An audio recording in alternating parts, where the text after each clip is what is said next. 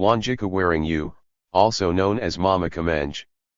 She served on the Mau Mau War Council, responsible for providing food, shelter, concealment for fighters in Nairobi, and transportation when they had to move to new bases.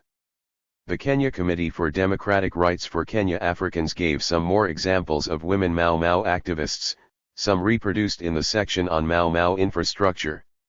Such records in women's involvement in the War of Independence are not part of the history as it is taught in schools and colleges, nor are a majority of people aware of this aspect of the struggle.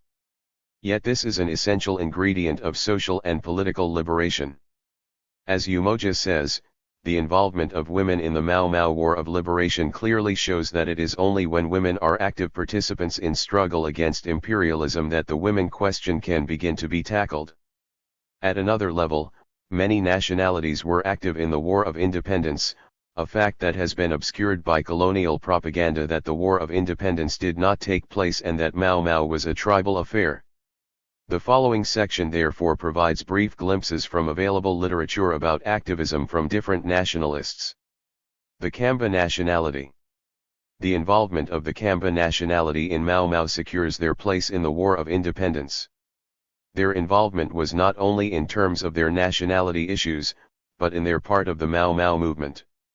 This makes it impossible for anyone to claim that only the Kikuyu nationality 194 were involved in the War of Independence or in Mau Mau. The following section from Edgerton provides evidence of Kamba involvement in Mau Mau. During the first half of 1954, while large Mau Mau units battled security forces around the forest's edges, the government was alarmed by evidence that Mau Mau was spreading, especially to the 600,000 Kamba whose lands stretched south and east from the Kikuyu Reserve. In May, Kenya's new police commissioner warned that the Kamba were drifting toward active Mau Mau involvement, and in June the Blundell-led War Council's greatest fear was the threatened spread of Mau Mau. After Operation Anvil cleared Nairobi of most Kikuyu residents, more than 20,000 Kamba moved to the city, becoming its majority African population. Many of these Kamba took Mau Mau oaths. In the past the Kamba had been enemies of the Kikuyu, but by 1952 they had come to share Kikuyu grievances against poverty, land shortage, population growth, and white racism. Several hundred young Kamba formed themselves into Mau Mau units, killing pro-government chiefs and headmen in the Kamba reserves, while others joined combat units in the Mt. Kenya forests. Still, the great majority of the Kamba population watched and waited to see how the rebellion would succeed. When government security forces had little visible success in defeating Mau Mau during 1953, the Kamba became more restless, and, by 1954, many thousands had taken the Mau Mau oath, and thousands more were openly on the verge of committing themselves to armed rebellion. The prospect of the Kamba was particularly frightening to the government because Kamba soldiers and policemen formed the backbone of both the KAR and the Kenya Police. If these men with their military training and their weapons had joined the rebels, the result for white Kenya could have been disastrous. Many of these armed Kamba discussed joining Mau Mau, and some considered turning their weapons against their white officers, but concerned Kamba loyalists alerted the government and Bering wisely chose to respond not with threats but with benefits. 195. As the conflict developed, Mau Mau leaders quickly moved to recruit Kamba members. This recruitment was achieved through the Mau Mau Oath. Kau Nairobi branch, which had been run by Mau Mau militants since 1952, though dominated by Kikuyu, included members drawn from other ethnic groups. Paul Ngi, Assistant Secretary of Kau, was Kamba and a member of the committee. Nag invited politically minded Kamba to Kiberi House to take the oath. Thousands of Kamba took the oath. Corfield details that when, in March 1954, security forces arrested a significant fighting force of Kamba Mau Mau, 10 of the 17 arrested were railway workers. Later that year, the government identified 253 known Kamba members of Mau Mau who were employed as railway workers. As 1953 drew to a close, officials were concerned about the increasing penetration of Mau Mau among the Kamba. "The cancer is spreading," noted one. Officials estimated that the vast majority of Kamba in Nairobi had taken the oath. Kamba now began to take a greater part in the physical struggle. Security forces also found members of a Kamba oathing team in Arusha in northern Tanganyika, and discovered at least one Kamba Mau Mau general at the head of a battalion of over 1,000 Mau Mau in the Abet areas of Central Province. One Mau Mau major from Meru recalled that a Kamba general named Kavai was in charge of his fighting unit, which operated in the forests around Mount Kenya. In every fighting group of about 30, there might be 5 or 6 Kambas, he noted. Kamba Mau Mau. Kenya African Union Nairobi branch run by Mau Mau militants since 1952 included members from many ethnic groups. Paul Ngi, Assistant Secretary, a Kamba, invited politically minded Kamba to take the oath. Thousands took it. 1953, officials concerned at penetration of Mau Mau among the Kamba. The cancer is spreading, noted one. Officials estimated that the vast majority of Kamba in Nairobi had taken the oath. Security forces found members of a Kamba oathing team in Arusha in Tanganyika and discovered a Kamba Mau Mau general heading a battalion of 1,000 in the Abet areas. I-954, security forces arrested a fighting force of Kamba Mau Mau. The government identified 253 Kamba members of Mau Mau, all railway workers. A Mau Mau major from Meru recalled that a Kamba general named Kavai was in charge of his fighting unit in the forests around Mount Kenya. In every fighting group of about 30, there might be 5 or 6 Kambas. The Kenya Committee for Democratic Rights provides additional references. 44 Wakamba were arrested in Tanganyika and returned to Kenya during a police roundup. 17-6-55. The Maasai nationality. Mzee Pata was the leader of Mau Mau fighters in Kajiado in the 1950s. He was imprisoned alongside other big names during the struggle. 197. Shomo News estimates that there are 50 Mau Mau veterans in Kajiado. Majority of them are Maasai. The group led by Mzee Pata and Aden Hassan Elmi narrate how they were evicted from their hideouts at Old Oinyo Orak in Namanga, which was the base for Mau Mau along the Kenya-Tanzania border and a link to freedom fighters in Tanzania. Old Oinyo Orak hosted more than 2,000 Mau Mau freedom fighters by 1954 before the British overran them, detaining the fighters and taking thousands of livestock from communities that supported them. Most of the freedom fighters were held at Izinya detention camp. Olkizio. General Olkizio. The Maasai played a vital role in the struggle. Young warriors sacrificed their lives for the country under the leadership of one of the most revered Mau Mau generals, the late Kurito Olkizio.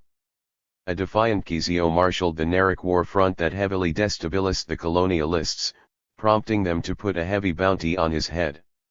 His valor would later see his then pregnant wife, Miriam Enakurito, become the first person to be arrested for collusion with the Mau Mau. She was tortured until Kizio was killed in 1954. They took oath and never looked back.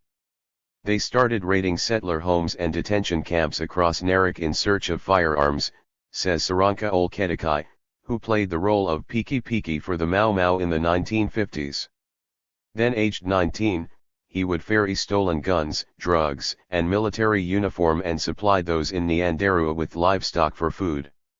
Under Kizio's leadership, and with Nkir, Nkapian, and Nahanji as generals, the battalion caused the imperialists sleepless nights. General Olkizio. Karari Njama says the Maasais were crucial in the resistance against the British. Kizio led an army of more than 800 fighters in Naraji Anchor.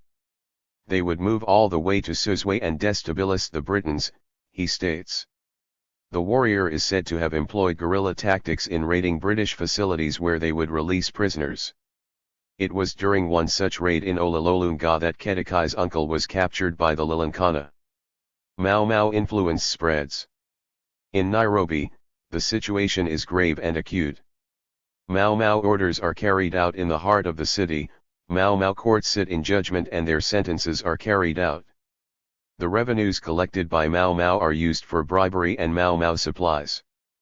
44 Wakamba were arrested in Tanganyika and returned to Kenya. There were Mau Mau cells in Mombasa, Pemba, Zanzibar, and other coastal regions. In Tanzania, Mau Mau succeeded in winning over hundreds of Kenyan migrant workers. The colonial authorities in both countries banned the Mau Mau. The Ethiopian intelligence is aware of what is going on in Kenya. Mau Mau and its causes is a subject about which they frequently ask questions. There seems a parallel with their own mountain rebels, the Shiftas.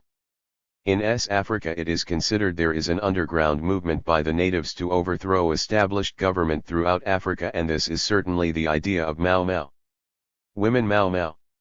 Without women's contributions nothing could have been achieved. It was the women who transported arms and food to the forest edge, who steered loyalists into the fighters' traps, who stole guns and bullets, who spied for the freedom fighters. The women as much as the men hazarded their lives to gain back a country. Liki Mani. Wanja Wa Jahana and Wangwi Wa Kamani were the first KLFA women guerrillas to be sentenced to death in 1954 by the British. Wanja led a KLFA village detachment in Nyeri, which ambushed an enemy patrol. Kainyati. From 1954 to 1960, the British detained approximately 8,000 women under the emergency powers. Kamatai detention camp was the main site of women's incarceration. New evidence has revealed the existence of a second camp established for women at Gidamayu, created in 1958 explicitly to deal with the remaining hardcore female detainees. The charge that hardcore women were of unsound mind was used for a variety of purposes in the late 1950s, including covering up the abuses in the camps. Bruce Lockharta. The Kenya Committee for Democratic Rights for Kenya Africans adds the following. Maasai districts of Narok and Kajiado declared special areas. 23-9-53. Kenya government declares a prohibited area of 58,580 acres of the Masai Mara Reserve, forests in the Narok district, about 70 miles from Nairobi. Security forces will be able to shoot on sight in the area. 20-754. A Maasai, Mundet Ol and Gapian, among 5 executed in Nairobi for Mau Mau activities. October 1, 55. 200. South Asian Kenyans.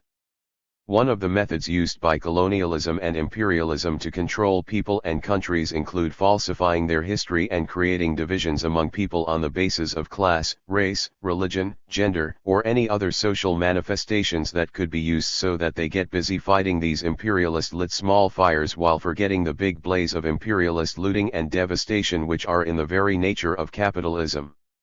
South Asian Kenyans also suffered from the divisive policies of colonialism, which created artificial divisions and distance between South Asian and African people. They were used as scapegoats for the poverty and inequality caused by capitalist exploitation. In addition, just as the history of the Kenyan national liberation struggle and of Mau Mau was destroyed or secreted away in hidden halls in England, the entire progressive contribution of South Asian communities to the liberation of Kenya has been hidden, marginalized, or misinterpreted. This was done throughout the period of colonial and imperialist presence in Kenya, but particularly during the Mau Mau period. While many South Asian communities are aware of their contributions and regularly communicated these in publications such as the Awaz magazine 43 and online networks, their deliberations remained outside the mainstream Kenyan or British lives. Some recent publications 44 have begun to re-examine the history of the contribution made by the South Asian communities in the liberation struggle in Kenya.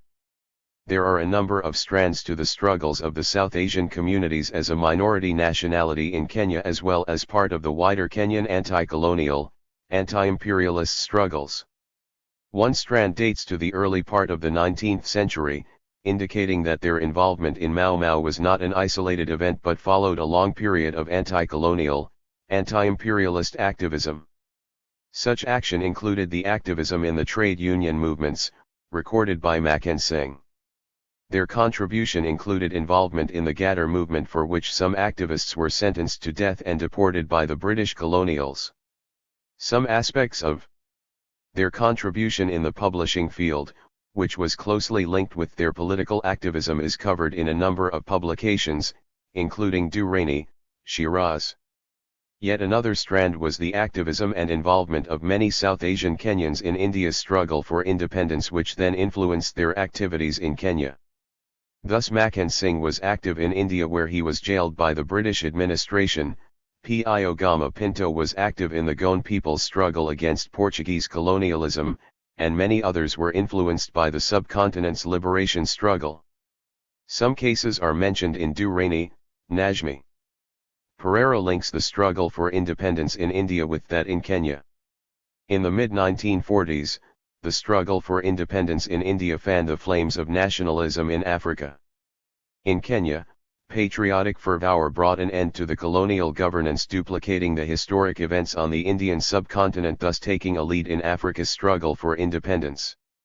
Most observers agree that South Asians of Kenya were catalysts in the rise of national self-determination in Africa. The independence of India in 1947 provided an important boost for the Kenyan national struggle and for Mau Mau. Jawaharlal Nehru, India's first Prime Minister, saw India's role as promoting freedom for all people, especially in Africa. Nehru positioned his new state to facilitate the emergence of one world where freedom is universal and there is equality of opportunity between races and peoples. This principled stand provided ideological strength to those Indians in Kenya who were involved in Kenya's War of Independence and also to Mau Mau. Nehru summed up his approach in 1953 when he announced that the Indian sympathies were entirely with Africans in their struggle against exploitation, repression, and colonialism. APA Pant's position is summed up by AR thus. Pant had concluded that Mau Mau violence was a self-defensive reaction to the violence of the settlers and colonial government. In August 1948, Pant came to Kenya as the first Indian High Commissioner. His work in supporting the cause of Kenya's independence is outside the scope of this book. But a mention can be made of his work with Pinto and other South Asians in Kenya and the fact that he was made a Kikuyu. 202. Elder at a secret ceremony attended by 12 elders, with Chief Koinange presiding.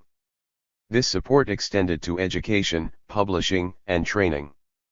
Kanya T quotes James Buta from a 1979 interview. James Buta tells us that Pant used his diplomatic privilege to champion our anti-colonial struggle. For the 6 years that he served in Kenya, he conscientiously raised funds for our struggle. He was particularly successful in soliciting funds for the Kenya Teachers College from the Indian community and also obtained scholarships for Kenyan students to study in India. He also gave political advice to the movement and publicly supported Kenya's anti-imperialist leadership. Kanya T continues the narrative. When the armed struggle started, according to Buta, his office became a political base where messages and documents were received and transmitted, and his house a center of political meetings and a place where Kenyans and Indian supporters could secretly meet. Such support for the liberation struggle was extremely important, as no other major country had supported the Kenyan people's struggle for liberation. It was India's support that Piogama Pinto used to aid the struggle, including funds for setting up of the Lumumba Institute, which was later destroyed by Jomo Kenyatta. One area that has not been adequately explored is the role of South Asian support for Mau Mau. But just as Kenyan history as a whole, and in particular the history of Mau Mau, has been seen as isolated incidents, unrelated and uninfluenced by each other, so has the history of South Asian revolutionary movement in Kenya been seen as a series of isolated individuals and events that happen as individual spark points, not related to any bigger picture. It is the bigger picture that is missing from the current history of South Asian presence in Kenya. But while the recent release of colonial papers in Britain has enabled a fresh approach to understanding the history of Mau. 203. Mau and Kenya, the history of South Asians in Kenya has not experienced a similar renaissance. But there is evidence, for example in the work of AR, that there is material in the colonial files that can help to create a correct and a more complete picture. It remains for committed historians and researchers to travel the long path of painstaking toil in these papers to create the bigger picture. As little attention has been paid to the militant South Asian history in Kenya, the following section recalls these strands of the South Asian struggles in Kenya. While the isolated facts have been accepted, the overall picture created by these facts has not been fully seen or appreciated. A process of joining the dots to make the picture clear is perhaps what is needed now. The start of the process of South Asians' arrival in Kenya and its impact on Kenya is explained by Durrani, Naila. They came without a penny but with a political understanding and experience more potent than gold. They brought with them a wealth of experience of militant class struggles. They came armed with the knowledge of the weapons of organization and of the power of newspapers, handbills, newsletters, pamphlets, and such other means of raising worker consciousness and of forging unity along class lines. From this early start, the involvement of South Asians in the national liberation movement was but a short step. It is in this field that AR throws light on this rarely discussed or researched topic, and her work provides some interesting facts mentioned below. This is supplemented by material from Durrani, Najmi. Together, they provide an altogether different picture from the norm of the South Asian involvement in the liberation struggle. It is not that information on this is not available. AR quotes from Kenya government intelligence reports which were specifically on South Asians. Such reports, as well as oral testimonies from those active at the time, remain an underused resource. AR quotes below from the Kenya government intelligence reports. By February 1953, reports from Nyanza pointed to more specific and direct involvement. 204. A Punjabi auctioneer from Kisumu, where about 5,000 Indians lived, expressed sympathy and support for Kikuyu terrorism and had joined a number of Indians from Nairobi to tour the colony with the aim of encouraging other Indians to support the Mau Mau. An Indian in Kisii, another town in Nyanza with an Indian population of less than 350, was publicly advocating Kikuyu terrorist methods as the only hope for African freedom. Intelligence officers identified 6 Indian railway employees who were supporting Mau Mau activities as the best way to prevent European domination. In Nyeri, the Kikuyu reserve in Kiambu, where 604 Indians lived, the Patel Brotherhood, an association of Gujarati Hindus, was found to be actively assisting the Mau Mau. Intelligence summaries reported that even in Mombasa, which was far from the epicentre of the rebellion, Hindus had announced their support for the Kikuyu cause and its efforts to secure its rights. Although no Indian ever became a Mau Mau guerrilla forest fighter, others helped rebels in direct ways. At another level, AR finds a well-organized network of South Asian activists. With the arrest of almost 200 COW members, activists in Nairobi organized themselves into a number of different groups. This group included Pinto, who was the liaison between the rebels, detainees, Indian lawyers, and Pant. Pinto not only organized political defenses for the detainees but also supplied arms and money to fighters in the forest from supply lines in Nairobi. This led to his arrest on June 19, 1954. He was detained without trial in Takwe Camp, Manda Island, until July 1959, when his restriction orders were revoked. Pinto was joined by at least 5 other Indians in this camp, which was set up especially for non-Kikuyu considered hardcore, a term used by the security forces for Mau Mau detainees they were unable to break in the pipeline system. These included Jaswant Singh Baraj, Babubhai Patel, and Bakshish Singh. In addition, Makan Singh, who had been arrested 2 years before the emergency, was kept detained for its entire duration. 205. The fact that the contribution of South Asians to the War of Independence in general, and to Mau Mau in particular, has been sidelined is due to yet another factor, not just the deliberate actions of the colonial divide and rule tactics and policy of stealing people's history. AR interprets this in the following way. In the early 1970s, Mau Mau memories published by forest fighters and their supporters in post-colonial Kenya usurped the narrative of the rebellion that the state refused to acknowledge. Pio Gama Pinto found a place in this history, but he was presented as an exceptional individual who was against the grain of mainstream Indian politics. Both Kagia and Odinga claimed that he was regarded by many Africans not as an Asian but as a real African. Insisting that Pio did not represent Indian politics in any way, Kagia was emphatic that Pinto was the only Indian detained during the emergency. AR is correct that the perspective promoted through such memorials by Mau Mau fighters did influence the history of the liberation struggle in Kenya and of Mau Mau. At the same time, it is necessary to look deeper into the reasons why such narratives were usurped.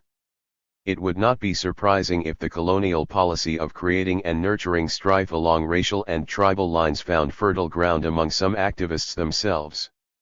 This affected the narrative, not only of South Asians, but nationalities other than Kikuyu, as the colonialist propaganda promoted the myth that the liberation struggle was a Kikuyu affair. Thus, in common with South Asians, other nationalities such as the Maasai, Kamba, Luo, Somali as well as coastal and other people are also seen as not having played a part in Mau Mau.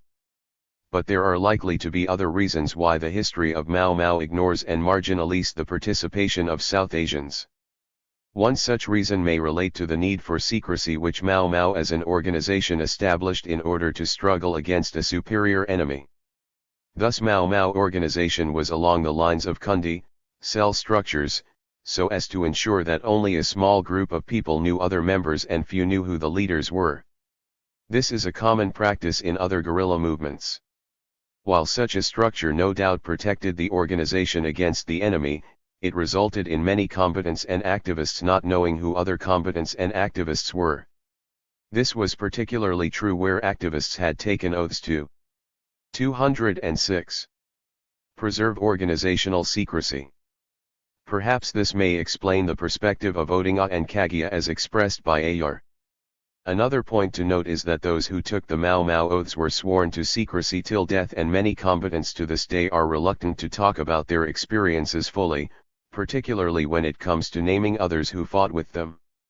The political atmosphere in Kenya after independence has again not been conducive to talking openly about Mau Mau, and naming others may condemn them in the eyes of Kenya governments who have been hostile to Mau Mau and its egalitarian goals.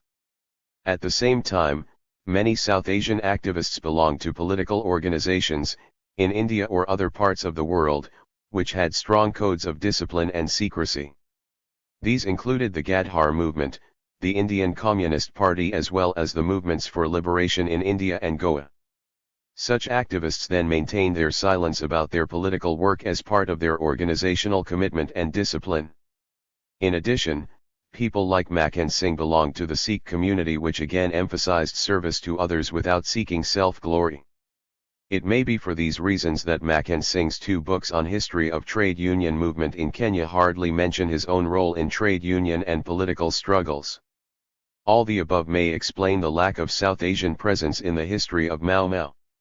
In addition, there is some oral evidence requiring further research that a number of South Asians were members of Mau Mau. A Mau Mau veteran in his 80s gave this information to the author and 2 others in an interview in Nairobi. The veteran clarified that his and his group's Mau Mau oath still had validity, and that any information about their activities could be revealed to the public only if the group agreed. The interview took place in a Nairobi hotel on August 5, 2013 and was videoed. Some points from it are mentioned below. The veteran remains nameless and will be referred to here as MZWM45. He first gives some facts about his life as it throws light on the lives of Mau Mau activists, born in 1931. We were poor. Father was a member of KCA. Food, school fees difficult, sold animals to survive, everyday fear. Father's land taken by government, but still have no shamba. Mau Mau Kiapo, very serious matter. Love of land, Binadamuo, this is our land. Oath is forever, for life, even today. Pio Gama Pinto and I were in one kundi. Isaac GW gave me the Mau Mau oath in 1946. My sister and mother knew Pinto. Pinto's work was to Kuungana Makabila, establish links with like-minded people who shared goals. Question: why silent all these years? Reply: talk to who? Can't see the president. There have been 3 governments from the time of independence, Nifanyinini. Tell me, who do I see? General Andungu died recently, compensation in London to only 5,000. What about the rest? And those who died? 7 years in the forest I am angry day and night, 20,000 Mau Mau still alive in Tata, Yakombani, Nairobi. Francis Muthi fled from Manyani to the forest, he is selling onions now. Active in World War II, no Shambas, we got nothing. Makan Singh took the highest Mau Mau oath, the seventh oath and the highest one, and top secret, preparing for future wars, for neocolonial stage, after colonialism, another enemy may come. Oath not to return from battle, die but do not surrender. Oath taken at Sri Moya. Makan Singh was a member a long time with _________ who brought Makan Singh to the movement. MS took second and third oaths in Pumwani, behind Social Hall, at Mama W's. He was a member before going to India. 208. Inspector Bien Singh, Mkabwe of prison, was a Mau Mau member and helped the struggle, knew which Mau Mau members were in danger and allowed them to escape. Makan Singh had lots of contacts, brought other Asians, had an Asian Kundi brought money and medicine. Ambu Patel worked with MS. MS worked with a doctor and arranged medical service via Ugali Communications. Mau Mau guidance if facing death, Mtu Apandanchi Yake Makabila Yot Bila Bagwa. Don't sell your country. Don't sell your rights. As mentioned earlier, the above information needs to be further investigated together with that from other veterans. MZWM is no longer with us and many other veterans are dying with the passage of time. The urgency of this work cannot be overemphasized. Besides the above possible reasons relating to lack of information about the participation of South Asians in Mau Mau, Durrani, Shiraz suggests, in the context of Pio Gama Pinto, another possible reason. Another significant reason why information about Pinto is not available can perhaps be found in the fact that Pinto belonged to a minority ethnic community, South Asian Kenyans. In a situation where not only the British colonial authorities, but the independent Kenyan government and the elite nurtured by imperialism encouraged divide and rule policies against South Asian minority communities, Pinto's achievements were actively hidden from masses of people on whose behalf he fought. Again, there was not a mass population of progressive South Asian communities which would seek to ensure that one of their own sons was given due recognition for their contribution to national freedom. In any case, class formation among South Asian Kenyans had progressed further than among other. 209. Kenyans and the petty bourgeois Asians certainly did not support Pinto's call for equality nor his active involvement in the national liberation struggle. For example, Drum comments. Few people except those who, like Pinto, are regarded as misfits or even traitors to their own community, can know just how much courage he needed to act as he did. Spurned and often ostracized by his fellow Goans for throwing his lot in with the Africans, only absolute conviction in the rightness of his cause could have carried Pinto through those difficult years. Pinto's own temperament, which sought hard work for himself and glory for others, often came to be taken for granted and hid his real achievements from many people. Thus, forces of both race and class conspired to maintain a blanket of silence about Pinto, his politics, his contribution and about his political work. Durrani mentions the following. Yet another reason for lack of information on Pinto, is related to racism and anti-race struggles within the progressive circles. It remains a matter of speculation whether one of the reasons that Pinto remained a hand behind the curtain and did not come out center stage was because of racism within the liberation forces. Similarly, it is not clear whether some aspects of his achievement remain unknown because of efforts by some to sideline him because of his racial background. While not much has been written about this aspect, a glimpse of racism towards Asian and European activists in the Kenyan is provided by Kagia. One of the most notable event organized by the study circle was the April 6 as the Day for South Africa in 1952. Before the conference began, it was proposed that the non-Africans must leave. The two non-Africans at the conference, Pio Gama Pinto and Peter Wright, were members of the study circle which convened the conference in the first place. Eventually, the conference continued without our two friends. 210. Kagia does not mention the name of the person who raised the objections, but mentions that he and Joseph Murumyi opposed the proposal, implying that the others supported the proposal. It is also unclear what the position of the chair on this matter was. The same forces of race and class apply to Makan Singh and Ambubhai Patel, among others. Makan Singh was the driving force behind setting up the radical trade union movement, its activities and ideological direction. In his histories of the trade union movement or in any of his writings, he does not talk about his own role or actions. Even his brief autobiographical piece is written in the third person. This is also the case with Ambubhai Patel, who was active in many dangerous activities including collecting photographs of Mau Mau fighters, yet there is almost no reference to his own contribution. It is therefore not surprising that very little is known about South Asian activities in Mau Mau. But this does not imply that they were absent. Although Patel, Z says that Makan Singh never took the Mau Mau oath, she also says that Akian Wanko in an interview in 2005 stated categorically that Makan Singh was Mau Mau. This would confirm what MZWM also said. Edgerton says even during the emergency some Indians risked their lives to help the rebels, while others like Makan Singh and Pio Dagama Pinto played important roles in launching the movement. At the same time, Kanya T says, the progressive, anti-imperialist group in the Indian community, men like Pio Gama Pinto, Jaswant Singh Baraj and others, played a very important role in supplying KLFA with firearms, intelligence, funds, medicine, and helped the movement to produce revolutionary literature. Jaswant Singh not only supplied the movement with firearms, his house was also a safe haven for the KLFA guerrillas. Ambu Patel also played a significant role in the Mau Mau movement. He collected funds for the movement and made his house in Nairobi a safe haven for the movement. He and Pinto were involved in the production of the Mau Mau organ, the High Command. It is inconceivable that those involved in the production of such a key publication of a movement such as Mau Mau would be given this responsibility unless they were highly trusted members of the organization. It is thus important to examine a little further into the involvement of the South Asian 211 communities in Mau Mau and in the War of Independence. This is best provided by brief portraits of activists from the minority community. This section looks at only the first category that Seidenberg mentions, the radicals, as the other two categories, the conservatives and the moderates, are not within the scope of this book. The Asians, in their response to Mau Mau, tended to fit into three categories.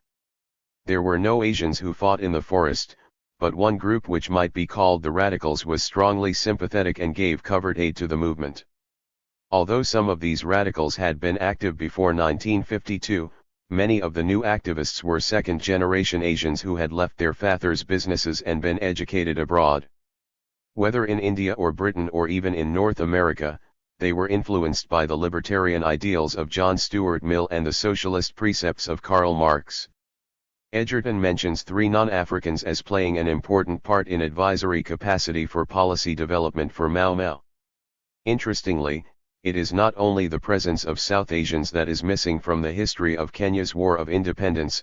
Europeans are almost absent, but there have been many progressive Europeans, some as civil servants, whose contribution still needs to be researched and acknowledged. Curious as it may seem in retrospect, the leaders of Mau Mau allowed three non-Africans to serve on the study circle. 1. Pio Dagama Pinto, was a Goan. 2 were Europeans, Peter Wright, a former professor of history at Kanpuri, India, who served as a lieutenant colonel in the British Intelligence Corps during World War II, and John P. B. Miller, a former Royal Navy lieutenant commander, then a resident of Kenya. The study circle originally met in the Nairobi offices of the Indian National Congress, and later, as police surveillance tightened, in private homes. The following extracts are from Seidenberg. Ambu H. Patel, other individual Asians manifested a radical response to Mau Mau by carrying on underground assistance to the patriots in the forest or to the families of Mau Mau detainees. Ambu 212. H. Patel, a staunch follower of Gandhi who had been imprisoned in India for this anti-colonial stand, was a man with a mission who made many sacrifices for Kenya. Provides further information on some other. 213. Activists. Jaswant Singh Baraj. This made him a sympathizer of the anti-white section among the Mau Mau, and he commenced manufacturing and supplying them arms, ammunition, and other material.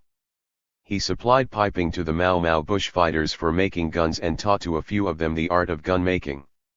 He was arrested in May 1954, tried and sentenced to be hanged. In the appeal, the sentence was reduced to life imprisonment, but he was released in 1958 after serving 4.5 years in Takway detention camp, off Mombasa, along with other detainees such as Messrs. John Buakoinange, Mr. Akian Wanko and Mr. M.C. Chokwi. He is a sincere and selfless supporter of the African struggle for freedom and intends serving Africa and the African in every way possible. By profession he is a carpenter, mason, plumber, electrician, builder, radio and motor mechanic, welder, lorry driver, tractor driver and gunmaker. Today he is earning his bread in a temporary job by laboring as a carpenter in Nairobi. The final stage, battles lost, battles won. The two opposing forces engaged in the War of Independence were, on the one hand, the British Army, Navy, and Air Force, the most powerful superpower in the world at the time. On the other hand were Kenyan People's Forces with limited armaments, some stolen from their enemies, some basic ones manufactured by themselves in makeshift factories. However, they were armed with total commitment to die on their feet while seeking the return of their land and freedom. The question is whether or not they succeeded in their aims. Kagia, B. Leo, and M. Kagia record the achievements of Mau Mau as fighters. In the battle Mau Mau soldiers distinguish themselves as great guerrilla fighters. General Sir George Erskine, a British general, advised his government that Mau Mau could not be stamped out by force. Although the general was soon to be removed from command, what he said was true and the government eventually had to accept it in practice. The British couldn't crash Mau Mau with all their sophisticated weapons. Considering the difficult conditions under which the Mau Mau soldiers fought and lived, it is impossible to ignore their greatness. They managed to fight the war for more than 4 years. Besides Dedan Kimathi, whose leadership and influence kept the war going all the time, a number of truly great soldiers distinguished themselves by any war standards. I will mention only a few: Stanley Mathenge, Jitamatanjagwo, Ihura Kareri, Menyeki Wangam, Kagomboko, Mbariakaniu, and Werahiu Idat. These men were greatly revered by their fellow Mau Mau soldiers and by all Africans in general. They were feared by the British government soldiers and their helpers. A fuller understanding of the battles and their impact can perhaps emerge once all the recently released lost files of the British government are analyzed. Yet the picture is by no means unclear. Newsinger gives figures of casualties on both sides of the conflict. 222. The official British figure of rebels killed in action was 11,503, but the real figure was much higher. Some estimates go as high as 50,000, and this is much closer to the truth. The casualties suffered by the security forces were considerably lower. Only 12 European soldiers and 52 European police were killed, 3 Asians and 524 African soldiers and police. As for settler casualties, only 32 were killed in the course of the emergency, less than died in traffic accidents in Nairobi in the same period.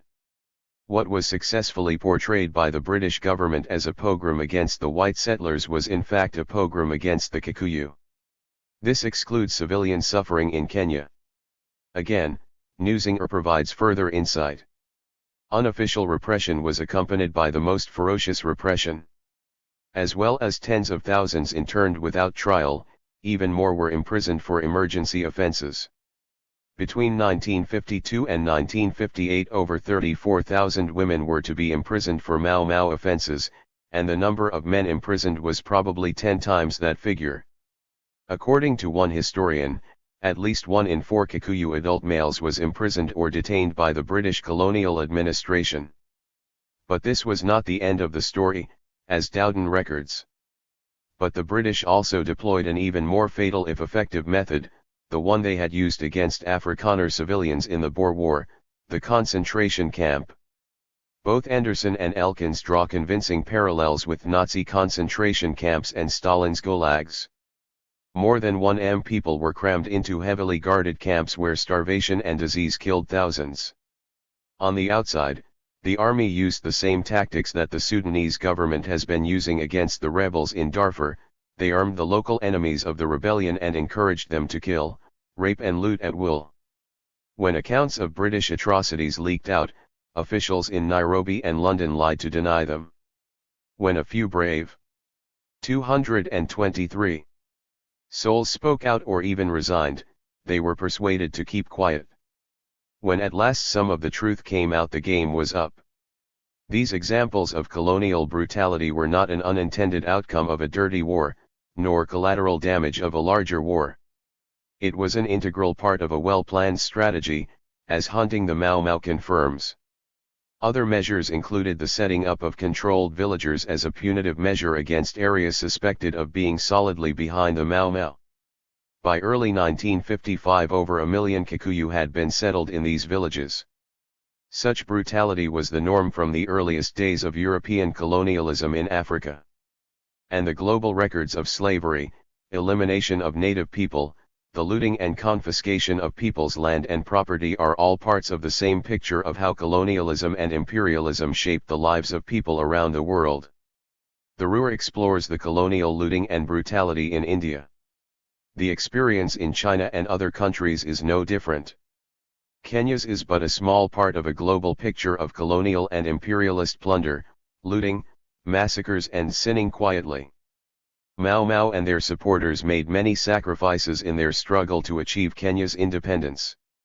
They were shown no humanity nor given a peaceful way of addressing their concerns. Brutality, economic strangulations, massacres, and torture were the response of the occupying colonial government. The occupiers eventually lost out by having to give in to demands for independence, yet they won in the long run by ensuring that imperialism flourished in Kenya. Mau Mau won the moral, and belatedly, the legal battle. In this they were not the first, nor will they be the last, resistance movements against colonialism and imperialism. The battles may be over, but the wars of total liberation rage on, in Kenya as elsewhere in the world. There are lessons to be learned from the Kenyan War of Independence, for Kenyans as well as for people around the world. How did the resistance movement survive so long against the vastly superior military machinery of British colonialists, and how were they finally sidelined? The defeat of France and USA in Vietnam taught its own lessons on people's struggle for 224. Liberation. Kenya stands proudly in the long list of teachers of liberation. Forces of repression. Following the declaration of a state of war by the colonial authorities in October 1952, the stage of armed resistance began in earnest. The guerrilla forces established their new military headquarters in the forests from where the armed battles were planned and executed. Many small and large guerrilla units had entered the forests and waged battles against the enemy in their local areas. It is to the credit of Mau Mau that it recognized the need to coordinate the activities of these different fighting units and to form an umbrella military organization that could control the overall strategy of warfare in the face of a well-armed and equipped enemy. It is useful to see the strength of British forces that Mau Mau had to confront. Too often Mau Mau is seen in isolation as if they were fighting some unseen, imaginary force in the sky. This robs them of an acknowledgement of their achievement of fighting a major superpower of the day. A brief look at British strategy and military strength can provide a better perspective on the Kenyan War of Independence. The strength of the British forces in 1953 is recorded by Barnett and Njama. To implement this new offensive strategy, security force strength was greatly increased and, by September, included 39th Brigade of Buffs and Devons, the 49th Brigade of Royal Northumberland and Inniskilling Fusiliers, the East African Brigade of 6 car battalions, the Lancashire Fusiliers, the Kenya Regiment and 2 East African units, an armoured car division and a squadron of Lincolns, a total of 11 battalions and over 10,000 soldiers. In addition, the police force was increased to 21,000 men and the Kikuyu Guard units to a somewhat higher figure. During the third quarter of 1953, then, the British and Kenya governments were employing a force of well over 50,000 men against the Mau Mau insurgents. 225. Barnett and Anjama mention the use by the British forces of bombing by Harvard and Lincoln bombers and recount the effects of 1,000 pounds bombs dropped on Mau Mau combatants and the countryside. The tactics used by the British armed forces were the tried and tested ones all around the empire. Hunting the Mau Mau website provides some useful insight on the strength and tactics used. The British forces in Kenya employed the tried and tested tactics which had worked so well in the counterinsurgency operations in Malaya. The problem was to balance the wealth of knowledge with the flexibility of response, allowing the knowledge of past experience to meld with what was needed in the theater, but not to rigidly apply that knowledge to the exclusion of ingenuity and individual experience. This knowledge dates back to the Boer War and beyond to colonial operations. In the British Army's war against Mau Mau, it was evident from the start that both branches of the government were agreed that Mau Mau had to be suppressed. Political negotiations were totally inconceivable. The website goes on to record the strength of the British armed forces lined up against Mau Mau. After the declaration of the state of emergency, it soon became clear that the colonial government had no strategy for dealing with the revolt and unrest. The governor requested and obtained British and African troops, including the King's African Rifles. The troops were composed of 1st Lancashire Fusiliers, 4th Car, 6th Car Local Car Battalions. The site also provides details of British forces under Royal Air Force, Army, Royal Navy, and local forces. It will thus be seen that the Mau Mau forces were so well organized that all branches of the British armed forces had to be mobilized in order to defeat them. Newsinger sums up the balance of forces during this period. 226. The settlers dreamed of a permanent white supremacist regime in Kenya. Mau Mau, however, had shown that the settlers did not have the strength to survive on their own. Without the British government coming to their assistance in the 1950s, Mau Mau would have won. When the armed stage began in 1952, Mau Mau maintained over 35,000 active fighters in the forests, and many thousands more in urban areas. It maintained friendly relations with thousands of peasants and workers. Its influence extended over a large part of the country, from Mombasa on the coast to Kisumu in western Kenya. It even extended over parts of Tanganyika, where the British authorities were forced to declare a state of emergency in northern Tanganyika at the same time as it was declared over Kenya. As one of Mau Mau's struggle songs, "We Are Everywhere," made clear, the presence of the guerrilla forces was felt everywhere. If you go to Nairobi, we are there. If you go to Mombasa, we are there. And if you go to Kisumu, we are there. We are so many that we are everywhere. These facts indicate that the Mau Mau must have had a vast organizational network to be able to keep the large British military machinery on the run. Mau Mau faced defeat not at the hands of British colonial forces, but at the hands of the government of an independent Kenya led by Jomo Kenyatta, handed over this responsibility in the interest of imperialism. But the colonial administration ensured it provided ample ammunition to the Kenyatta government to fulfill this task successfully. Angelo, 4. 227.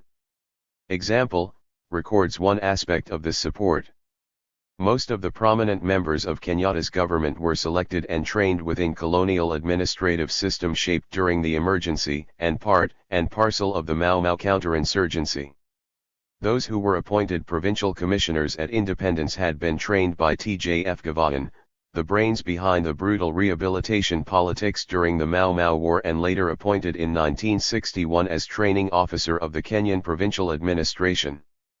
By 1965, two top members of the office of the president were renowned loyalists, Duncan Ndigwe and Jeremiah Kiarani, under-secretary in charge of the provincial administration. That was only one aspect of the Kenyatta government's efforts in attacking Mau Mau.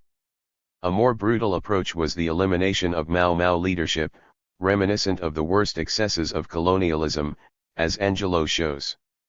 Around the time of independence, Kenya's African nationalist government organized the continued repression of the remaining Mau Mau fighters who had refused to surrender after the ending of the emergency in January 1960. On Meru district, in Eastern Province, where Mau Mau fighters gathered under the leadership of Field Marshals Mwereyama and Baimangai. Documents from the Kenyan National Archives, in particular the correspondence of the Provincial Administration and Security Reports, show that politicians and officials alike saw the remaining fighters in Meru as a potent political threat to the nationalist government of Jomo Kenyatta. Kenya's government sought to deal with the Mau Mau threat by co-opting its leaders, while Kenyatta carefully distanced the presidency from the government's choice of repressive politics. A symbolic propaganda campaign was organized to maintain the myth that Kenyatta had always been the Mau Mau leader the British arrested and jailed in 1953, despite the reality of Kenyatta's repeated denunciation of the movement. After 1963, the president continued to ignore Mau Mau fighters' fundamental claims over land redistribution.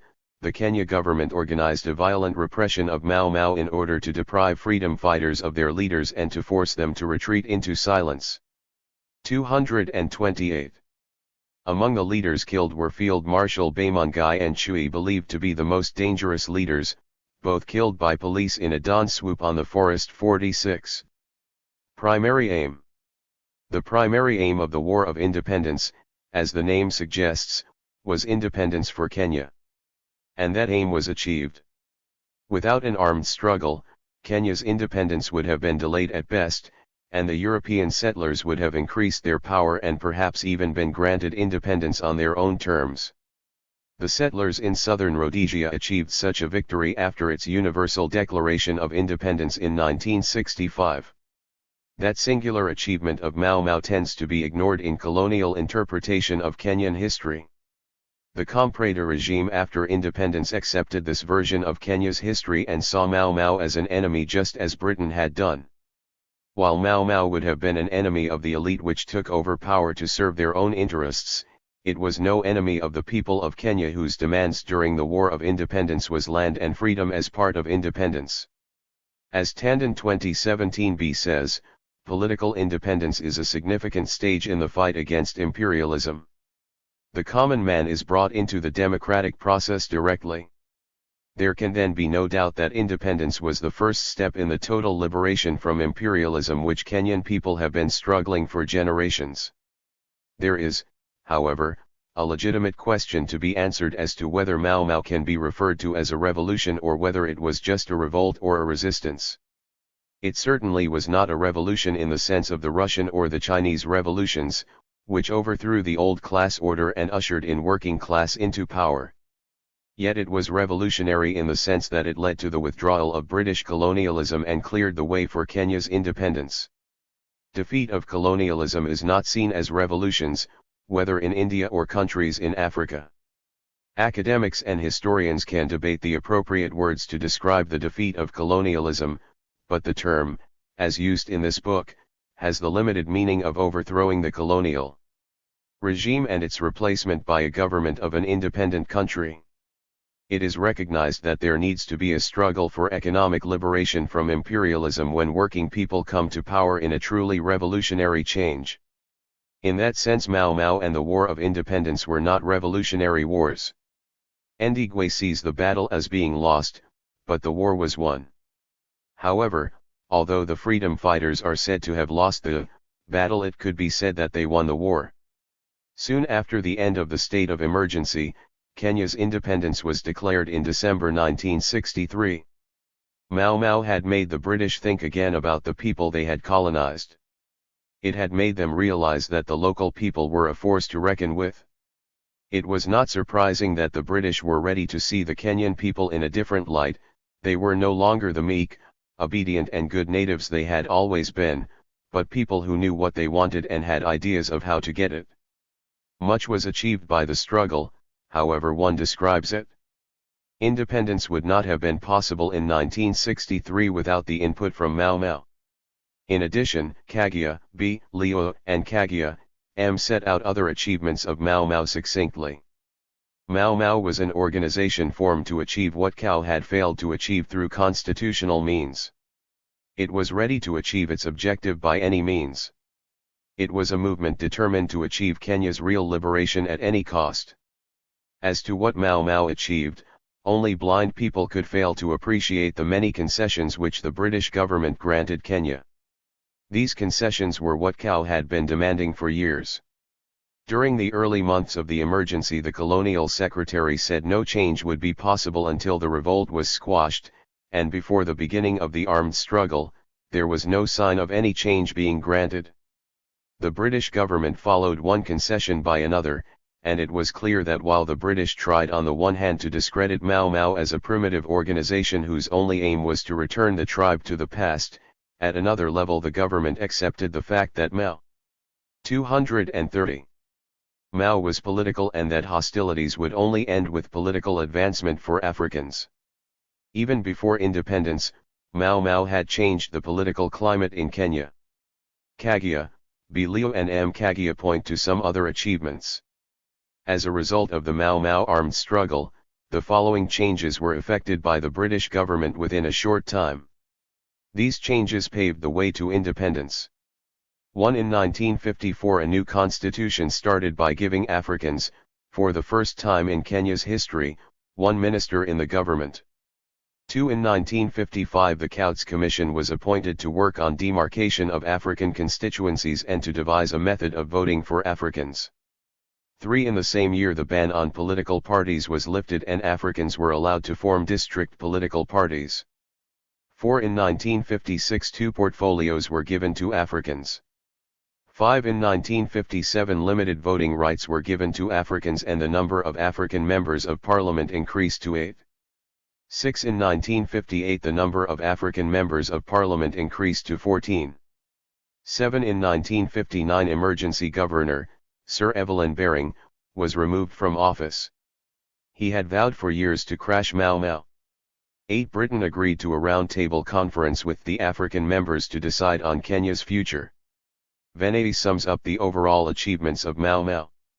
It was the first conscious attempt at an armed anti-colonial revolt in Africa which had no analogy on the continent at that time.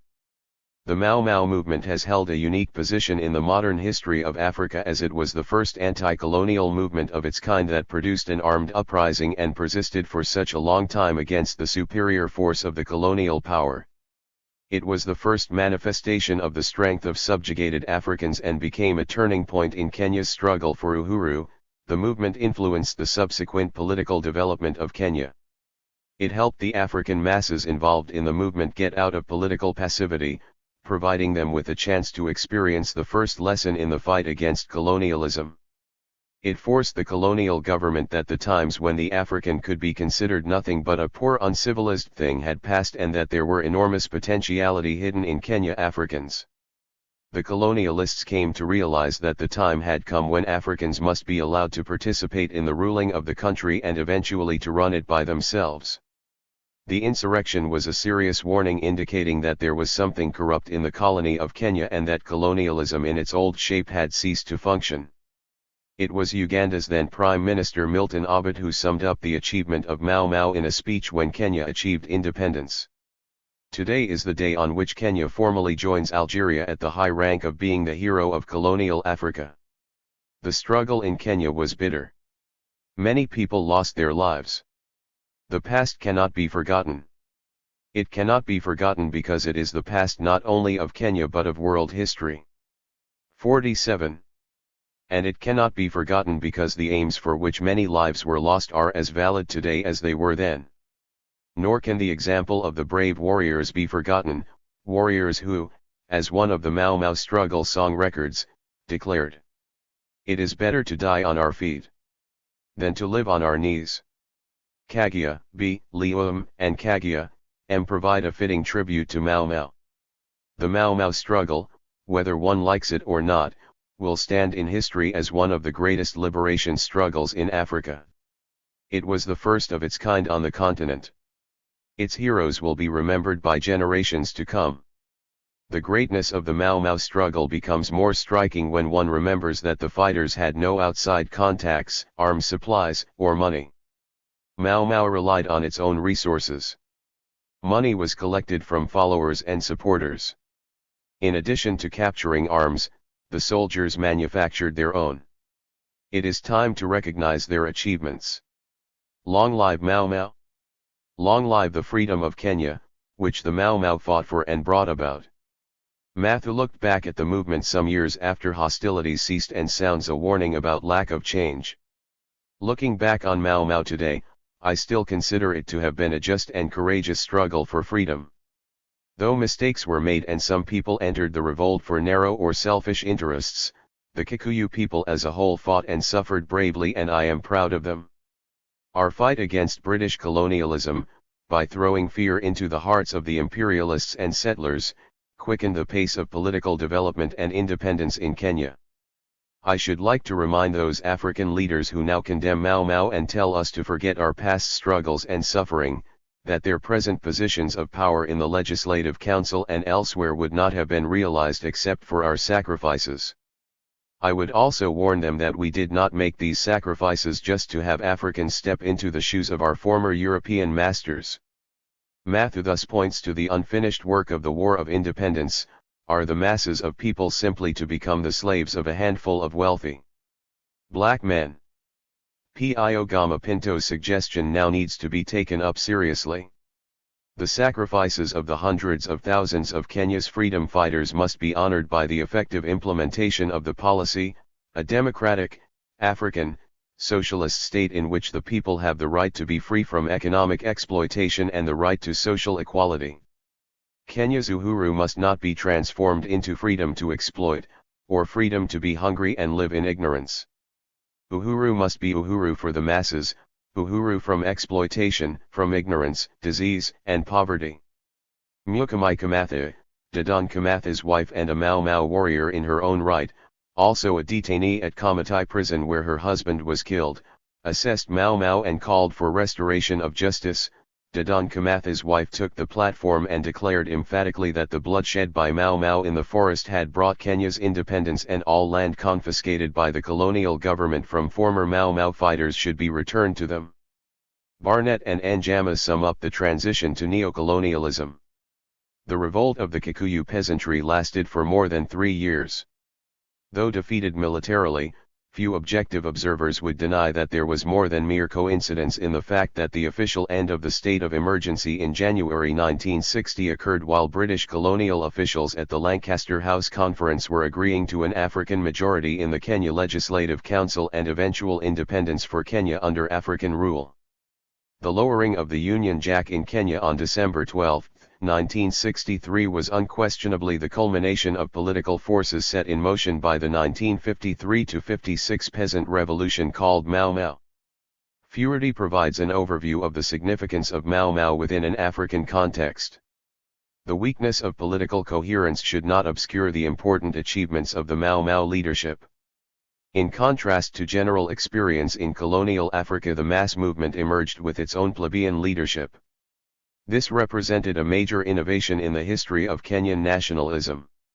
With Mau Mau, for the first time the mass movement acted independently of the educated middle-class leadership. Consequently, here was a mass movement not susceptible to co-optation. The colonial administration had no choice but to destroy it. The growth of Mau Mau can be seen not merely as the result of the strength of the mass movement but also as a symptom of the weakness of the middle-class moderate nationalists. A central theme of colonial policy in the subsequent period was to make sure that this would never happen in the future. The stage was set for the next phase of resistance to neocolonialism and imperialism. Advice for someone going into prison: you must insist on living.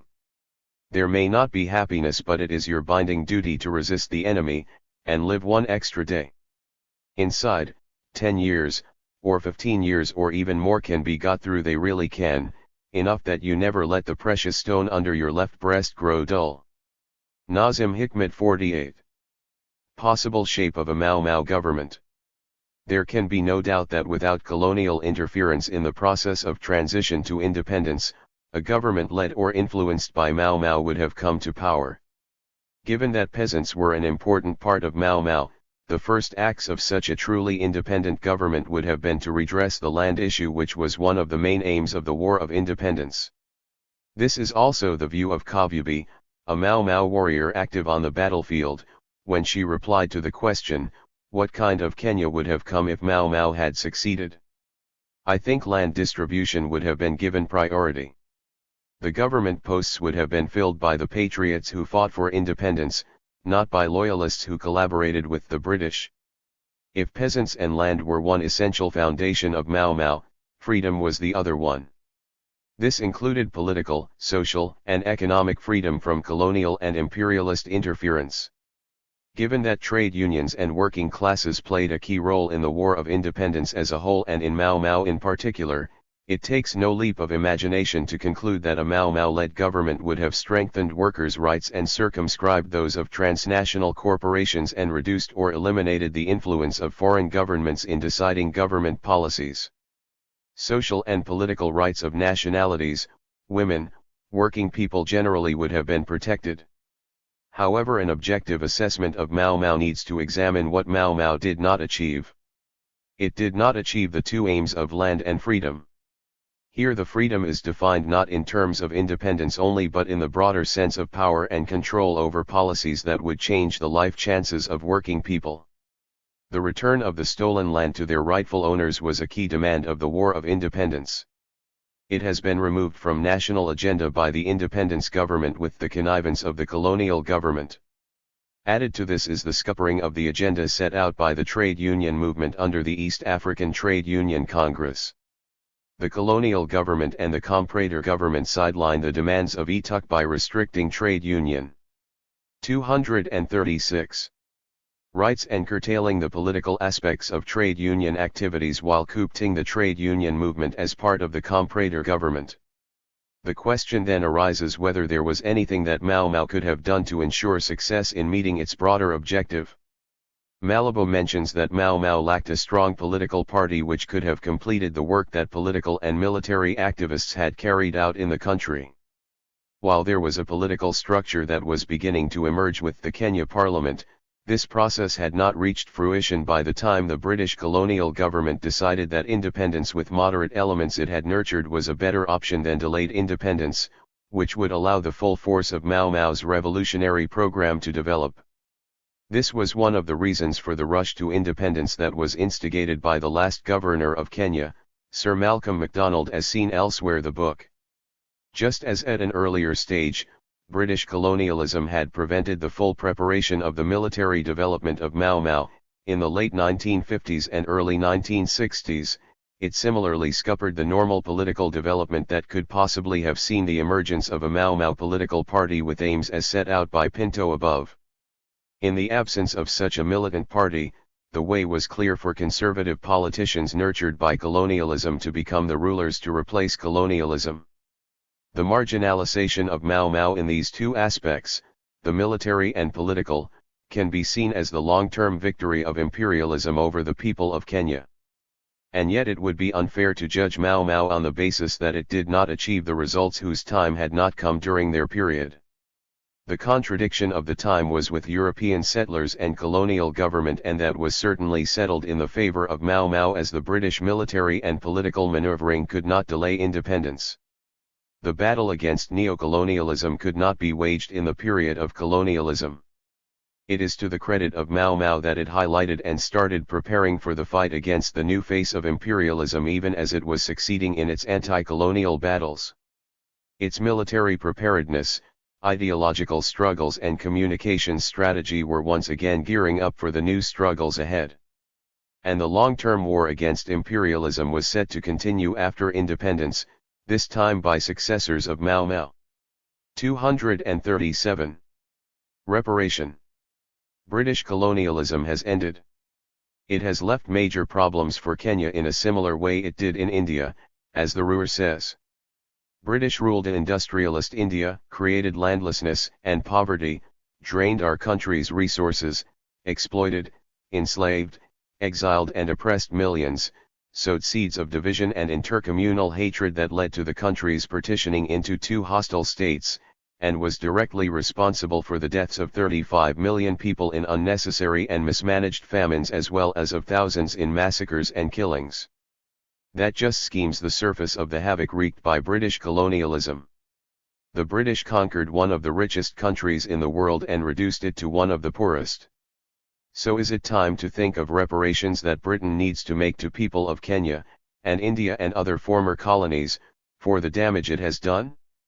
The ruler does not think so, but it seems only for technical reasons.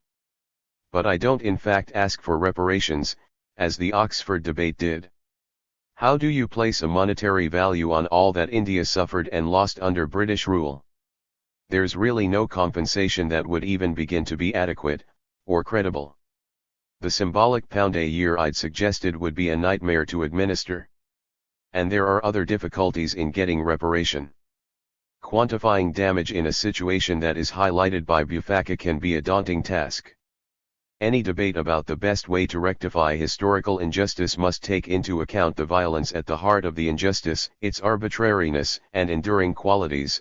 In the context of colonialism, the violence is fundamentally different from the violence that one finds in a democracy. The difference is the arbitrary nature of colonial violence, and arbitrariness is what makes colonialism not just wrong but distinctively so. Similarly, the RUR raises another legacy of colonialism that is difficult to address in the neocolonial phase. 238. Empire might have gone, but it endures in the imitative elites it left behind in the developing world, the mimic men, in Naipaul's phrase, trying hard to be what the imperial power had not allowed them to be, while subjecting themselves and their societies to the persistent domination of corporations based mainly in the metropole. The East India Company has collapsed, but globalization has ensured that its modern-day successors in the former imperial states remain the predominant instruments of capitalism. And yet the crimes of colonialism cannot be allowed to do permanent damage to the former colonist peoples and not pay for its crimes. We need to separate the technical and other difficulties in getting reparation from the moral case for making reparations. And it should not be a few individuals who can decide if and how reparations need to be made. It is for the people of former colonies to decide in partnership with the people of the countries that colonized them, certainly not the elite and not the corporations in both the countries which benefited from decades of exploitation and repression. History is on their side. 239. Neocolonialism, the legacy of colonialism. The War of Independence was waged against the system of exploitation. This system itself had undergone changes in response to the military attacks of Mau Mau. By about 1956-57, it became clear that colonialism was no longer sustainable in Kenya. The departure of British colonialism was a matter of time. In just a few years of warfare, Mau Mau had changed the balance of power, although it had to pay a heavy price for this change, with many combatants injured, dead, in detention or maimed. Many others had lost their land, livestock, and means of livelihood, their children having to grow up without adequate food, clothing, housing, or education. The new independent government of Kenya cast them aside even as the new power holders, who had played insignificance or no part in the struggle for independence, became the new rich class with power, wealth, land, jobs, and education denied to Mau Mau activists and their children. But Mau Mau militants had realized quite early the danger of colonialist tentacles returning to take control of the country in a new form. They clearly saw colonialists going from the door, only to return through the window as neocolonialists. From that initial realization of the new threat to the young Kenyan nation right up to and beyond the time of formal independence in 1963, all the energies of Mau Mau cadres was poured into making people aware of the new danger facing the revolution. Ideological and military preparations had to be made for another struggle before final victory could be achieved. These renewed Mau Mau preparations were admitted by the colonial regime in the last years of its existence. Thus the colonial Minister of Internal Security and Defense, Mr. Swan, had to admit that for the last 3 months of 1962, operations have progressed to curb the activities of the Kenya Land and Freedom Army. He revealed that the colonial government was detaining more people to avoid a second emergency in Kenya. Mr. Swan said that the purpose of Mau Mau was to take over power in Kenya. An emergency would be inevitable if we had not taken any action this year, he added. Mr. Swan admitted that in spite of the vast military intervention of top military forces in Kenya since 1952 and even earlier, he did not hope to stamp out the type of activity typified by Mau Mau and the Kenya Land and Freedom Army. This activity will never stop.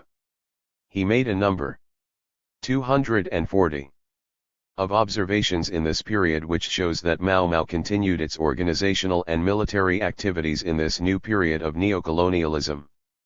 Below are some of his comments, and reports from newspapers of the time taken from Kenya Committee's press extracts. It was hoped to secure the help of Jomo Kenyatta after his release. We have discussed the Kenya Land and Freedom Army with Kenyatta and he is certainly not in favor of it, Mr. Swan said. I hope to enlist him as well as other leaders. The reorganized Kenya Land and Freedom Army consisted of a committee representing various parts of Kenya, and at the Supreme Command. It revived also among Mau Mau detainees in Bagathai prison in 1957. They started work on the organization. The Kenya Land and Freedom Army was still organizing, and had launched a recruiting campaign. Its cry was not for action now but in the future. It could be planned for the end of the year, for internal self-government, or for independence. The idea is to secure more members and more weapons now.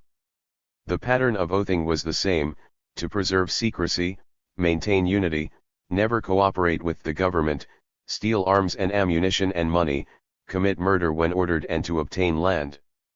Mau Mau was preparing, thus the renewed organizational structures, revised ideologies, and new military tactics in the period before 1963. Perhaps the most important work in the early years was to warn the people against the new danger. The neocolonialist allies were constantly pouring forth lies and falsehoods through their mass media with their message that independence was just round the corner, hence there was no need to struggle anymore. The goals of the struggle for independence were one, they said, Africanization and multiracialism were here, they proclaimed, so there was no longer a need to continue the fight. 241. It thus became necessary to bring the ideological battle to the forefront. It became necessary to place before the people a correct analysis of historical events, and to emphasize the need to continue the struggle. This was done in the form of a policy document which was widely circulated. It was also presented at the conference of the Kenya African National Union held in Nairobi in December 1961, where contradictions were developing about the need to combat neocolonialism. The document, entitled The Struggle for Kenya's Future, was the clearest statement on the dangers of neocolonialism. It is reproduced in Appendix B. Some aspects of this struggle for the future of Kenya are examined in the rest of the book. There are no walls in this prison. It is built on a foundation of fear, intimidation, and threats. Keep the history book closed, keep the historian in prison. The prison without walls has room for many. How to subdue the anger of millions who see their sweat and blood enriching but a few. Concentration camps and stone prisons are never enough. Gallows will not silence them, they are too many, far too many. 49 written by the author in London on October 20, 1984 to mark Mau Mau Freedom Fighters Day. 242. Quick, open the gates. Gates of the prison without walls. Create a terror worse than death. No evidence of violence. No, not even a scratched forehead. Yet opposition is silenced, millions are struck dumb. Blame the victim. Make the innocent guilty for questioning their misery, for being. Interrogations, threats, and insults. Why think? Why not be an animal? Threaten by suggestions, intimidate by looks. Will your child be safe? The prison without walls is never full. Bring in more and still more, until the whole country becomes a prison house without a single wall. And yet, questions keep coming. Voices of protest keep singing, minds keep working, day and night, day and night. The prison without walls will never solve the problem. Only the united will. 243. of the people will. Kenya became independent on December 12, 1963. Now an African prime minister and an African government ruled the country. The old order had given way to the new. And that achievement was due entirely to Mau Mau. And yet it was not the independence that those who participated in the War of Independence had fought for. The changes were soon seen for what they were: the replacement of colonialism by neocolonialism, the replacement of European settlers by African owners of land. European settlers remained, as did multinational corporations as the rulers behind the scene. Government policies were handed down by the independent government in Nairobi but directed by imperialist forces in London and New York.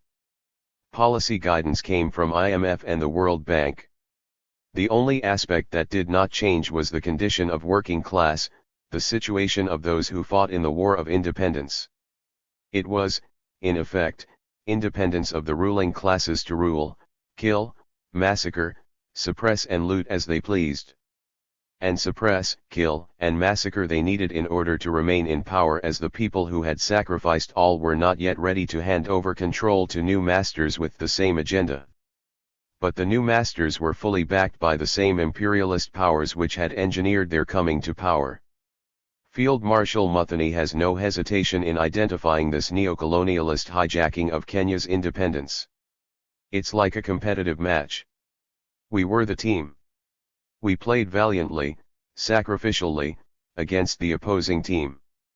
We sweated. We gave our lives. Then, at the end of the match, when we had won, the spectators ran away with the trophy. Field Marshal Muthoni explains what happened at the time of independence with clarity and understanding. Come independence, 1963 is when the injustice of the system began to set in. Mau Mau readily gave up their weapons and returned to 244. Their villages. The struggle, after all, had been won. Reality proved somewhat less than ideal. They found that, while they were in the forest fighting the enemy, land consolidation had taken place in 1960. Those who were absent had had their land taken away from them and given to others. They found that, while they were fighting, those they had left in the villages had been educating themselves and educating their children. The fledgling government needed this educated cadre as it began to establish itself. So therefore, it was the children of those who did not fight who were offered positions of influence in government on account of their experience and education. And these things happened not as an accident but as a result of a carefully planned exit of colonialism which eased the way for the smooth entry of neocolonialism. Mau Mau achieved one of the key aims of the War of Independence, which was to defeat colonialism and achieve independence for Kenya. In this, it also changed British colonial policy and perhaps hastened the independence of other African countries. Yet gaining political independence was not the only aim of the War of Independence, as the document, The Future of Kenya, 50 made clear. The struggle for Kenya's future is being waged today on three distinct though interrelated levels: political, racial, and economic. It seems to us that we Africans are being allowed to win in the first two spheres as long as we don't contest the battle being waged on the third, all-important economic level. An indication of things to come after independence was given by Jomo Kenyatta, as Venice records. Within 6 months of Uhuru, Kenyatta was publicly denouncing activities of the rebels. He found it necessary to travel in the affected areas, warning people against oath-taking and supporting the forest rebels, to whom he referred as vagabonds. Kenyatta continued the policies of the now departed colonialists and had General Baimangai, General Chui, and other Mau Mau leaders assassinated in 1965. He described Mau Mau as a disease which has been eradicated and must never be remembered again, refers to as the attempt of imperialism to turn back the wheel of history to colonial times. While this may not have happened in all its details, the oppression of working class was certainly reimposed. Given that the oppression and exploitation continued after independence, the War of Independence entered its second phase on the attainment of independence. But the situation that Kenyans found themselves in was not unique, as imperialism was well prepared to combat people's resistance. Thus it was not only in Kenya that imperialism eliminated resistance leaders and planted seeds of division among people. The experience of South Africa at a later time was similar to what happened in Kenya, as Casseroles recalls. South Africa's liberation struggle reached a high point but not its zenith when we overcame apartheid rule. Back then, our hopes were high for our country given its modern industrial economy, strategic mineral resources, and a working class and organized trade union movement with a rich tradition of struggle. But that optimism overlooked the tenacity of the international capitalist system. From 1991 to 1996 the battle for the ANC soul got underway, and was eventually lost to corporate power. We were entrapped by the neoliberal economy, or, as some today cry out, we sold our people down the river. But the subversion of African liberation and the elimination of leaders who stood against imperialism also indicates that there was a systematic plan to eliminate all progressive movements and leaders, as the article, Every Leader Who Stood Up, in How Africa News records. One by one, our most steadfast leaders have been eliminated, to the point where Africa is hard-pressed to point out more than 3 people who are advancing the continental agenda for economic freedom. Almost every single leader who has stood up for Africa's right to economic self-determination has been eliminated, either physically, 246, or politically. The process did not start within the 20th century, nor with the elimination of Kwame Nkrumah in Ghana and Patrice Lumumba in the Congo. It started right at the beginning of colonialism itself and continued with the elimination of Dedan Kimathi and systematic attacks on Mau Mau. And it continues unabated today. The response in Kenya, as elsewhere in Africa, is the continuation of the struggle for total liberation, particularly in the economic field. The war of economic independence is continued by the political successors of Mau Mau. Sina Habari, Mwangu, I have no news, my child 51. I have no news, my child no news at all. Except news of troubles, torture and death. I have no news, people of my land no news at all if you want land, food, shelter, clothing no news at all except news of bullets and wars. I have no news, patriot no news at all. If you want freedom, liberation, liberty. I have no news. Except news of struggle and struggles. Colonialism's secret weapon. In the long run, the tactic that appears to have ended Mau Mau's armed resistance was the British government's use of Home Guard force to divide Kenyan people and to infiltrate ranks of resistance. In what was to develop in later years as Contra forces and similar local mercenary forces under U.S. imperialism, British colonialism used an early version of the same disruptive force. Anderson shows that this use was not confined to Kenya. In all the wars of decolonization fought across Africa and Asia from the 1940s until the 1970s, European colonial powers deployed local forces to battle against armed nationalist groups. These local allied combatants, variously known as auxiliaries, militias, or loyalists when drawn together in irregular forces, or sometimes more formally recruited to swell the ranks of police or military reserves, often became a critically important component of colonial counterinsurgencies. While such loyalist forces were used against the armed combatants of Mau Mau, they were also used as a weapon to overcome the militancy of Kenyan War of Independence at economic and political levels. The use of divisive politics by Britain continued as they sought to ensure a situation favorable to imperialism, as Wasserman explains. When the fighting war came to an end, loyalist leaders were therefore consolidated as a ruling elite in Central Province, given control of administrative positions as local government was restored from 1956, and then shepherded into government as Kenya's decolonization got underway from 1959. Their monopoly of local politics was secured by laws that prevented known rebels from participating in elections, and once in positions of authority they were able to exclude former Mau Mau from many areas of public life, while also blocking any attempt they made to restore their lost property or to recover their forfeited land. Kikuyu loyalists were the building blocks with which Kenya's post-colonial state was constructed in Central Province, and in the 1960s. 248. They even came to dominate the political economy of the entire country. A brief recap. A brief recap of what Britain did in Kenya would help set the background to understanding the impact colonialism had on people and the country and what imperialism sets out to do after independence. Lee Day summarizes British brutality. On April 24, 1954, the colonial administration launched an assault on the Mau Mau which was known as Operation Anvil, whereby 17,000 Mau Mau suspects were rounded up and incarcerated in detention camps without trial. Detainees were moved from one camp to another, where the treatment was of increasing or decreasing severity depending on the detainee's willingness to cooperate and denounce the Mau Mau. In particular, detainees were expected to confess that they had taken the Mau Mau oath and to repent of having done so. In 1954, a process known as villagization was initiated, and with approximately 1 million Kenyans were forced to burn their homes and rounded up for 6 years in 854 villages fenced with barbed wire where acts of brutality by colonial guards were widespread. It is estimated by historians that, over the years which followed, as many as 150,000 suspected Mau Mau members and sympathizers were detained without trial in a labyrinth of about 150 detention camps and screening centers littered around Kenya known as the Pipeline. From the inception of the detention camps, the colonial administration engaged in widespread acts of brutality.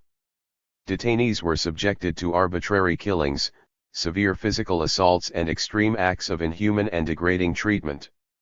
The acts of torture included castration and sexual assaults which, in many cases, entailed the insertion of broken bottles into the vaginas. 249. Of female detainees. Camp guards engaged in regular severe beatings and assaults, often resulting in death. In the course of interrogations, in some cases guards would hang detainees upside down and insert sand and water into their anuses. In 1957, the colonial administration decided to subject the detainees who still refused to cooperate and comply with orders to a torture technique known as the dilution technique. The technique involved the systematic use of brute force to overpower the Mau Mau adherents, using fists, clubs, truncheons, and whips. This brutality would continue until the detainees cooperated with orders and ultimately confessed and repented of their alleged Mau Mau allegiance. Lee Day goes on to quote Professor Elkins, who adds to this grim picture. There is no record of how many people died as a result of torture, hard labor, sexual abuse, malnutrition, and starvation. We can make an informed evaluation of the official statistic of 11,000 Mau Mau killed by reviewing the historical evidence we know. The impact of the detention camps and villages goes well beyond statistics.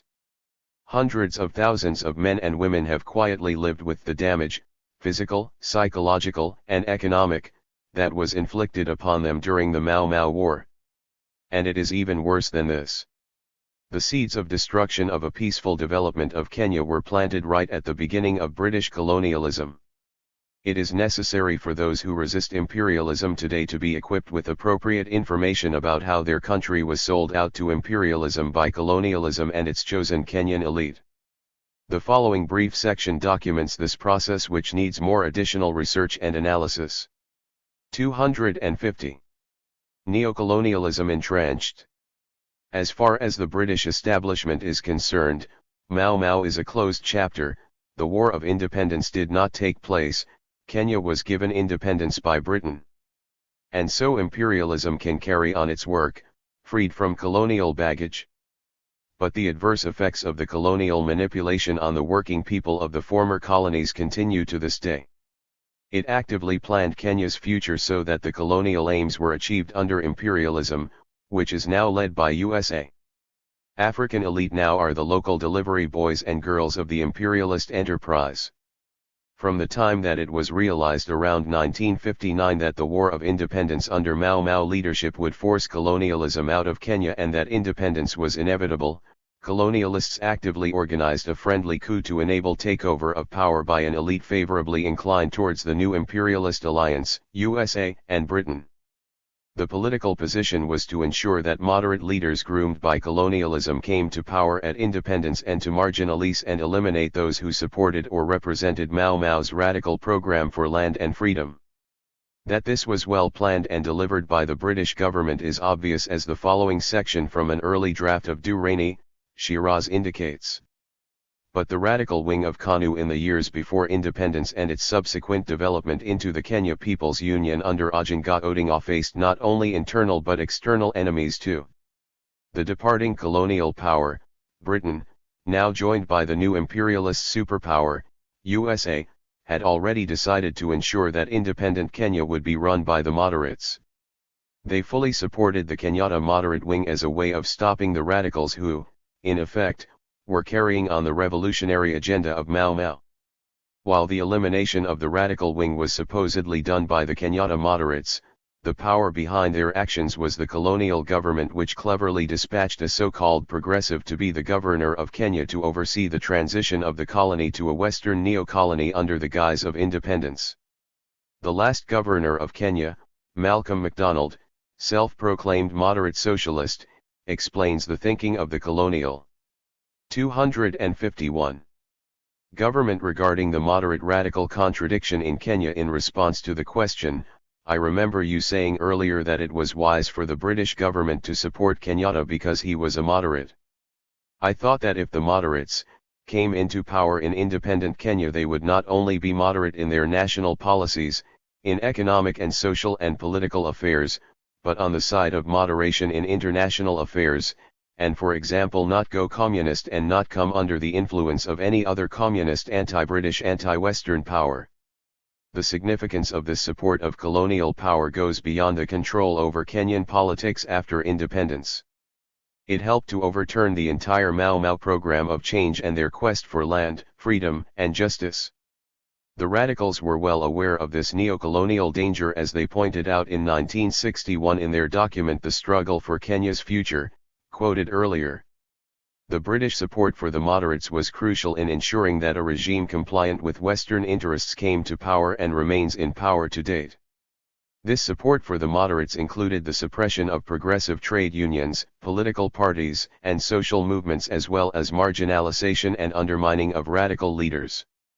And the last British governor in Kenya and the British government met their objectives of selecting Jomo Kenyatta as the first Prime Minister of Kenya. The land grabbing by the successive KANU regimes of Kenyatta and Moi has been confirmed in recently available documents of the last colonial governor of Kenya, Sir Malcolm MacDonald, and those of the former Vice President of Kenya, Joseph Muramai. Ngotho reveals the land issue from both these sources. Fresh evidence pieced together by the Sunday Nation confirms widespread speculation that Kenya's first president Jomo Kenyatta entered a secret pact with the British government not to interfere with the skewed land distribution at independence. In return, the British would clear his way as independent Kenya's first leader, which looked impossible only 3 years to freedom. Kenyatta would later extract a similar pledge from his successor, retired President Daniel Arap. 252. Moi. And Kenyatta duly fulfills his side of the colonial bargain with his colonial masters, as the Truth, Justice and Reconciliation Commission records. In his independence speech, Jomo Kenyatta did not suggest any substantial change in the colonial structures. The colonial state would remain intact, despite the fact that the fight for national independence had been dominated by demands for social justice, egalitarian reforms, participatory democracy, prosecution of those who had committed mass killings and other forms of crimes during the War of Independence, and the abolition of the colonial state and its oppressive institutions. Also, in his independence speech, Jomo Kenyatta never mentioned the heroism of the Mau Mau movement. No Mau Mau freedom songs were sung, no KLFA leaders was allowed to speak during the historic day. Instead, Kenyatta asked the people to forget the past, to forgive and forget the atrocities committed against them by the British and their Kenyan supporters during the War of Independence. That sums up the imperialist plot against the people of Kenya, with the connivance of the elite groomed by colonialism. Wasserman completes the story. Mau Mau remained banned until 2003. Public silence about Mau Mau was a means to avoid discussion of the unfinished business of the emergency, and a way to prevent claims being made against loyalists. The loyalist bargain therefore consolidated the authority of the independent Kenyan state, first shaping the settlement that was made in the process of decolonization, and then securing the position of the political elite who governed the country. And impunity was not an idea confined to colonial Kenya. In 1970, Kenyatta's loyalist Attorney General, Charles Njonjo, would pass into law the Indemnity Act, to protect the activities of government officials and security officers. This was specifically aimed at thwarting the prosecution of soldiers and police for acts of atrocity committed in northern Kenya, between 1962 and 1967, during the Shifta War against Somalia. 253. Insurgents. Until its annulment in 2010, this act came to represent the institutionalization of impunity in Kenya. Thus colonialism handed over to the independent government of Kenya some of the most poisonous weapons that were directed against the people demanding what Mau Mau had always demanded. Oppression and exploitation, gifts of the British Empire. The British colonial government's legacy of impunity as it massacred, murdered and tortured people at will was then bequeathed to the governments it set up after independence. The lesson that colonialism passed on to the Comprador regime would seem to be that it is acceptable to eliminate and destroy people who oppose their policies and government for the elite and imperialism. Piogama Pinto was the first martyr in a long line of leaders eliminated. And individuals were not the only targets, entire communities and populations were cleansed and made refugees when they refused to support the elite rulers. And massacres and genocide were also part of this imperialist arsenal. The armed forces, officially serving the people, became their oppressors and a weapon of the elite against the people. The TJRC records the events of the time. Kenyatta, having realized that he would not be able to meet the needs and expectations of all Kenyans, engaged in measures that would ensure political survival and self-sustenance of his government. This led to a strengthening of the role of the security agencies similar to the role they played during the colonial period, and particularly aimed at controlling and suppressing dissent and organized political opposition. In brief, in the words of Charles Hornsby, the independent state soon echoed its colonial parents' repressive attitudes to dissent. The three governments after independence continued to use political assassinations of those they perceived as enemies as a normal practice. With the support at a national level of police and army and implicit agreement of USA and UK governments at international level, the use of such assassinations became a normal way of dealing with political issues. TJRC report says. 254. Political assassinations have occurred under each of the three successive governments since independence. The motives associated with these assassinations have varied, from getting rid of political competition, weeding out ambitious politicians, and removing perceived dissidents of the government or those who posed as threats to power. Evidence of state involvement and subsequent cover ups is evident in the majority of political murders. Propaganda and commissions of inquiry are often used as smokescreens to get to the bottom of the matter, and often have the effect of masking the motives and faces behind the assassinations. Prominent figures in government are said to be implicated. Key witnesses into the assassinations disappear or die mysteriously. No real perpetrators have ever been prosecuted, much less effectively investigated. The Truth, Justice, and Reconciliation Commission documented extrajudicial killings, stretching back to the colonial period when an estimated 90,000 people were executed, tortured, or injured during the crackdown against the Mau Mau uprising. During those operations, over 160,000 people were detained in appalling conditions. Upon attaining independence, the country witnessed political assassinations during President Jomo Kenyatta's tenure, says TJRC report. Kenyatta was president during the deaths of Field Marshal Baymungai, Piogama Pinto, Kungu Karumba, Tom Mboya, Ronald Ngala, J.M. Kariuki and Arguings Kodek. The investigations into these deaths were quite cursory. The lack of serious investigation into these killings created the public perception that the truth about these killings was yet to be established. During the post-Jomo Kenyatta era, the political assassinations continued, according to TJRC. Extrajudicial killings during this time also took place in the form of shooting and killing of political dissidents, as well as deaths during detention, says the Commission. The Commission cited instances where people were killed for questioning extrajudicial killings by police. Repression by the regime ensured that there was no public outcry against. 255. Such official action. The support of USA and Britain ensured that the regime was let off the hook internationally too. But the seeds of massacres and murders had been sown by the departing colonial regime, and the favored leaders after independence used the same colonial methods to stay in power. Durrani, Shiraz looks at the machinations behind the scenes that Britain used to ensure their favored politicians came to power after independence. By bringing in the Cold War logic into the Kenyan situation, the governor and the British government succeeded in ensuring the moderates they could trust and work with became the new government of independent Kenya. But this was no last-minute planning. MacDonald, upon arriving in Kenya 1962, decided to speed up the process of independence planned by London for late 1964 or early 1965. His reasons for early independence in 1963 makes interesting reading as they relate to ensuring that the moderates came to power at independence. MacDonald says, "The reason why I thought the transition should be speeded up was that the moderates were in control of both KANU and KADU. Jomo Kenyatta was not supposed to be a moderate, but I decided within a few days that he was one. I felt that if independence didn't come as quickly as they wanted, they would lose influence with a lot of their supporters, and the more extreme, less reasonable, and capable politicians would take over. I thought it would be a great mistake to allow that to happen. This manipulation of Kenyan political process is what led to the line of Mau Mau, progressed by the militant wing of KANU, losing out to the moderates who went on to be one of the most corrupt governments in Africa. The tactics of disappearing people continues to date, as Gumbahi reports. A report by Human Rights Watch released in July 2016 indicated that 34 people, including 2 women, were missing.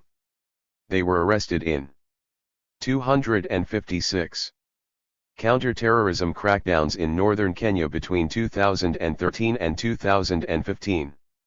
Kenyan authorities have denied knowledge of the missing people, failed to acknowledge credible evidence of abuses during counter-terrorism operations, failed to investigate the allegations, and in some instances, intimidate and harass those seeking information and accountability, states the report. The organization also established that bodies of at least 11 people previously arrested by state agents were found in the last 2 years. Britain handed over to the Comprador rulers of her former colonies around the world the lasting legacy of British Empire, tools of economic exploitation and political repression, all backed up by armies usually set up and maintained by imperialism. Stealing land legally, corruption entrenched. Land always was, and still remains, the biggest grievance that Kenyan people have, and it still remains unresolved thanks to British colonial policies which independent governments have continued to uphold. But the colonial economic aims in Kenya were to ensure that moderate leaders groomed by colonialism came to power at independence, and to marginalize and eliminate those who supported or represented Mau Mau's radical program for land and freedom. Land was, and remains, a crucial issue in Kenya. It was the key demand under colonialism and is at the center of tension today. It is an issue that cannot be ignored or swept under the carpet. Truth, Justice, and Reconciliation Commission report examined the land situation in the colonial period. The establishment of the reserves was another tool applied by the British colonial administration to further alienate local communities' prime land, thereby exposing communities, over time, to land scarcity and landlessness. The British administration's efforts to alienate land in mainland Kenya accelerated after World War I, when former British soldiers were encouraged to settle and engage. 257. In agricultural production activities, and for that purpose, they were allowed to acquire land, ostensibly from the Crown, at concessionary rates. Settlement of ex-soldiers was facilitated by the Ex-Soldier Settlement Scheme and backed by the Crown Lands Ordinance of 1921, Kenya having been declared a British colony in 1920. However, only a limited amount of Crown land was suitable for settler cultivation, and this provided impetus for the colonial government to alienate more land from indigenous Africans, in areas that were deemed to be of high agricultural potential, by establishing and confining African communities to what were referred to as native reserves. The report goes on to examine the colonial practice of acquiring land through coercive measures and forced evictions before looking at an important cause of land shortage that has not been given the prominence it deserves. On land alienation and displacement by multinational corporations, the report says, apart from the colonial administration and its white settler demand for land, multinational corporations, many of which had European origin, also contributed to displacement and landlessness of African communities, especially in Quirico and other parts of the Rift Valley. In various parts of Rift Valley, especially in Quirico, such companies acquired large tracts of land that was initially meant for the resettlement of African communities in the area for cultivation of tea. The report also shows the extent of such land policies of the British government, tying down land deals with 999-year leases. Companies that were allocated most of the productive land in the Rift Valley in 1923 on lease for 999 years were, notably, James Finlay Company Limited and Unilever Kenya Ltd. These companies, among others, acquired land at the expense of the local landless Africans in the affected areas. The Truth, Justice, and Reconciliation Commission report provides evidence of how the British government used the so-called emergency to intensify its land alienation policy. Repressive tendencies of the British, especially forced eviction of Africans from their homelands, coupled with alienation of evictees' land, which was made worse by, among other things, the suffering of Africans in squalid conditions in the overpopulated reserves and restrictions on African commodity production, precipitated an African freedom movement in the nature of a land and freedom army, known as Mau Mau.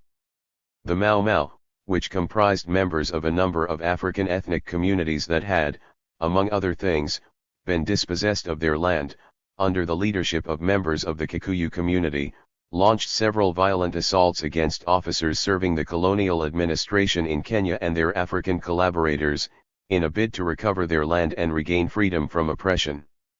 Attacks organized largely in forest areas and staged by the Mau Mau prompted the colonial government to declare a state of emergency in Kenya in 1952, and that provided the colonial administration another chance to unjustifiably alienate Africans' land. During the emergency period, persons suspected to be members of the Mau Mau movement were either killed, detained, or repatriated from their settlement schemes, including Olenguruan settlement scheme in Nakuru, Rift Valley, from which some of the members of the Mau Mau were repatriated to Central Province.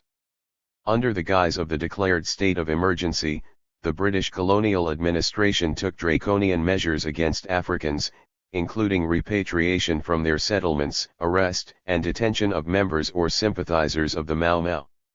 Land was alienated from those associated with the Mau Mau and allocated to those who were loyal to the administration as a punishment for what it considered as acts of terror against the settler community. Thus the Mau Mau movement attracted further African land alienation by the colonial administration and attendant landlessness and destitution, because when Mau Mau fighters and their collaborators returned from war, they found that their land and other property had been confiscated by British administration loyalists, including Home Guards and the provincial administration. 259. It is noted that the declaration of emergency also, as a colonial measure, permitted the colonial administration to suspend hearing and determination of land-related suits in African courts through the enactment of the 1957 African Courts Ordinance, which made it impossible for affected Africans to present their claims in court for redress, and thus foreclosed their right to justice in respect of land ownership and utilization in the colonial period. The TJRC final report examines land issues in different parts of the country, including the explosive situation at the coast. Most of the individuals, families, and communities at the coast ended up living as squatters on land that had either been acquired by Arabs or the British, such that by the time Kenya attained independence, many at the coast had no titles to their land. The report highlights the fact that the unequal land policy of British colonialism led to inter-ethnic conflicts which have continued in the period after independence as a lasting legacy of colonialism, reinforced by the refusal of Kenyan governments to change these policies. This refusal is, in fact, part of the independence settlement agreed upon the British government and its favoured leaders at independence. The TJRC final report records that the corruption and injustice of the colonial era continued after independence. Official corruption in the acquisition, allocation, ownership, and disposal of land in Kenyatta's era continued unabated regardless of the existence of applicable laws and policies that were intended to govern dealings in land. The coastal region has the largest number of landless people and has been severely marginalized in terms of land adjudication, consolidation, and registration. Because of the myriad land problems, the majority of people at the coast remain very poor. It is the region where land acquisition by individuals and other bodies from outside of the indigenous ethnic communities has been the largest. It is also the region where land-related injustices appear to have been the gravest. 260. And the longest lasting. In keeping with his promise of following in the footsteps of Kenyatta, Moi continued Kenyatta's policies on repression and maintaining the rule of the elite minority by force of arms, but particularly on corruption. The TJRC final report notes his continuing corruption on land issues. In August 1978, Daniel Arap Moi took over as the second president of the Republic of Kenya following the death of Jomo Kenyatta. He promised to follow the footsteps of his predecessor. Moi's Fuatanayo philosophy literally meant that he would follow in the footsteps of his predecessor in critical aspects of policy and governance, including approval of illegal land allocations, and he did, with the exception of minor policy departures, especially in relation to his pro-pastoralist policy and his new focus on the development of arid and semi-arid lands. During his tenure, every category of government-owned land including military establishments, road reserves, public parks, bus parks, public toilets, forests, and cemeteries as well as trust lands were illegally acquired in what became publicly known as the widespread phenomenon of land grabbing, mainly by the president himself, his family, officials in his administration, politicians, civil servants, and military officers. In the process, more than 200,000 illegal title deeds were acquired which ought to be revoked. The effect of these policies was a massive build-up of wealth and power in the hands of a minority which also controlled state power. Class divisions became sharper. The policies of successive Kenyan governments to entrench illegal wealth transfer have ensured that no revocation of illegal title deeds suggested by the Truth, Justice, Reconciliation Commission takes place. Mau Mau's struggle for land and economic freedom continues in the post-independence period. What might have been, independence without imperialism.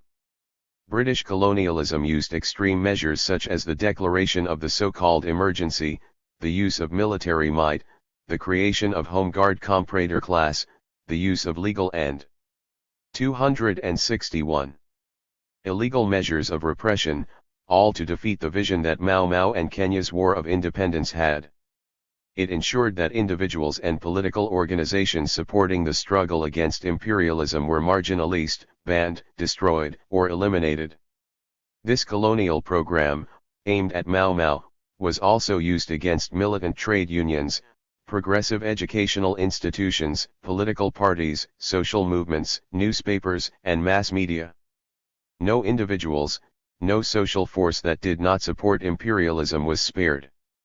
In Mau Mau, it had a particularly difficult opponent who refused to cave in even in the face of the military might of the British Empire and continued its struggle even when colonialism had created a new pro-imperialism ideology, leadership, and political organizations seen as safe for imperialism. The question then arises, what would Kenya have looked like if the democratic, radical forces fighting colonialism and imperialism had not been thwarted by imperialist machinations? Some military and political aspects of the War of Independence and Mau Mau, examined earlier, point to the type of society they were aspiring to.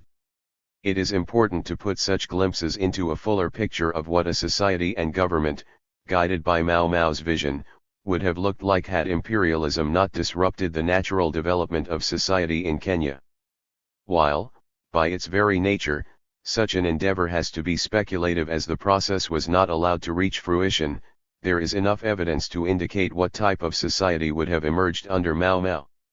The recently released colonial files, more primary research on Mau Mau and a careful study of material already in the public domain would, perhaps, build up a fuller picture. It is for this reason, among others, that there is an urgent need to set up a Mau Mau Research and Documentation Center which could provide answers to the above question.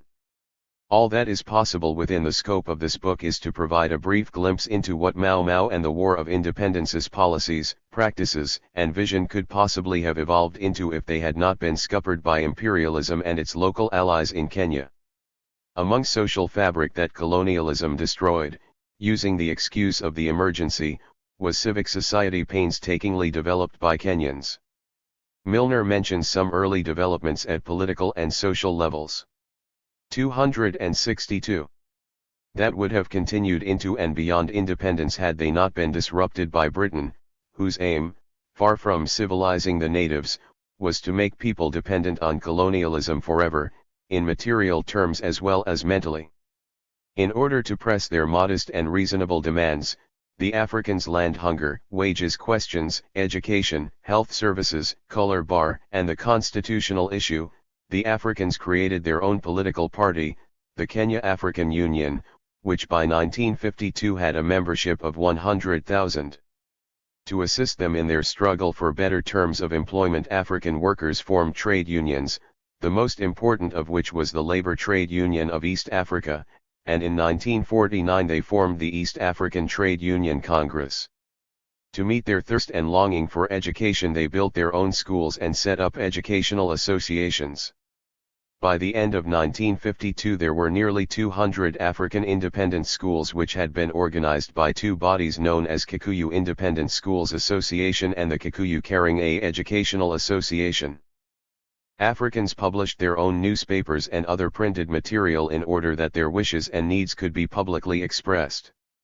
Every one of these ordinary democratic activities has been crushed by the British rulers of Kenya by means of a series of laws, apparently intended to stifle completely the expression of his views by the African and deny him any and every form of association and organization which can help him in his struggle. He provides a good analysis of the role played by independent schools and the reasons the colonial government closed them down. Young boys and girls were recruited from the ranks of the independent schools that were managed by the Kikuyu Independent Schools Association, a factor that led to the closure by government order of 31 such schools on November 19, 1953. 263. This was an attempt to attack those aspects that had the potential to create a democratic society based on principles of justice and equality after independence. Had these achievements been allowed to survive and develop, they would certainly have been part of a future government, possibly led by a Mau Mau party. But the colonial practice was to eliminate entire nations as in USA and Australia, chop off fingers, thumbs and hands of skilled workers, as in India as shown by the Ruhr, or to force-feed people with opium, as in China, so as to ensure that the achievements of people were destroyed and then render them powerless and dependent on imperialism for their lives and livelihood. Mwekenya sums up the failed attempts for democratic opposition to the neo-colonial solution followed by the Comprador Kanu Party. Organized resistance against neo-colonial rule started with organizations like KKM, which after realizing the neo-colonial betrayal, attempted to regroup ex-freedom fighters to continue fighting for their land and freedom. This organization was ruthlessly suppressed and many of its members brutally murdered by the new Kanu regime. It took our people less than 3 years after the flag independence to organize an opposition political party. KPU, formed in 1966. It was a legal opposition party which advocated land reform in Kenya and some socialist policies. The ruling neo-colonial regime banned KPU in 1969, massacred and ruthlessly repressed its members and supporters. Leaders like Ojenga Odinga were detained without trial and others like Bildad Kagia silenced. Although there were various types of resistance including armed struggle by Mau Mau, some of whom had returned to the mountains, and by NPP in the north, The democratic resistance in this period 1963, L970 was typified by KPU. KPU took the standpoint of the betrayed masses of the entire Kenya and advocated disengagement from foreign domination as the only basis of real economic takeoff. It also advocated the socialist path of development. KPU was the genuine inheritor and continuation of radical nationalism in Kenya. It was, however, clear that the KANU government would allow no democratic expression and feared facing KPU in a fair general election. 264. Trade unions. It was seen earlier that it was the radical trade union organizations which had injected working class ideology and leadership into the liberation struggle. As Durrani points out, the working class, organized around trade union movements, played a critical role in the struggle for independence as well as in achieving the rights of working people. Both these forces, imperialism and the neocolonial regimes in Kenya, saw the liberation movement as a whole and the trade union movement as threats to their minority rules. Milner explains further the reasons for attacks on the trade union movement. The trade union movement has been subjected to a series of attacks, over a number of years, calculated to remove all independence of thought and action and render it totally impotent. Trade union leaders were arrested and deported, and repressive legislation was passed, culminating in the Trade Union Ordinance, 1952, which placed the trade unions under strict control of the government. Introduced the infamous system of probationary trade unions and contained elaborate provisions intended to encourage the creation of docile employees' associations in place of genuine trade unions. It is clear that had a Mau government come to power, it would have championed the cause of the working class and its organization, the trade unions. This could have checked or prevented the wholesale sellout of national wealth to comprador and corporations and prevented the continued exploitation of labor. Democracy. Besides the various Mau documents that indicate the movement's approach to democracy, there is evidence in many reports from activists about the democratic practices that were invoked whenever Mau were 265 in control of small or large groups of people. It should, however, be noted that the conditions created by colonialism and its constant attacks under which it operated were harsh, and yet even under these situations, democracy prevailed. An example is that of Mau democratic practices in the way it was organized nationally, as well as in concentration/detention centers. Barnett and Njama provide evidence of the former. Mathis shows the organization and democracy even at a Thai River detention camp.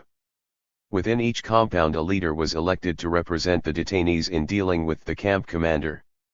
In the hardcore compounds, men were chosen for their loyalty to the movement and ability to speak English. Apart from this elected leader, we had a secret organization within the 4 hardcore compounds. It was organized by grouping the men within each compound according to their location, division, and district. In each compound there were committees representing the 3 Kikuyu districts plus Embu and Meru. At the top was a central committee of members from each compound and district. A system was set up in which notes, written on scraps of paper, were passed between leaders of the compounds. Where a decision had to be reached by the central committee, notes were wrapped around a stone and thrown from compound to compound. Each member would indicate his agreement with what had already been written or add his own ideas. This continued until a unanimous decision was reached. A number of rules existed. Elders and disabled men had to be respected and given easy jobs. Similarly, Machai provides another example of Mau organization and democracy in the forest even as the repressive measures of government increased. In June 1953 a new Kiambu District Committee was formed. It consisted of 24 members who stayed in the Limuru European settled area. I was elected with another man from my location to represent Kiambat. 2 members were elected from each of the 3 division committees and from each of Kiambu's 9 locations. Our people in Nairobi also sent 2 members to attend important meetings. 266. While the appointments made in the forest for overall Mau posts such as those for the Kenya Parliament were based on elections, sometimes involving thousands of participants, even at the lowest and local levels, Such appointments were made by elections. This contrasts with the British practice of rule by appointing district commissioners and chiefs who were given powers including for confiscating property and for death sentences. And much high records, the Mau Mau practice was to elect committees and spokesmen. We also elected cooks and allocated the various jobs involved in cleaning up and maintaining the camp, he adds. Surely it was the British who needed a lesson on democracy from the Kenyan resistance movement. Milner points out that under the emergency the governor has power to make laws by decree, and he has been given the assistance of a war council.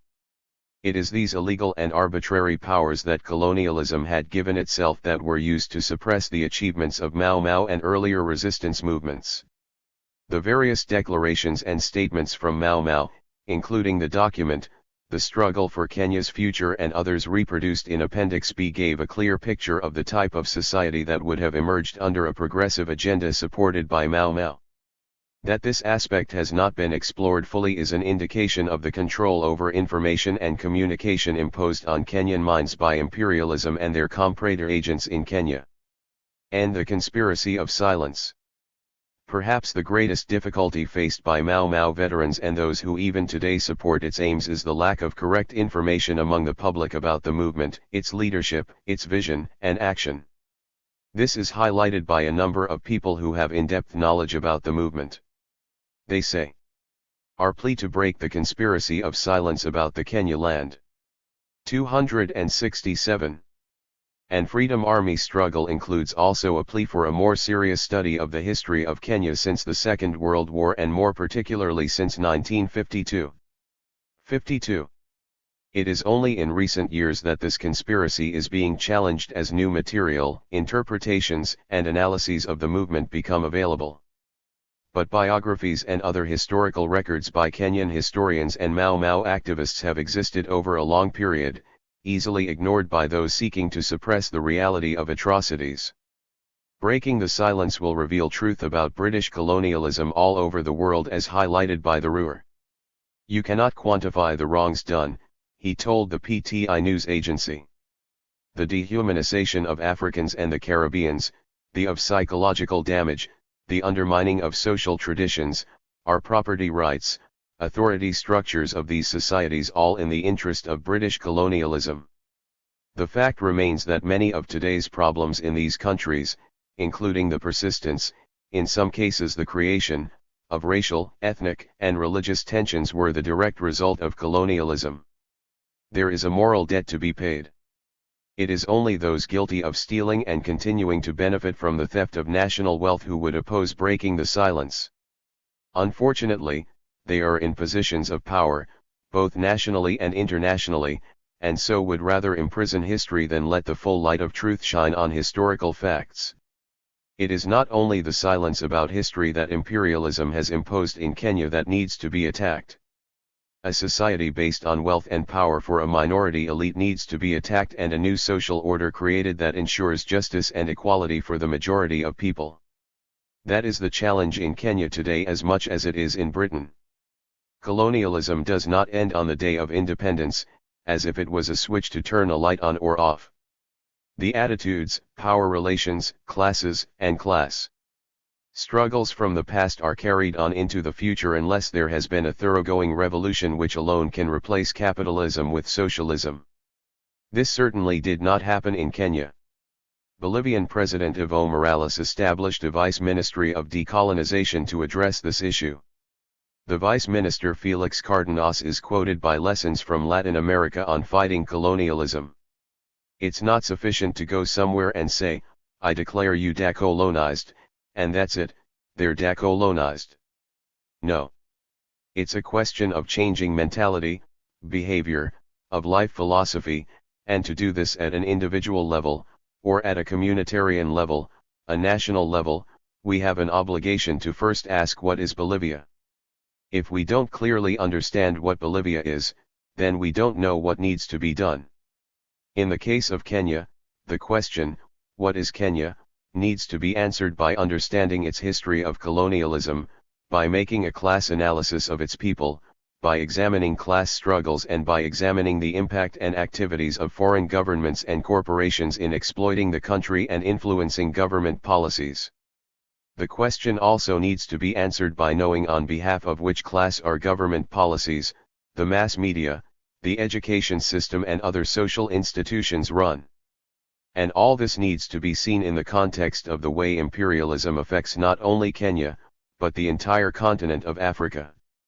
The context for the imperialist exploitation of Africa, for example, is given by honest accounts. Much more wealth is leaving the world's most impoverished continent than is entering it, according to new research into total financial flows into and out of Africa. The study finds that African countries receive $161.6 billion in resources such as loans, remittances, and aid each year, but lose $203 billion through factors including tax avoidance, debt payments, and resource extraction, creating an annual net financial deficit of over $40 billion. The only way to address such massive exploitation of independent Africa is through a well-organized, united, Africa-wide resistance movement guided by anti-imperialist ideology. One of the reasons that imperialism invaded Libya, which led to the murder of Muammar Gaddafi, was that 269. He had the vision and the resources to develop an anti-imperialist Africa. Earlier murders of Patrice Lumumba, the overthrow of Kwame Nkrumah were not enough to silence Africa's demand for liberation from imperialism. British colonialism in Kenya was resisted by all nationalists. It would be strange if the resistance was then not continued after independence in the neo-colonial stage. The War of Independence had broader aims than just the achievement of independence. The struggle for liberation thus continued after independence, as these aims had been subverted by colonialism in alliance with the newly created local elites. The context is set by Umoja Coordinator. The route to real changes in Africa is not through coup d'états, whether progressive or not, but through the liberation forces completely rooted in the people. Power to the people has to mean a people's armed forces that would defend real changes which would liberate our economy, our politics, and our culture from neo-colonial control. The organized power of the alliance of the working class and the peasantry is the only basis of real changes. This is something that cannot come about simply by itself or spontaneously or through pious words and correct slogans. It is a goal to be worked for deliberately and consciously. And that was the route taken by various progressive organizations, including Mau Mau, in the War of Independence. And that was also the route taken by people after independence. The future of independent Kenya was charted out by the departing colonial government by ensuring that the new government would follow a pro-capitalist, pro-imperialist path. And in deepening internal divisions along class lines in terms of wealth, income, and property, it also set out fertile grounds for resistance to the new government's policies. Anderson sums up the scenario clearly. At Kenya's independence in 1963, following the suppression of the rebellion, it was the loyalists who claimed the political victory and filled the ranks of the new African government. In a critical move that was intended first to ensure victory in the counterinsurgency. 270. War. The British made a bargain with their African loyalist allies that involved agreement over the safe surrender of Mau Mau fighters, and that gave amnesty and impunity from prosecution for both rebels and loyalist militia. British commitment to their loyalist allies was such that they could not conceive of how to govern Kenya without them. Despite the noise made by European settlers over the precipitous British decision to scuttle and run from Kenya after 1959, it was the Kikuyu loyalists, and not the White Highlanders, whose interests the departing colonialists would work hard to secure. White settlers were expendable, Kikuyu loyalist allies were not. It should be noted that Britain managed to gain the support of loyalists by means of bribery, looting, corruption and killing. It thereby legitimized the use of such methods for the incoming government of Kenya. And, interestingly, it did not use British resources to achieve its aims. It was the land of Kenyan peasants, the labor of Kenyan workers, it was the resources of Kenyan people that were allowed to be looted so that a government loyal to neocolonialism could be placed in position of power. It was a cheap bargain for imperialism. It had developed this method of using colonies' own resources for colonial plunder from its practice in India, among other places. What the Ruhr says in relation to India and British colonialism, applies equally to the case of Kenya and British colonialism. We literally paid for our own oppression, he says. The legacy of lasting poverty and landlessness affects Kenyan working people to this day. And in the same way, the legacy of killing, jailing, torture and massacres that Britain passed on to independent Kenya is happily endorsed by the successors of the loyalist government, but this time using Kenyan armed forces to suppress and subdue people. Britain is quietly out of the picture, happily enjoying the fruits of its neo-colonial policies. That the legacy of resistance to oppression and exploitation by British colonialism has continued in independent Kenya is not a matter of surprise. It was the conditions created by capitalism that created resistance to it. Those conditions have not changed and they have had an everlasting consequences on the lives of the people. 271. Part 3, Transition to Neocolonialism. Nowadays, anyone who wishes to combat lies and ignorance and to write the truth must overcome at least 5 difficulties. He must have the courage to write the truth when truth is everywhere opposed, the keenness to recognize it, although it is everywhere concealed, the skill to manipulate it as a weapon, the judgment to select those in whose hands it will be effective, and the running to spread the truth among such persons. Bertolt Brecht 53. Kenya's transition to neocolonialism was carried out in accordance with a well-planned, organized, and executed program by imperialism which changed the earlier colonial-era tactics to new ones to suit the qualitatively different stage of class struggles in the country, just as working people had changed their tactics in keeping with new contradictions and conditions. These changes in imperialism's methods are explained by Petras and Veltmeyer in the Latin American context, but their analysis applies to Kenya as well. From the 1950s to the 1970s the class struggle was primarily a matter of land and labor, while in the 1990s, after a decade-long interregnum in which the forces of resistance that had been brought to ground or dispersed were rebuilt, the class struggle took the form of uprisings and widespread resistance against the neoliberal agenda of structural reform in macroeconomic public policy. In the new millennium the class struggle once again has assumed a different form under conditions of several epoch-defining changes in the global economy and the demise of neoliberalism as an economic doctrine and development model. Under these conditions and the expansion of extractive or resource-seeking capital the class struggle went in several different directions. First, the struggle to some extent was internationalized or globalized as multinational corporations, international financial organizations and imperial states intervened, directly or by proxy with the assistance and connivance of collaborator states, in the class struggle between labor and capital. The political and military actions of Mau Mau forced Britain to review its colonial policy. However, colonialism had years of experience of subverting people's struggles for liberation by using whatever force was necessary, as in India and Malaysia. And it was not about to give up its imperialist ambitions in Kenya, however hard the people fought.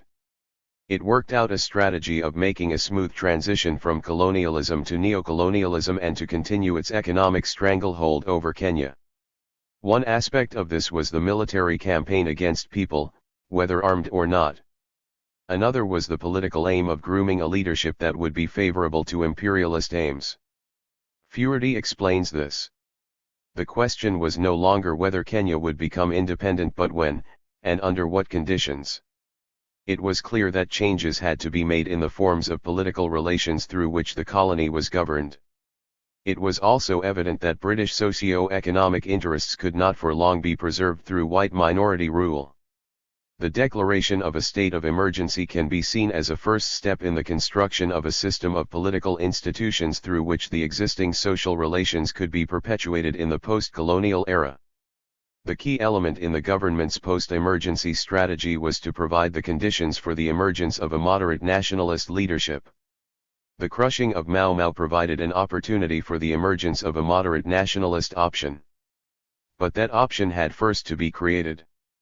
The nationalist parties that arose in the post-emergency period owed their existence above all to the colonial regime. These parties had no historical roots, nor did they evolve from any manifestation of grassroots pressure.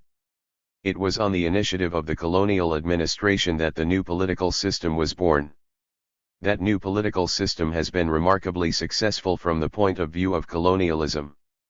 It has survived to this day and delivered the economic control to corporations and foreign governments that Mau sought to end. At the same time, colonial manipulation of the political process ensured that the key demand of the independence movement, the return of land to rightful owners, was also resolved in favor of capitalism as it handed over land and political power to the indigenous capitalist class as feudality. 273. Explains. It took nearly 4 years before the Kenyatta government was able to establish stability on the land.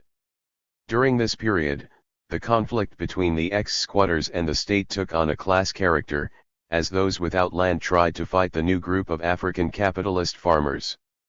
By the end of 1968, this struggle had come to an end, with the new landlords clearly in ascendancy. A chapter in the struggle for land had come to an end. The emergence of protest in the late 1920s, which matured into a mass movement in the 1940s and armed struggle in the early 1950s, was finally destroyed by the Kenyan African ruling class in the late 1960s. This British policy cemented class relations and class contradictions that have become increasingly sharp over the years.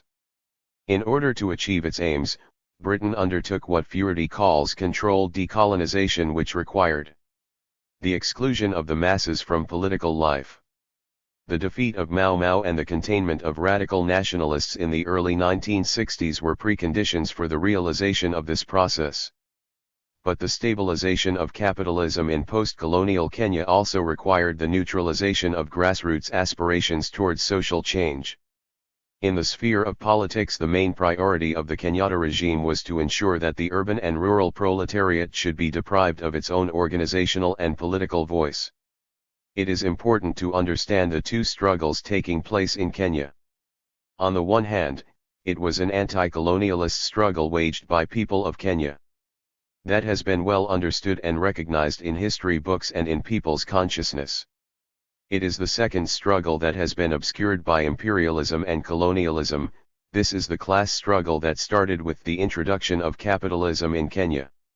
A key aspect of Kenya's War of Independence was the struggle to regain land lost to settlers and local capitalists. This struggle for land was an essential aspect of class struggle but is not often seen as such. Furedi sees the class aspect very clearly. 274. The creation of the new African nationalist movement in the 1950s was paralleled by the stabilization of the economic position of the indigenous capitalist class. Land consolidation in Central Province benefited the landowning collaborators. As MPK Sorensen argues, the colonial administration hoped that this class would be too interested in farming to be seduced by Kikuyu politicians into further subversion. In other parts of Kenya the same process was underway. By the time Uhuru had arrived, it was clear that the African nationalist leadership would fiercely resist any attempt to change the prevailing socio-economic institutions. The victory of Kenyatta and the conservative KANU government against the radical politics of Mau at the time of independence was gained with active support from the colonial British state. The conservative forces would most likely have been defeated otherwise, as the radical wing of KANU had the support of peasants and workers. And the outcome in favor of the conservatives, led by Kenyatta, had implications far beyond Kenya, as Malaba says. The struggle between the radical nationalists and the conservatives is without doubt one of the most important periods in the history of post-colonial Africa. The ideological struggle in Kenya was one of the most intense and sustained in Africa. Hence, the eventual defeat of the radical nationalists in Kenya had both local and continental implications. This defeat required intense political, economic, and strategic coordination between Kenyatta and Western intelligence services and governments. Kenyatta's government, with active and strategic support from the West, sought to project capitalism as an African ideology, and communism as alien and dangerous. This was yet another critical transformation in post-colonial Kenya. Imperialism, which had colonized, humiliated, and plundered Kenya, was now to be seen as the country's indispensable friend and savior. Capitalism would move Kenya to development and social justice. But why had it not done so in the past? The struggle in Kenya between the two groups was an important ideological struggle between capitalism and socialism, between running the country in 275. The interest of a local elite backed by imperialism, on the one hand, and socialism in the interest of the working people, on the other. Imperialism could not let socialist ideas and programs win, not in Kenya, not anywhere else it had control. It waged this battle with Cuba over 50 years after Cuban independence. So would it have done in Kenya if the socialist forces had prevailed? The struggle in Kenya was played out against a global landscape. The issue of the ideological struggle and the winners and losers are not merely an academic exercise. The results had real impact on lives of people, particularly those who lost out. Kitching sets out who the winners and losers were. Those who benefited from Mau Mau were essentially loyalist and their interests were well protected and indeed enhanced by the colonial regime during the emergency, while the poor, who had lost out badly in the preceding period, made up the majority of the forest fighters and in the end gained very little economically for their sacrifices. It is a sobering fact that Britain's controlled decolonization project was such a success that its effects have not been unraveled even after 50 years. A brief look at the beneficiaries of the controlled decolonization would indicate the real tragedy for Mau Mau and the working class in Kenya, says Tandon as he looks at what finance capital gained. My understanding is that independence is an important achievement, but it manifests itself only at the political level and that, too, only partially. The economy is still not liberated from the control of the empire, and so even its politics are compromised. I would state unhesitatingly that Kenya is a neocolonial state. There is convincing evidence that the economy is still largely in the hands of imperial finance capital, even if there are pockets of national capital in the little market left to the indigenous people. 276. Maina, K looks at beneficiaries of Kenyan land. In a country where owning a small plot of land 50 x 100 meters is many people's elusive dream, you'll be surprised that there is a small group of natives and foreigners who own land so big the eyes cannot see the end. A few families, stretching from colonial times, to this day control thousands upon thousands of acres. The one place they've been able to acquire endless tracts of land is Laikipia. Laikipia Plateau is estimated to be about 10,000 square kilometers or roughly 2.5 million acres. It has the biggest number of white landowners concentrated in one place in Kenya. The plateau stretches from Mt. Kenya in the east to the Rift Valley in the west. The Maasai community here numbers less than 50,000. They are squashed on different patches of the land, which totals 281,587 acres. The rest is owned by foreigners comprising mostly the British and American aristocratic class and a few white natives. Private ranches range from small parcels measuring about 5,000 acres, to endless horizons of massive land properties that are over 100,000 acres. It is not a surprise that economic, social, and political tensions in Kenya today are at bursting points.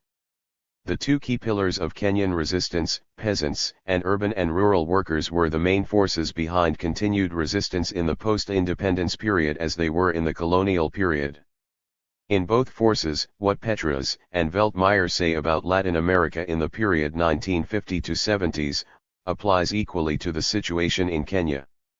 In the countryside, they say, the semi-proletarianized peasants resisted the advance of capital and engaged in a protracted struggle for the land and land reform. The other force of resistance was the radical, organized trade unions which imperialism rendered ineffective as part of the independence deal with the incoming comprador parties and leaders, aided by white settlers who were given power over the independence settlement. They used laws, repression, and sidelining of radical trade unions so as to weaken leadership and organization of the previously militant movement. Makan Singh was detained, Bildad Kagia and Fred Kubai were marginalized. Imperialism also created a compliant trade union movement under Tom Mboya with financial and political support from USA. This brought about qualitative 277 changes in the work of trade unions, the key one being to break the unity of political demands of workers from their economic demands, a unity that the trade union movement under Mackenzie Singh had fought hard to establish. And yet, neocolonialism could not eliminate class divisions, class differences, and class struggles. In the changed circumstances of the post-independence Kenya, new forms of resistance emerged, as examined later in this book. Independence but not yet uhuru. The essence of neocolonialism is that the state which is subject to it is, in theory, independent and has all the outward trappings of international sovereignty. In reality, its economic system and thus its political policy is directed from outside Nkrumah, Kwame. The fear of neocolonialism expressed by progressive forces in the struggle for Kenya's future became a reality after independence. Africa Events sets the scene. In 1966, just 3 years after Kenya attained its independence, some of the prominent personalities in the Kenya's struggle against the British were of the opinion that the party they had founded to steer the country to true independence, the Kenya African National Party, had diverted from the previously agreed path and, in the words of one of its founders, had started to let in neocolonialism through the back door. Some tried to correct things from within the party and government, but were frustrated, and their criticism not tolerated. Such efforts to defeat neocolonialism were constantly under attack by imperialism. Tandon highlights the danger for former colonies. Political independence exposes the internal class contradictions, class oppression and class struggle, more clearly. The danger is that these are interpreted in ethnic, religious, and other identities, which are then presented by the political elite to the people as principal. 277.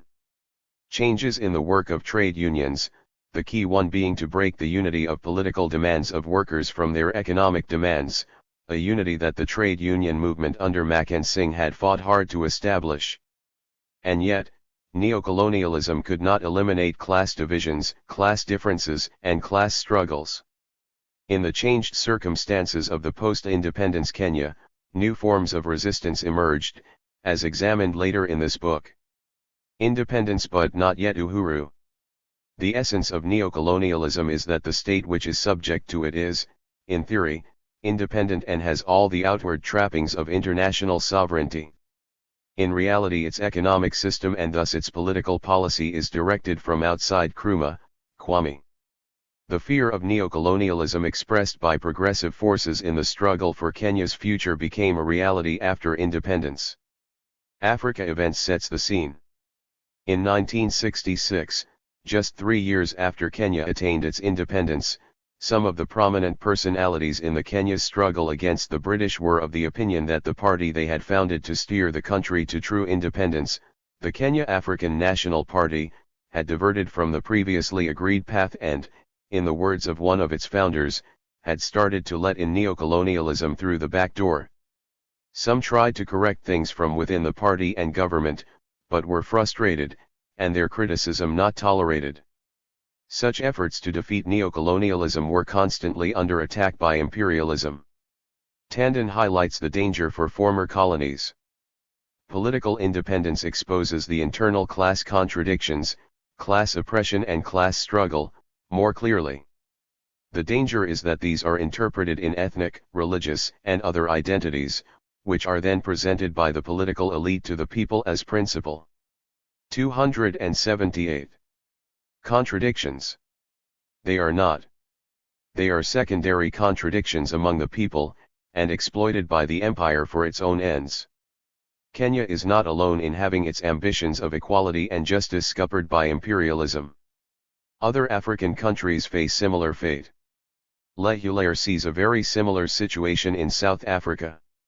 Monopoly capitalists and their allies in the ANC have corrupted something very precious in South Africa's history, the proud and militant tradition of struggle for social justice.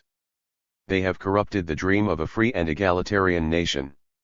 For over 2 decades, the ANC has presided over entrenched corruption, which must now be resisted. But that struggle will constitute a whole new historical epoch. Prominent members of the government had openly condemned Mau Mau before independence. They were well aware of the power that the movement once had. Its control over mass media, above and underground newspapers and books, oral medium and songs and educational institutions had given it strength to overcome the superior media control of the colonialists. This lesson was not lost on the new leaders of the government.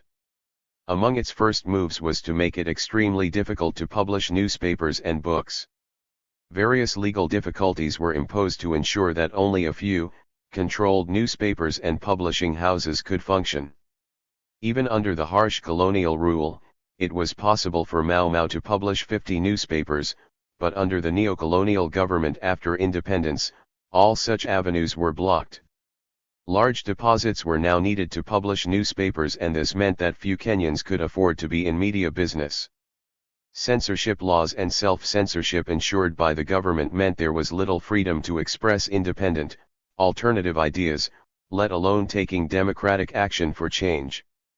December 12, poem by Najmi Durrani 54, the struggle for December 12 started long ago at the dawn of the century and before. When the sun had set and the dense night of colonial conquest started spreading across the land from the ocean coast to the lake shore. As the darkness of foreign oppression spread, so did the light of resistance. As the inordinate appropriation of land and livestock and labor relentlessly covered the country, so did the sparks of rebellion fly across the dark sky, giving hope of the new day that must dawn in a year, decade, century, but dawn it must. From every corner of the country, the cry went up, the cry for freedom, the cry of struggle.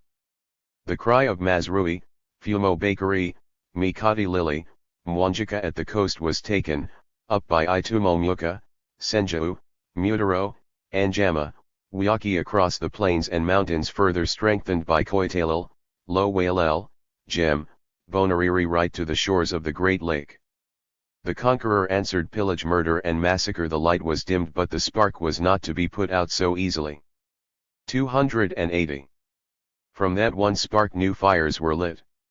Each fire put out with greater force, greater brutality. Only from the embers of each a bigger fire to emerge, giving out more light to show the way to the patriots who followed the shining path, giving out more heat to test the resolve of the fighters. To forge a new generation which would undertake anew the journey on the road of sacrifice and martyrdom towards the beacon far ahead that beckoned them forward. 150 Following Muthoni Nyanjaro faced death at the Norfolk Massacre. Thousands led by Muindim Bingu braving heat and dust, hunger and thirst marched from Ukambani to protest the taking away by force of their cattle. The cry from Olenguruan against the confiscation of land was strengthened from Murange against forced labor.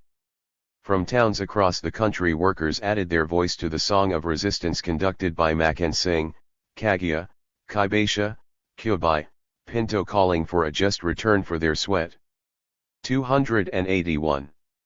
Demanding the end to foreign exploitation. And so the flame of struggle reached new heights, the brilliance of its light, the crackle of its fire inspiring a new more powerful chorus calling for total liberation.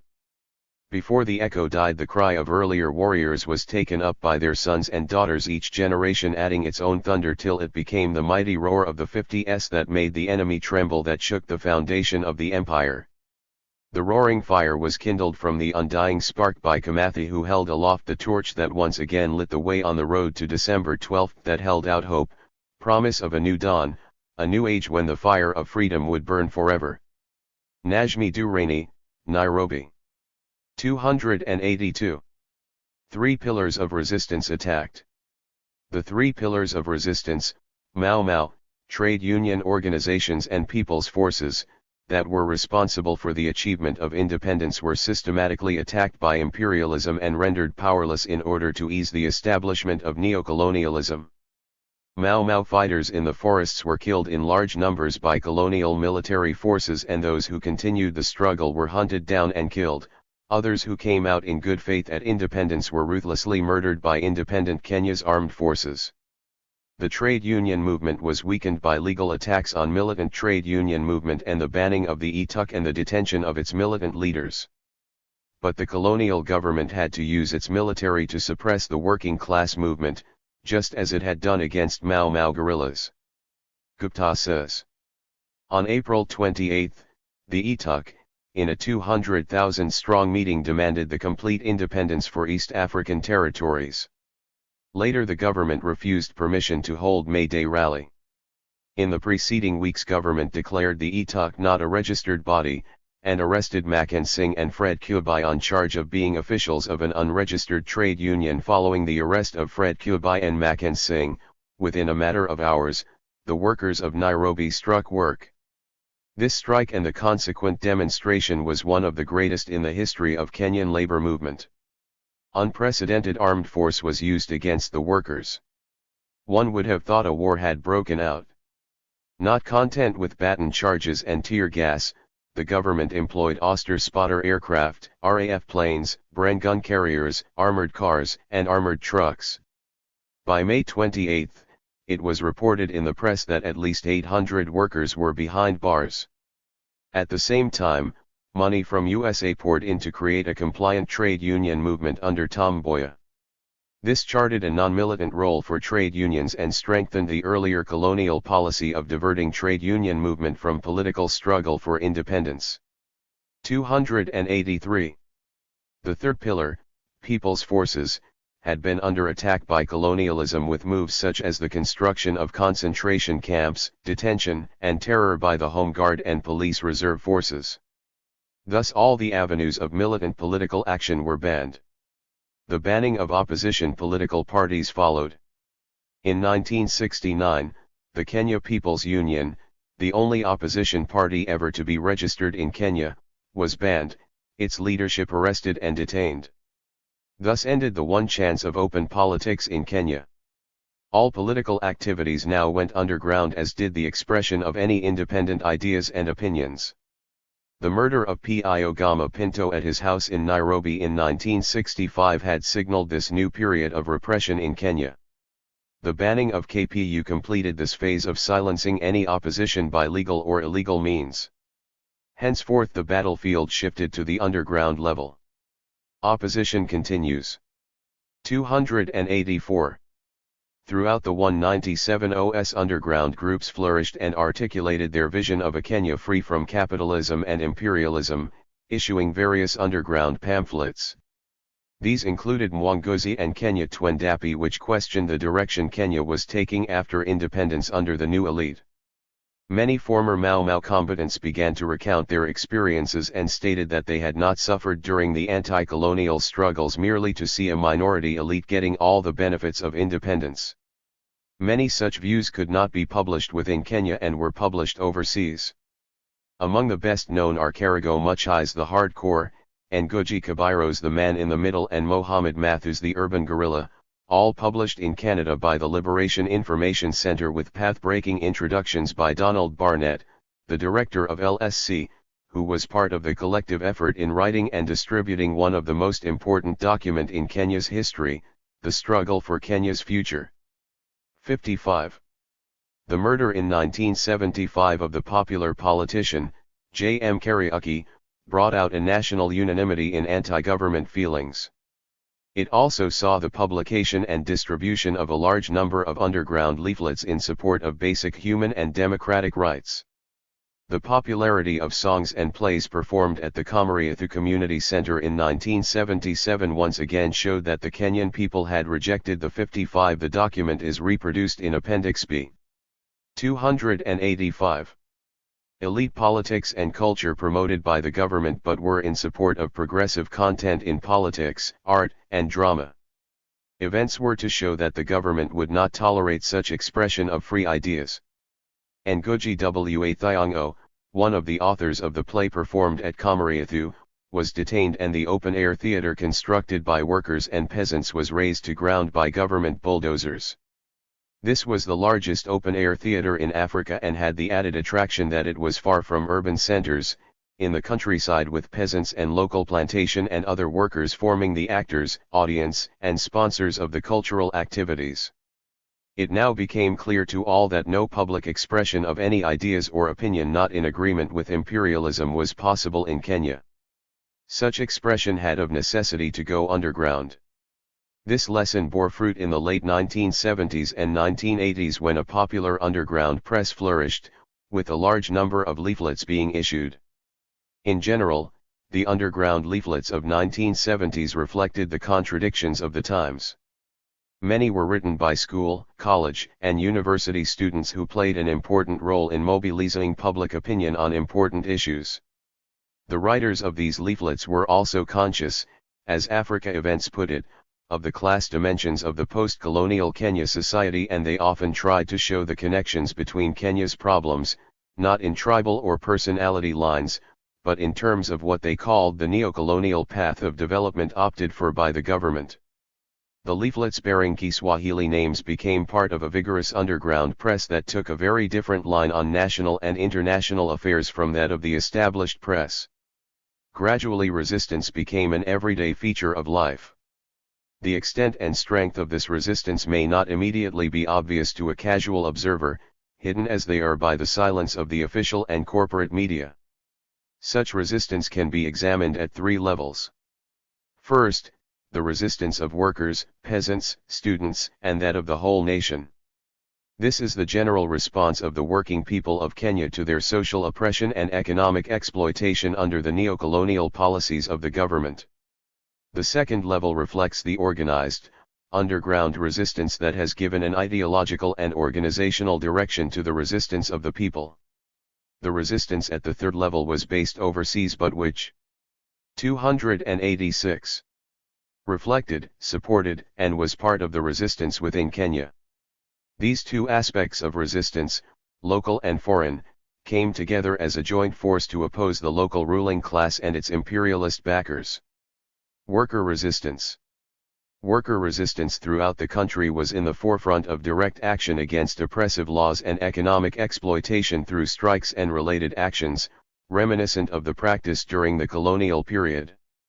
Seen as an overall systematic resistance, these strikes and other struggles helped to build a movement against the regime, which has come down heavily against trade unions. It banned strikes and imprisoned leadership of trade unions. And, in the end, the central organization of trade unions was affiliated into the ruling party, KANU, thus ending its role as a workers' organization to fight for economic and political rights of working people. But this did not suppress working class militancy, as militant activists and shop stewards, isolating the official leadership, took the real leadership. Year after year, thousands of workers broke KANU laws and went on strikes for their rights. When Moi came to power in 1978, he enforced the blind chanting of the slogan Nyayo, demanding that people blindly follow in his footsteps without question or debate, as he was following the footsteps of the previous president, Jomo Kenyatta. A particularly significant development, indicating greater readiness to voice open opposition to the regime and to Moi personally, was the resolution passed by over 1,000 shop stewards at a meeting at Solidarity House in Nairobi to make arrangements for the Labor Day celebrations in April, 1989. They resolved that they will answer Anja 56 instead of Nyayo to the Harambee 57 call in the forthcoming. The significance of this lies in the fact that the workers had bypassed the government-controlled COTU in their resistance and instead created their own organization to continue their struggle. In addition, over 1,000 activists organizing and coming together was no mean an achievement in a country where a meeting of over 5 people was illegal if an official license had not been obtained.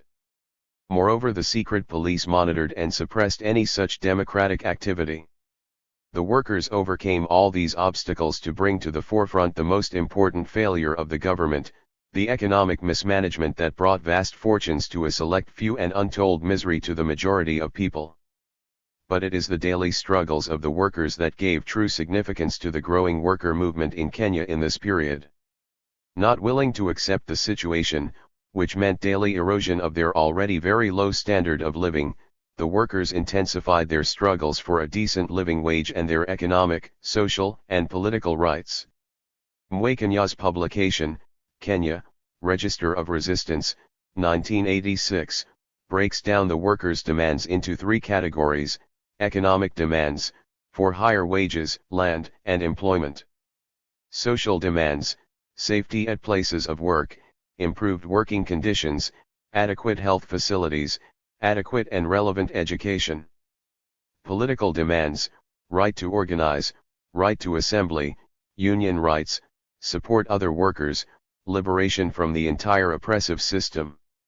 It is significant that Kenyan workers, as well as Moi Kenya, saw workers' rights in the same way as Mau Mau did, that workers' rights should include social and political as well as economic rights as legitimate demands of the trade union movement.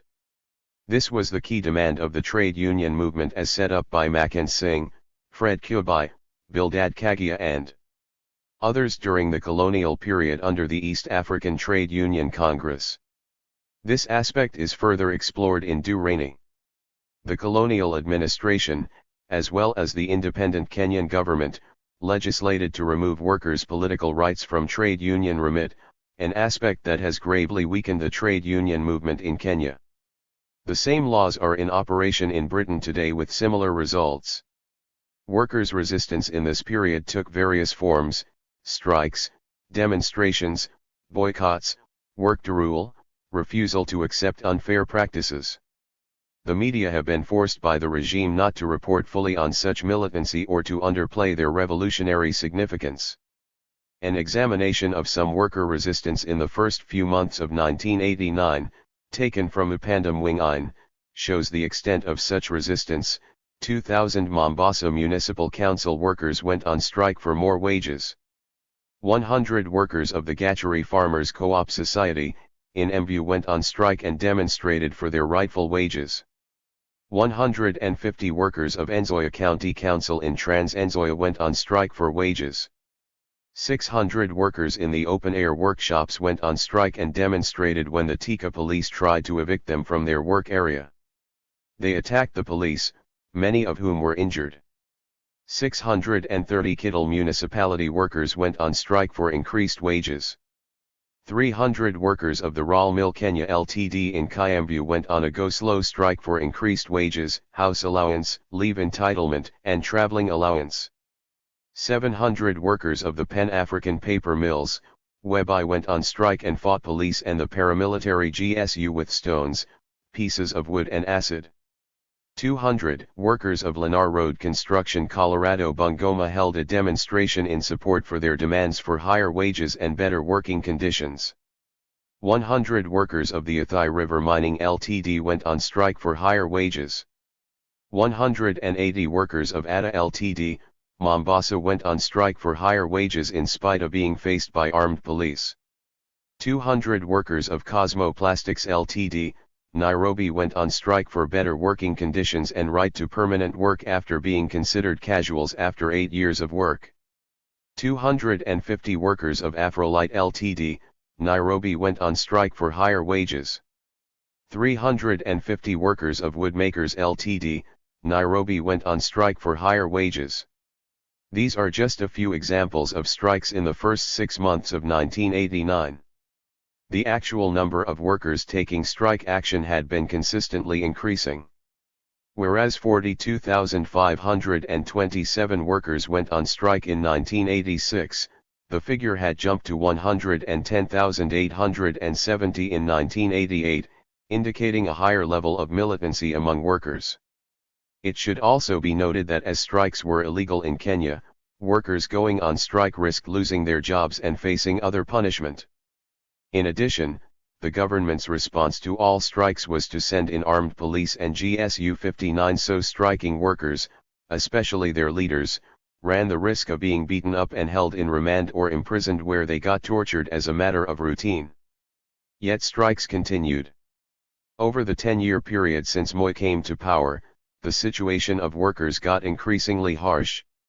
Not only was there more unemployment, but even those in paid employment who got the official minimum wage could not afford to maintain themselves and their families with the ever-escalating price rises of basic material needs. As the International Monetary Fund and the World Bank increased pressure for anti-worker policies, as the transnationals increased their super profits, as Moi and those around him corruptly drained away the country's wealth, the burden of these policies fell on the shoulders of working people. The increasing number and intensity of strikes, work stoppages, demonstrations, and similar actions remain the main weapons available to the working class in their struggle against a regime that sought to satisfy, not the interests of the majority of people, but those of foreign and local elite who drained national resources. In this situation, there was an increase in worker militancy and strikes became routine. Mwe Kenya provides a good summary of workers' resistance and links it to peasants' resistance. Workers have been hit hardest by the repressive colonial dictatorship through slave wages, arbitrary bans on strikes, police violence against striking workers and the co-option of official trade union leadership by the state. Nevertheless, workers have been at the forefront in the struggle against the oppressive system. The underground workers' organ Upanda Mwingine shows that in 1986 alone there were over 75 cases of major strikes involving over 49,000 workers in various factories, commercial premises, and other institutions all over the country. This parallels similar actions of defiant demonstrations by peasant and small traders. In the same year there were 35 recorded incidents involving over 15,000 peasants. What is documented for 1986 reflects the pattern of workers/peasants revolts since independence. Taken as a whole, the workers' strikes and the peasant revolts and demonstrations between 1963 and the present amount to a mass movement against the neocolonial economic and social system. This naturally leads to understanding resistance by peasants. 291. Peasant resistance. For hundreds of years, Kenyan people's resistance to foreign armies of occupation and plunder had, at its center, peasant resistance to the killings, massacres, forced labor, eviction from and confiscation of land, the destruction of livestock and other properties. It was the issue over land that initially gave impetus to the War of Independence against British colonialism. The resistance movement that finally brought independence in 1963 had, significantly, the aim of returning land and freedom to the people. Mau Mau was forged as an alliance between the rural and urban proletariat on the one hand, and the peasants on the other. Thus land and control over natural resources have always been a key factor in Kenyan people's resistance. Under the KANU regimes of Kenyatta and Moi, issues relating to the return of people's land were not resolved. Instead, the local and settler elites and transnational corporations consolidated their grip on this basic national resource. They have in fact been further aggravated. Landlessness, the single most significant issue in Kenya before and after independence, continued to increase. People were forced to squat on their own lands and finally forced out of land altogether. Land shortage was particularly acute in central and western Kenya and at the coast. The coast has had years of land problems as whole townships and vast areas were handed over to foreign multinationals and local speculators aligned to the powerful political elite for quick profit. The most fertile lands in the highlands were easily available to transnational agribusiness who own millions of acres while peasants were crowded over marginal plots. There was also a small, but powerful, class of Kenyan landowners, led by politicians, with an insatiable greed for more and more land. An additional factor under Moi was his foreign policy, which benefited imperialist powers. He won Western support by handing over strategic areas for U.S. defense and military use, particularly in northern Kenya and at the port in Mombasa. This, together with the finds of oil and other minerals, meant that pastoralists and peasants were being hounded out of their ancestral homes without any provision of alternate means of survival. In fact, the Moi KANU regime declared war on Kenyan Somali nationality. 292. Which he had tried to suppress by massacres, mass arrests, detentions, jailing and torture. Ever faithful to the advice of IMF and World Bank, the neocolonial regime additionally put peasants under immense economic pressures. All these factors resulted in the Kenyan peasant and pastoralist reverting to their colonial practices of resistance. No week passed without reports of peasant resistance to the Moi government's policies and attacks on government officials. The following is a selection, again from Upanda Mwingine records, of peasant resistance during the first half of 1987. 400 angry peasants of Ijmbe, Meru marched to offices of Kenya Tea Development Authority to protest at lack of transport for their tea. Busia peasants boycotted deliveries of cotton in protest at not being paid their dues on time. 1,000 Gilgil peasants refused to follow orders of government officials in connection with land ownership. 21 peasants of Swa, Kakamega beat up a government official. Peasants without land refused to follow government orders to vacate government land at Kirio East, Elgia Marakwet. More than 1,000 angry peasants demonstrated against delays in payment for last year's coffee crop, Gachaku, Nyeri. They had to face terror from riot police. 100 peasants at Three Rivers Farm at Trans-Nzoia defended their rights to their 600-acre farm being claimed by a local politician whose family member was killed during the confrontation. Peasants growing sugar joined hands with workers of Nzoia Sugar Co., Bungoma, and set 700 hectares of land with sugar on fire. 1,000 peasants fought angry battles with armed police in protest at the Leisure Lodge Hotel in Ukunda at the coast, which was claiming their 300-acre farm. The police shot one peasant dead and injured another, while 7 policemen were also injured. 2,500 peasants defied a government order to leave government land at Mt. Elgon, Bungoma. 1,000 peasants refused to obey government chief to leave their 300-acre farm at Diani, Kwal. 3,000 peasants at Muharani, Kisumu refused to follow orders from government officials and KANU politicians to contribute 3 shillings for every ton of sugar. 1,000 peasants defy government orders to vacate their land within 21 days so that a private company can take it over, Diani, Kwal. 50 peasants marched from Narok to Nairobi in protest at the interference from a minister and administrative officials in their farms' elections. Peasants at Olokertu, Narok, refused to leave government land and defied police who had been sent to force them out. 5,000 coffee-growing peasants at Murange refused to harvest coffee for 2 months in their struggle against Kajima Coffee Cooperative Society. The above examples give an indication of the geographical breadth of peasant resistance. It was present throughout the country. Peasants used varying methods of demanding their rights and often used violence against corrupt government officials and armed police and officials of transnational corporations. At the same time, because of the shortage of land which resulted in high cost, it often became necessary for a large number of peasants to pool their resources to purchase one farm. This came in useful when they faced common problems. Thousands of owners found strength in defying government directives, whereas individual plot owners may fear taking direct action. These examples show that peasants as a class joined hands with workers in resisting the policies of the government. Conditions were ripening in the countryside for a more systematic and organized resistance by peasants.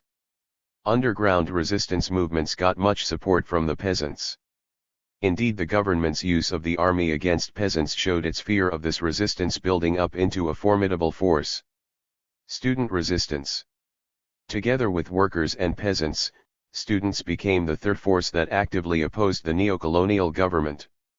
Students in Kenya had always voiced the concerns and views of the struggling people. It is the youth who assumed the role of articulating the political and economic consciousness and aspirations of the working people of the country. The youth made up over 50% of the population and derived their political consciousness from the material conditions of their own lives as well as from the experiences of their parents, who in the main were workers and peasants. The government attempted to turn students into docile acceptors of whatever they are taught. School, college, and university syllabi have been controlled to remove any progressive ideas, similarly removing the militant ideology and aims of Mau Mau and the War of Independence. Their cultural and social activities were vetted to ensure no mention of any local relevant events which could inspire independent thought took place. In short, the whole educational process was geared to produce unthinking people who aped foreign bourgeois ways and agreed to all neo ideas. But students never accepted this. They consistently resisted not only the colonial and imperialist-orientated elements of the education system itself, but also resisted the socio-economic system that blindly followed Western capitalist ideas which encouraged corruption. They instead sought a united student national movement which would ensure free circulation of ideas and links with fellow students from Africa and other progressive students from around the world. The strength of student resistance was indicated in 1988 when thousands, 295, of students throughout the country went on strike. Just as an example, the students from the following schools were on strike over just 2 months, September and October, as recorded by Mwakanyazu Pandam Wing-ein. Murang'a College of Science and Technology, Kenyatta University, Kenya Science Teachers College, Kisii Teachers Training College, Moi Teacher Training College, Eldoret, Nyabula Girls High School, Kasipul, South Nyanza, Nginda Girls High School, Murang'a. Thousands of first-year students on National Youth Service at Gilgil from universities of Nairobi, Kenyatta, Egerton, and Moi fought running battles with riot police and NIS after many women students had been raped by the servicemen. Some students were said to have been shot down. Nyanchwa Teacher Training College, Kisii, Murang'a Teachers College, Kani High School, Imanti, Meru, Itatani Secondary School, Makakos, Mudungula Girls High School, Kongundu, Ngare High School, Kisumu, Ruaraka High School, Nairobi, Kilambo High School, Kisumu, Ringa High School, Kasipul, Nyanza, Malava Girls High School, Kakamega, Agorosare High School, South Nyanza, Maragoli High School, Viga, Kakamega, Jendia Secondary School, Kandube, South Nyanza, Kenairo High School, Kisii, Ongaro High School, Kisii, Madurai High School, Kisii, Meniata High School, Kisii, Sarai High School, Niakite, Kisii, Ajanga High School, Kisii, Mwar High School, Shaya, Sengani Hugh School, Makakos, Kirimara High School, Nyeri, Ispanya School, Kisumu Technical School, Onjiko High School, Kisumu, Sigomir High School, Shaya, Kambari High School, Jem, Shaya, Maiwani High School, Kisumu, Niabando High School, Kisumu, Samata High School, Jomo Kenyatta High School, Nakuru. The list seemed almost endless. This was an indication of the serious opposition faced by the government in the education field. Different issues sparked strikes in different schools, but overall the message from students to the government was clear: they were no longer willing to accept mismanagement, corruption, poor educational standards and lack of teachers and books. They were not satisfied with silent protests, but 296 took action to change the situation. Indeed, the government managed to overcome the serious crisis in education only by closing the school year early. But the crisis was not by any means over. The following year, 1989, saw more school strikes taking place. It is interesting to note that in many cases teachers and parents joined hands with students. Again, in most cases the presence of armed police did not deter students. Seen in conjunction with worker and peasant resistance, these student activities gave a national perspective to resistance to the Moi government. Students were also in the forefront of writing and distributing underground pamphlets setting out their demands. This was especially true of universities. Students at the University of Nairobi, for example, produced a vast amount of such literature, reflecting the militancy of the students there. Indeed, a tradition of at least one enforced closure per year was the norm as the government dealt with student protests by closures. New repressive regulations were introduced after every closure, but this did not stop student militancy. Indeed, most student union leaders ended up being thrown out of the university and being jailed or detained. For example, Mwandauro Mgenga ended up with a 5-year jail term and Ajanga Ojgo with 10 years. The student newspaper produced at the School of Journalism of the University of Nairobi reflected socialist tendency among students, as Omanga and Bigut show. The Anvil was a student newspaper at the University of Nairobi launched in the mid-1970s after its predecessor The Platform was shut down and its editors suspended from the university. Initially designed to be less militant, The Anvil forged a quasi-Marxist identity at a time of both widespread post-colonial disillusionment in Kenya and a largely conformist patriotic press. In this context, the paper shows how Marx became a symbol through which the Anvil, arguably the most fearless publication of its time, summoned a politicized student public by offering alternative imaginaries of the nation. Drawing from literature on nationalism, publics, and from media theory, the paper shows how this socialist lens was routinely used to interpret both local and offshore events as a tool for proximate political agency by drawing on black cosmopolitanisms, anti-colonial sentiment, and Cold War politics. 297. The Anvil started in 1976 as a training newspaper at the School of Journalism, with sponsorship from the Danish Agency for International Aid. It was mysteriously shut down in 1992. Meanwhile, the student union itself published its own newspapers, including University Platform and Sauti ya Kamyakanji, published in the early 1980s by the Student Organization of University of Nairobi. They were all calling for radical change in Kenya to settle unsolved issues at the time of independence, and so attracted government ire. Mwekenya summarizes student resistance. After the banning of KPU, democratic opposition was led by university and secondary school students. Nairobi and Kenyatta University students' unions played a major role in fighting for democracy and human rights, and opposing neocolonialism and foreign military bases in Kenya. They demonstrated in the streets, wrote leaflets, spoke in public and student gatherings, and in so many ways helped expose the reactionary character of the KANU regime. The significance of all these student activities is not only in its own time period. They represented a new generation which refuses to accept a corrupt, man-eat-man society. The future of Kenya in reality lay in their hands. And they indicated their rejection of the regime's policies. Progressive members of parliament also joined the growing movement of national resistance. Mwekenya provides an overview of national resistance. In Parliament, radical MPs as individuals or as informal caucuses also offered democratic resistance. Resistance also found expression in culture and the arts, in particular in books and theater. But there was a price to pay for this democratic resistance. The end of the 1970s saw student movements being crushed and many students and lecturers maimed by police and GSU violence. Others were imprisoned or banished from the university. Members of parliament were murdered and others imprisoned, social welfare organizations were banned and radical cultural centers destroyed. There is no doubt that during this period, the students bore the main burden of 298. Democratic consciousness, often paying for their patriotism with expulsions, imprisonments, or deaths.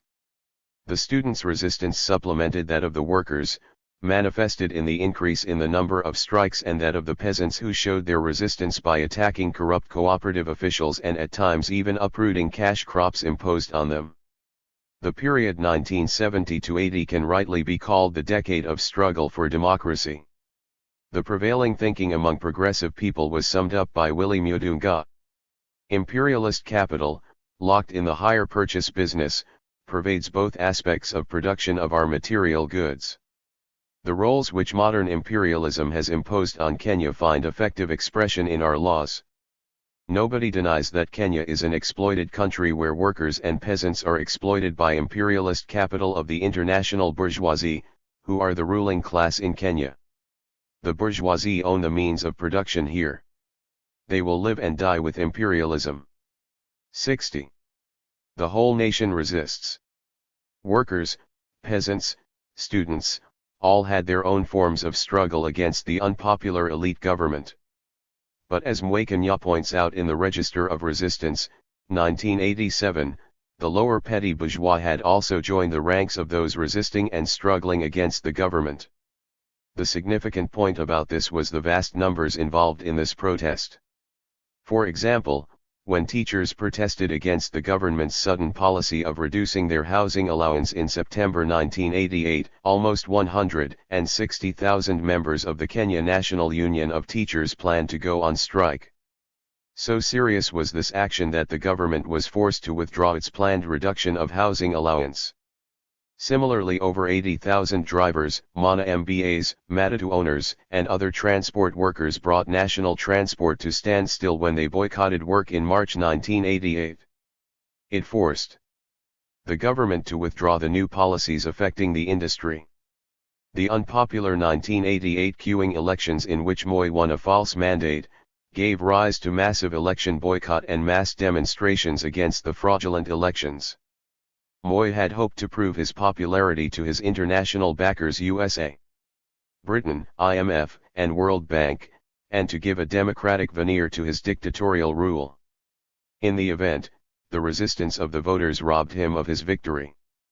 Umoja, in its publication, The Struggle for Democracy in Kenya, special report on the 1988 general elections in Kenya, documented the resistance of the Kenya people to the elections. Thousands of people marched in protest at the cooked elections results. For example, over 4,000 people, including women and young children in Taveta, marched over 4 miles from Daranyani to Taveta in protest against the falsification of election results. They stoned local government officials and forced the closure of all offices and shops. All communication links with the rest of the country were cut. Fierce battles raged between the people and the armed police, who had to be reinforced by the paramilitary GSU. Over 100 people, including women and children, were arrested, 10 people were seriously injured and had to be hospitalized. The police killed at least one man, aged 66. Similar mass protests were organized throughout the country. They indicate a qualitative difference in the resistance. Mass protests were fast becoming a way of life in Kenya. Such protests brought together people from all classes opposed to the government. Similar mass tactics were used by the students of the University of Nairobi between November 13 to 15, 1988, when the government arrested the entire student leadership. More than 3,000 students, reported Umoja, regrouped, and a running battle between them and the police in the streets of Nairobi started. But the largest and more significant mass demonstration took place in Mombasa, where people's grievances with landlessness, unemployment, poor wages, and the presence of the hated U.S. military were always just below the surface. The Mombasa mass protest arose as a result of the government suddenly cancelling a rally organized by Muslim youth on October 30, 1987. Umoja sets the scene. More than 4,000 people formed an orderly procession to seek an audience with the provincial commissioner. But instead of the PC holding a dialogue with the people, he unleashed armed police at them. In self-defense, the people faced the police. With strong involvement of Muslim women and the youth, they boldly attacked the provincial headquarters. They later marched to the central police station and attacked it too. The youth adopted guerrilla hit-and-run tactics in the narrow streets of the Old Town area. The subsequent hide-and-seek continued till about 2 o'clock in the morning. The people's anger at what happened to them on October 30 erupted once again on November 4 during the massive procession to mark the birth of Prophet Muhammad.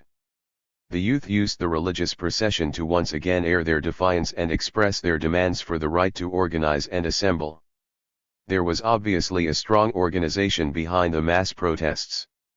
They even issued a record of their side of the struggle in an underground pamphlet entitled Yaliata Kia Hapa Mombasa na Moterhi 31-87.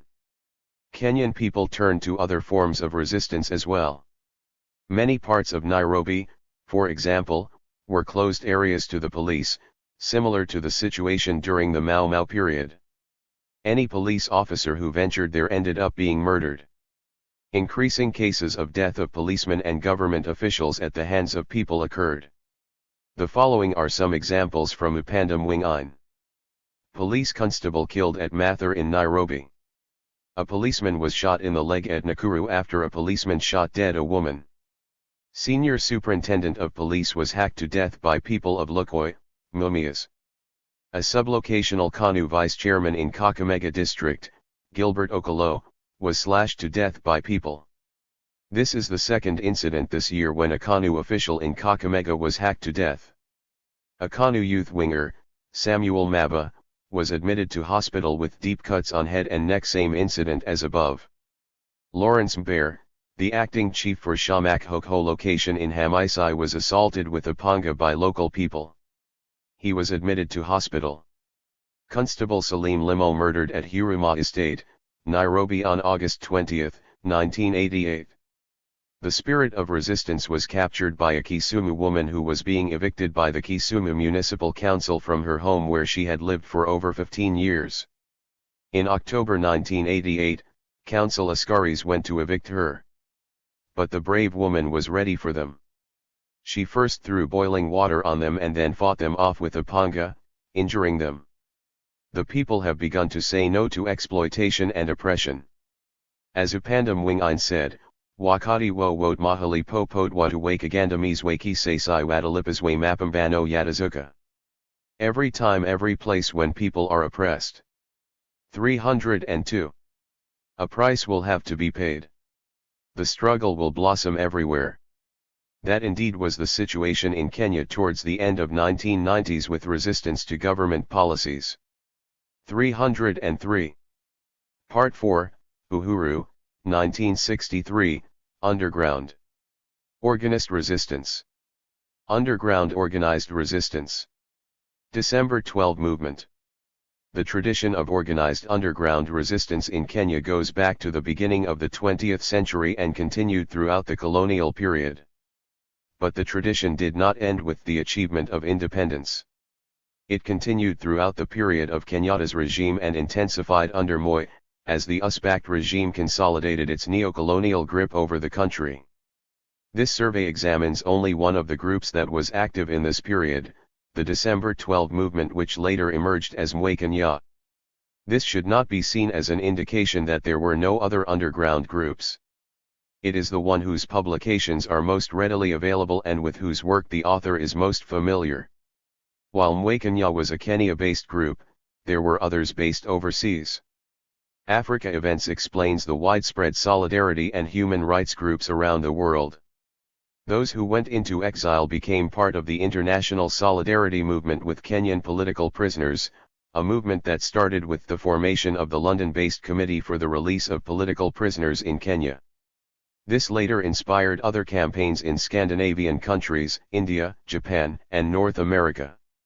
Some Kenyan exiles who got involved in human rights campaigns, started organizing themselves as political activists, resulting in such externally based groups as Ukenya, formed in London in 1986, and which in October 1987 joined other groups to form Umoja wa Kupigania Demokrasia Kenya, with UMOJA as its Kiswahili acronym.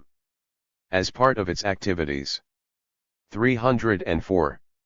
This movement has produced some seminal documents on Kenya, in particular Struggle for Democracy in Kenya, Special Report on 1988 General Elections in Kenya and Mwa's Reign of Terror. Still more Kenyan political organizations in exile mushroomed in Africa, West European and North American countries, some of which are the Kenya Patriotic Front, Mikadalili Revolutionary Movement, Kenya Anti-Imperialist Front. Moi Kenya provides details on the situation in the country and the formation of the December 12 movement. The most dramatic development, since the ban of KPU and the suppression of centers of democratic dissent, was the emergence of worker/peasant-based underground groups. They began articulating an ideology that fully reflected the workers' struggle. The 70s saw the development of a vigorous underground press best symbolized by Mwanguza, which ran to more than 12 issues. Between 1974 and 1982, the underground groups and newspapers had become the real voice of the Kenyan people. This culminated in the formation of the December 12 movement with its mass newspaper Pambana. Pambana placed on the political scene in Kenya a set of demands and vision by which the unfolding political struggles could be seen and be judged. As can be seen from the early issues, it linked the Kenya people's struggles to those of the Third World and particularly to the revolutionary traditions of South and Central America, El Salvador, Nicaragua, and Cuba for instance. Pambana struck terror in the ruling circles, provoking a national debate in parliament and among the people on the streets. The regime reacted with its usual anti-people instincts. One of the most important underground publications of the December 12 movement was issued in 1981. It was Independent Kenya, published by the group Chech Kenya, an earlier name of the December 12 movement. Independent Kenya documented from the perspective of the Kenyan working people, the history of Kenyan's struggle for independence, the struggle of militants and conservatives within the Kenya. 305. African National Union, the corruption that became a way of life within the regime, and the cultural dependency on imperialism. Independent Kenya was cyclostyled and widely distributed through underground channels in Kenya. It was later published in a book form in London by Z Press in 1982 and was sponsored by the Journal of African Marxists in solidarity with the authors. December 12 movement's activities represented continuation of resistance from pre-independence ones. DTM had a very clear, well-defined ideological position that opposed the capitalist outlook of the ruling class and their party. It was active in articulating its ideological position, policies, and outlook, not only among its active members grouped in secret cells, but also in disseminating these to its actual and potential supporters among the masses. It was not a mass movement and recruited into membership only those who showed clear grasp of its ideological stand and were willing to put into practice their commitments. The emergence of the December 12 movement marked the end of the attempts by democratic forces to form legal opposition parties. Earlier attempts to regroup within KANU and to make it more democratic and responsive to national needs had failed, reflecting the total surrender of the comprador class to imperialist interests in order to pursue its own economic interests. It became the historical role of the December 12 movement and other resistance movements to articulate the new phase in Kenyan politics where it was possible to struggle for national democratic rights only at an underground level. It was DTM's newspaper Pambana, the organ of the December 12 movement, however, which had the widest circulation and the greatest impact in post-independence Kenya. The first issue was published in May 1982. To begin with, it used the language of the Kenyan working people, Kiswahili. It took a strong principled anti-imperialist position and based its arguments on an analysis of neocolonialism. December 12 movement's program became in effect an alternative to that of KANU's essentially capitalist one. DTM stood for a national democratic revolution which could unite all national forces opposed to imperialism and the neocolonial comprador regime.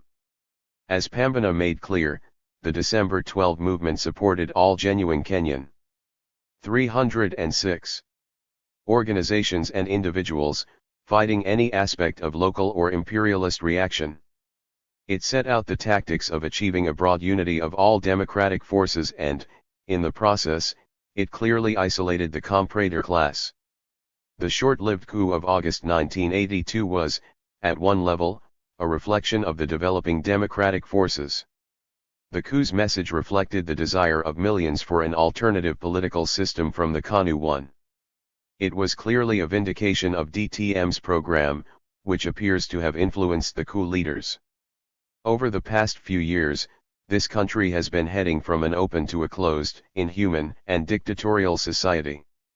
The fundamental principles for which many of our people sacrificed their lives during the heroic struggle for independence have been compromised in the interest of a few greedy and irresponsible bandits.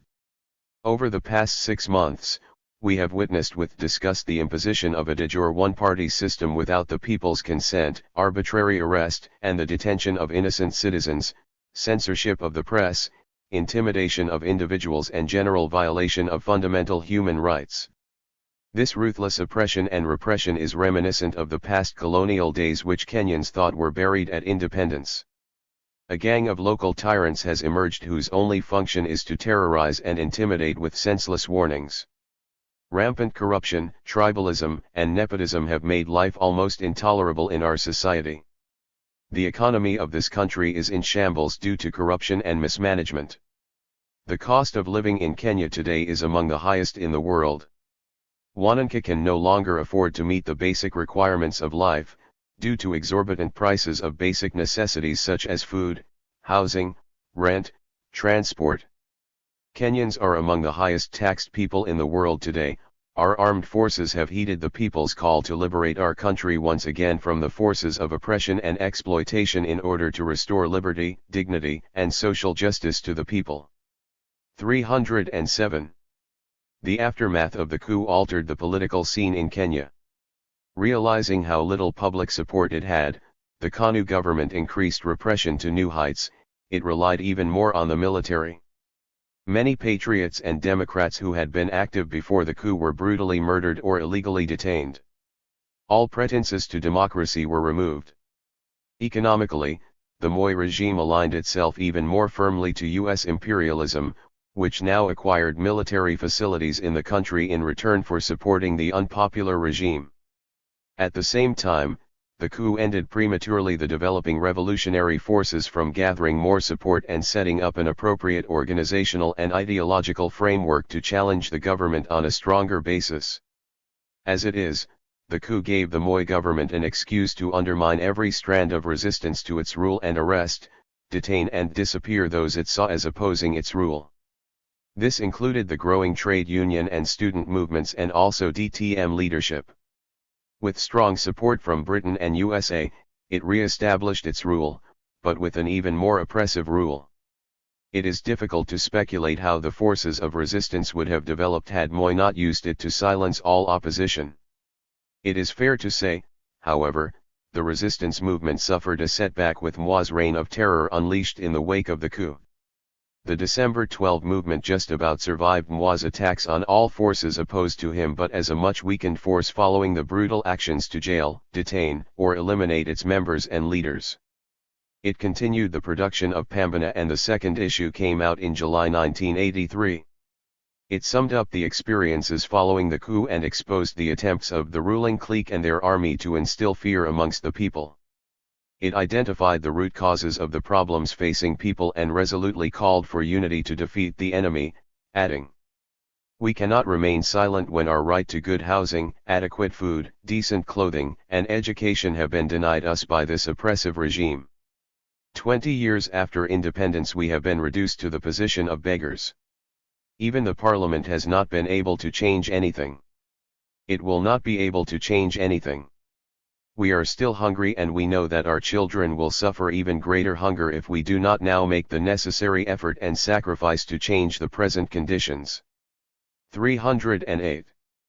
Pambana drew strength from the revolutionary traditions of the Mau Mau's use of struggle songs to mobilize a people. In its issue of July 1983, for example, it ran the following revolutionary song entitled "Kenya Our Country." Kenya our county. Our land, our sweat, our blood. Listen to the voices of our children. The voices of workers. The voices of peasants, the exploited, the oppressed, those who are tortured for nothing. Our beloved motherland. In chains of servitude. Break the chains. Of parasites. Of capitalists. Of neocolonialism. For how long shall they continue stealing your wealth? For how long shall they continue exploiting your children? It is a matter for tears. It is a matter for sorrow for us, your children. What can we do to restore you dignity? We are the ones who work the industries. We are the ones who work the land. We are the ones who build this country. Look. How our hands are blistered. How our backs are bent. How we now stoop. For shouldering the burden of production. 309. Mother, look at us now. Look at our lives. It is sad. But for how long are we going to cry? For how long are we going to live in pain? No. We must unite and struggle. For our rights. We refuse to live in poverty. We refuse to be treated like foreigners. In our own land. We refuse to die of hunger. We refuse to be tortured. To be exploited. To be oppressed. Here comes the dawn. Let us struggle on to victory. One of the effects of Moi's attack on DTM was the dispersal and exiling of many activists. Those forced to seek refuge in other countries found new homes in Britain, USA, the Scandinavian countries, in Africa such as in Zimbabwe. These groups remained politically active and joined hands with the Kenya-based activists, and together they emerged as Mwekenya in 1987. It is now known as Mwekenya DTM. Mwekenya. The history of Kenya shows a strong continuity of resistance against colonialism and imperialism. As the concrete conditions changed and as new contradictions developed, the resistance movements also underwent changes to resolve new contradictions. 310. These changes in resistance took place at the level of theory as well as in its practice. The strand of resistance that was so strong in Mau Mau never died. It continued in the post-independence period and has had to undergo various qualitative changes in response to the changing contradictions. The December 12 movement continued this tradition in the late 1970s and 1980s. After the coup of 1982, DTM forces regrouped and emerged as Mwe Kenya, Muungano wa Wazalendo wa Ku Combo Kenya. Events were to prove that many practices of DTM which had given it strength were not carried on into Mwe Kenya and that perhaps led to its decline in the long term. Among these was a relaxation of the strict recruitment policy of DTM and an attempt to become a mass party opening up membership to all. Many people became members without a clear ideological stand and without having proved their commitment in practice. And yet there were important achievements made by Mwe Kenya in the period after its formation. However, Mwe Kenya's achievement was strongest in setting out a clear political and ideological framework in opposition to the KANU government's pro-Western, pro-capitalist program. It did so with an evidence-based analysis on the conditions of the time and the state of contradictions in the society. Based on such analysis, its two documents became important in guiding its policies and also on raising awareness among people. The first document was Mwe Kenya's Draft Minimum Program, which set out the history of neocolonialism in Kenya and also traced the history of resistance in Kenya. It also gave the background to the formation of Mwe Kenya itself and recorded its publications and congresses. The most significant part was the fundamental goals and objectives of Mwe Kenya. The publication of the Draft Minimum Program marked a new stage in the anti-imperialist struggle in Kenya. Once again, an underground opposition party challenged the monopoly of KANU as the true spokesperson for the masses of Kenyans. No longer could KANU claim its exclusive right to speak for all the classes in Kenya. It now became obvious that KANU spoke for the comprador class in Kenya while Mwe Kenya and allied progressive movements represented the interests of the rest of the people. The challenge to KANU was on ideological and organizational fronts as well, as Mwe Kenya set out the demands of the oppressed and exploited classes of Kenyan. 311. People and called upon the people to overthrow the entire neocolonial system, seize political power and establish a peaceful state of democracy and social progress. The silent class struggle since independence was formally brought into broad daylight. Proclaiming its stand that in struggle lies the way ahead, the document quotes from its resistance poem Ni Haki Yeto Kupigania Haki Zaytug. 61. Ni Haki Kupigania Haki. Ni Haki Yeto Kupigania Haki Zaytug. Ni Jukumuleto Kupigania Haki Zaytug. Kudo Pigania Haki Ni Hatia. Hatudha Hifadi Haki Bila Kupambana. Ni Haki Yawot, Yakila Moha. Apate Chakula Chakudosha. Ananko na Nyumba. Hi Ni Haki, Ni Misinji Wa Maisha. Ni Haki Yawadu Kupita Mahitaji Hea. Kwa Njia Yakazi, Yakudo Jasho. Sio Kwa Njia ya Yukaramu o Anyonyaji. Ni Haki Yawot Kwa Na Kazi. Wakanyumwe Haki Ho Yakazi. Watu wana Jukumakyo Badalisha. Mfumo Anayakataza Haki Ho. Ni Haki Yeto Kupigania Haki Zaytug. April 1985. English translation. 61. The poem was written by Najmi Durrani, a veteran of DTM days. 312. Our right to fight for our rights. It's our right to fight for our rights, it's our duty to fight for our rights. Not to fight for our rights is a crime. We cannot preserve our rights without struggle. It's the right of each and everyone to have food, clothing and shelter. This is a right, the very foundation of life. It's the right of people to get these necessities by way of work, by sweating for them, not through charity or exploitation. Work is the right of all. If denied the right to work, people have the duty to change the system that denies them this right. It's our right to fight for our rights. Karami Nduthu, the national coordinator of Mwe Kenya, was brutally assassinated by agents of the Moi dictatorship on March 23, 1986 for continued resistance to the brutal KANU Moi regime. This showed that the regime still feared Mwe Kenya. Karami's death was a blow to the organization, but it began to recover over the years. Kenya, Register of Resistance, 1986. The second important document published by Mwe Kenya in 1987 was Kenya, Register of Resistance, 1986.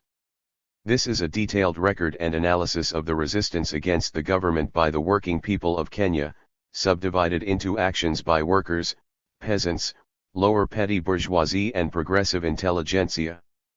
The introduction is itself an important analysis of the intensifying class struggle in Kenya, with KANU exposed as the party of comprador bourgeoisie and Mwe Kenya is shown as the party of the working people. It is worth looking in detail at the introduction, for it is the clearest class analysis of the situation in Kenya, explaining the role played by both KANU and Mwe Kenya. At independence in 1963, the KANU regime opted for capitalism. But it was not an independent capitalism. It was, and still is, an extension of Western imperialism. That means that our economy is foreign-owned. The main banking and other financial institutions are owned by Western monopolies. So are our industry and commerce. The symbol of this domination is IMF and the World Bank. These two dictate Kenya's economic and social politics. Today the KANU regime merely supervises the domination of our economy, politics and culture by U.S.-led imperialism. Every year more wealth flows out of the country than comes in. This wealth goes into the pockets of these foreign companies and their owners. The little that remains in the country goes to the minority wealthy classes that act as mwakalis of foreign Western interests. But it is not the foreign companies and their owners and local supervisors who make that wealth. The wealth is made by the workers and peasants of Kenya. Kenya is a class-divided society. There is a class struggle in Kenya and it is intensifying day by day. The register prepared by Upanda Mwingine, an allied group of Mwe Kenya, was perhaps the first systematic post-independence record of resistance by workers, peasants, students, and other Kenyans. It set a standard on how to investigate and assess the state of resistance. It was the first attempt after the pioneering records of working class history that Makan Singh published in his two books. Although it lacked the lively historical records that Singh provided, it still had the raw material for understanding and interpreting the history of working class in Kenya. Mpatanishi, an organ of Mwe Kenya, explains the emergence of the movement in issue number 14. It says that Mwe Kenya was formed as a 314 result of merger of local and foreign-based liberation organizations fighting to overthrow the present neo-colonial regime in Kenya. The same issue of Mpatanishi sets out the strategy of armed struggle as the only way of resolving the major contradiction in Kenya. Events were to show not only that the organization was not strong enough to carry out an armed struggle, but that the conditions were not appropriate for such a shift in policy at that time. Perhaps the shift reflected the internal struggle within the organization with divided opinion as to the correctness of a move to armed struggle at that point in time and whether politics or military should direct policies. Resistance goes overseas, the birth of Umoja. More and more Kenyans have to flee Kenya for expressing their democratic rights and who subsequently face prison, detention, torture or even death. Kenyan organizations have been established wherever Kenyans have settled. On the occasion of 30th anniversary of Kimatha's death on February 18, 1987, a new Kenyan organization was launched in London. This was Umoja wa Kupigania Demokrasia Kenya, Movement for Unity and Democracy in Kenya, UKenya. It released its manifesto and an important document, From Kimatha to Mwe Kenya, Resistance in Kenya Today, which was delivered by its spokesperson, Yusuf Hassan, at a meeting in London. This was followed by a number of Kenyan organizations overseas coming together to form Umoja. Africa Events explains the background and looks at some publications. Some Kenyan exiles who got involved in human rights campaigns, started organizing themselves as political activists, resulting in such externally based groups as U-Kenya, formed in London in 1986, and which in October 1987 joined other groups to form Umoja wa Kupigania Demokrasia Kenya, Umoja Kenya. As part of its activities, this movement has produced some seminal documents on Kenya, in particular Struggle for Democracy in Kenya, Special Report on 1988 General Elections in Kenya and Mwa's Reign of Terror, a decade of neo-crimes against the people of Kenya. Umoja was formed at the Unity Conference on October 16 to 19, 1987 in 315 London when the following organizations came together. Organization for Democracy in Kenya. Muungano wa Demokrasia Kenya. Kenya Democratic Alliance. Kamati ya Ukombozi wa Kenya. Patriotic Alliance of Kenyans. Committee for Democracy in Kenya. UKENYA, Movement for Unity and Democracy in Kenya. The resolution and final statement issued on October 20, 1987, at the end of the conference, sets out the reasons for the formation of Umoja.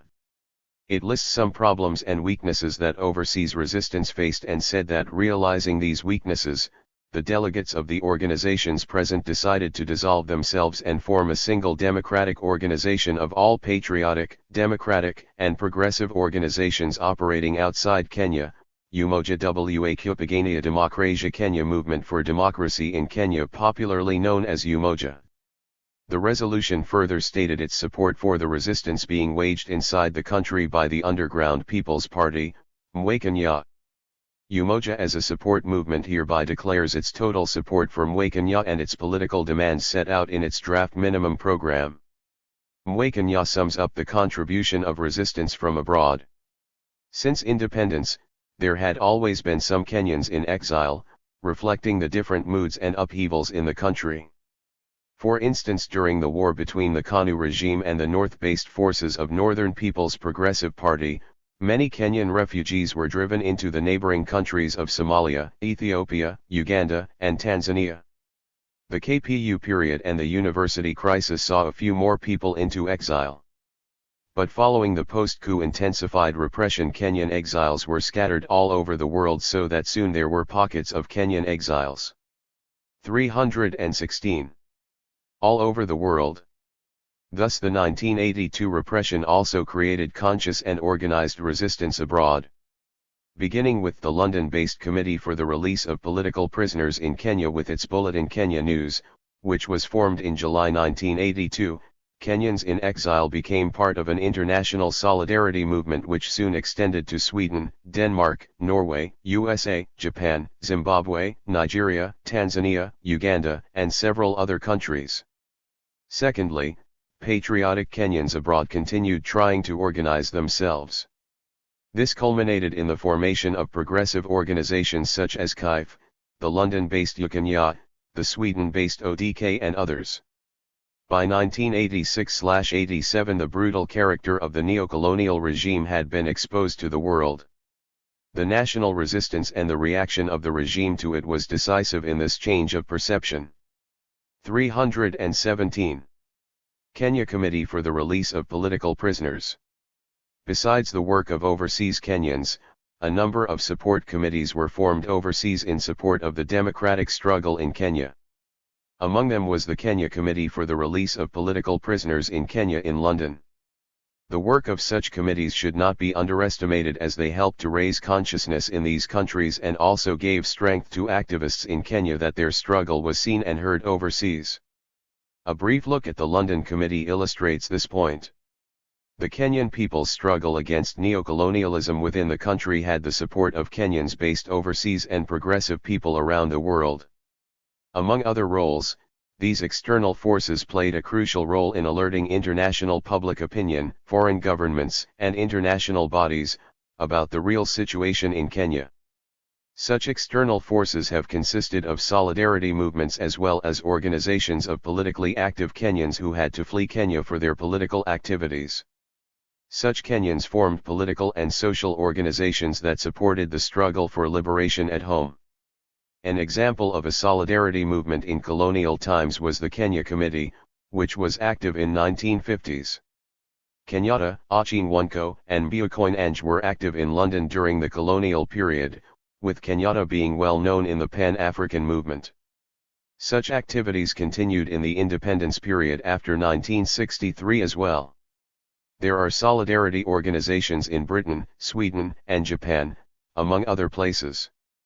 The London-based Committee for the Release of Political Prisoners in Kenya was formed in 1982 and published Kenya News and other documents bringing human rights violations to the notice of the international community. It organized a Focus on Kenya seminar in 1983 and issued a statement on the occasion of the 7th anniversary of its foundation. London was traditionally the center of Kenyan exile community since independence. Among solidarity groups in London was the Committee for the Release of Political Prisoners in Kenya, which was formed in 1982 and has played a leading role in alerting international community about the true situation in Kenya. Besides publishing Kenya News, an irregular newsletter, it published many important documents. 318. The committee organized a one-day conference entitled Focus on Human Rights in Kenya on July 2, 1988. It has also issued numerous statements on the abuse of human rights in Kenya. Each issue of the Kenya News focused on an important topic of the day and also carries a well-researched up-to-date list of political prisoners in Kenya. The following list gives the main article carried by each issue of Kenya News.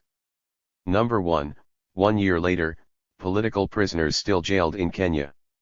Number 2, democratic image, repressive reality. Number 3, stop this massacre. Number 4, drought is a big business. Number 5, Sunday Bloody Sunday. Number 6, the Kenyan woman, a decade of oppression. Number 7, state of emergency, help close Mwa's torture chamber. Number 8, torture in Kenya intensifies, there is no giving up, diaries from a torture chamber, routine methods of extorting information. Number 9, Mwa's police, license to kill, 10 years of terror. It will be seen that while the government in Kenya was keen to ensure that the world was unaware of its oppressive rule, organizations such as the committee ensured that the world knew about the human rights situation in Kenya. 319. During 1980s the struggle in Kenya intensified, the government of Moi made increasing use of imprisonment, massacres, murders, looting and a total disregard for the rule of law. Those who raised their voice to challenge the tyranny were jailed, detained, disappeared, or forced into exile. As the struggle intensified, and the activities and the voice of progressive Kenyans went underground, there was an urgent need for progressive voices around the world to be heard in support of the struggle for democracy in Kenya. Among the first one to do so were progressive people in Britain. They formed the Committee for the Release of Political Parties in Kenya in 1982. In order to understand the historical context of the contribution that the committee made to the struggle in Kenya, it is necessary to travel back in time to the 1950s during Kenya's War of Independence led by Mau Mau. British government's position was to suppress Mau Mau in the most brutal way. Progressive thinkers in Britain at that time also supported Kenya's demand for independence and formed the Kenya Committee for Democratic Rights for Kenya African based at 86 Rochester Row, London, SW1. The committee provided information about the situation in Kenya to members of parliament, the media, and those on its mailing list. It published press extracts for the years of the emergency, 1952-1960, where it provided ongoing records on events in Kenya from press and other sources. At the same time, it established links with Kenyans in Kenya and Britain and came to be trusted by those active in the struggle. This included the Kenya Land and Freedom Army, who maintained links with the committee from their forest headquarters. This included a letter from KLFA dated April 7, 1955, which was reproduced in full by the committee in its press extracts. It also reprinted a letter to the people of Britain on behalf of the Kikuyu people from the Daily Worker of September 7, 1953. Some work of the earlier committee was examined earlier in the book. Thus the Kenya Committee in 1980s was part of the ongoing support that progressive people in Britain have given to the people of Kenya. Although much had changed from the 1950s to the 1980s, the need for unbiased information and records of what was happening in Kenya was the same. Both the periods saw the same negative attitudes from British government and the establishment, the same hostility and misreporting by the biased mainstream media. And so, like in the 1950s, there was a need in the 1980s for the 320 New Kenya Committee to collect and disseminate correct information to the British people. And the Committee for the Release of Political Prisoners in Kenya fulfilled that need. The committee was instrumental in alerting international community about the true situation in Kenya. It published an irregular newsletter, the Kenya News, which ran to 9 issues from 1983 to 89. Each issue of the Kenya News focused on an important topic of the day and also carried a well-researched up-to-date list of political prisoners in Kenya. The committee also issued numerous statements on the abuse of human rights in Kenya and undertook campaigns on behalf of many political prisoners in Kenya. It produced a large amount of other documents, including the first issue dated May 1982 of Pambana, the organ of the December 12 movement, which was circulating underground in Kenya. Some other documents include Law as a Tool of Political Repression in Kenya. August 1982. Repression intensifies in Kenya since the August 1 coup attempt. January 1983, 20 pp. Release the political prisoners in Kenya. July 1982, 12 pp. University destroyed, Moi crowns 10 years of government terror in Kenya. May 1983, 16 pp. It organized a Focus on Kenya seminar in 1983 and issued a statement on the occasion of the 7th anniversary of its foundation. During the 1990s, popular resistance continued to undermine President Mwa's attempts to bottle resistance. As in 1982, at the time of the coup, opposition to the government gathered momentum. The cry for political change began to be heard everywhere. Africa Events reported that unfretted corruption in high places, intolerance of dissenting views, and the widening of the gap between the rich and the poor appear to have lent some weight. 321. To the proponents of political change. It gave a background to the public anger and activism.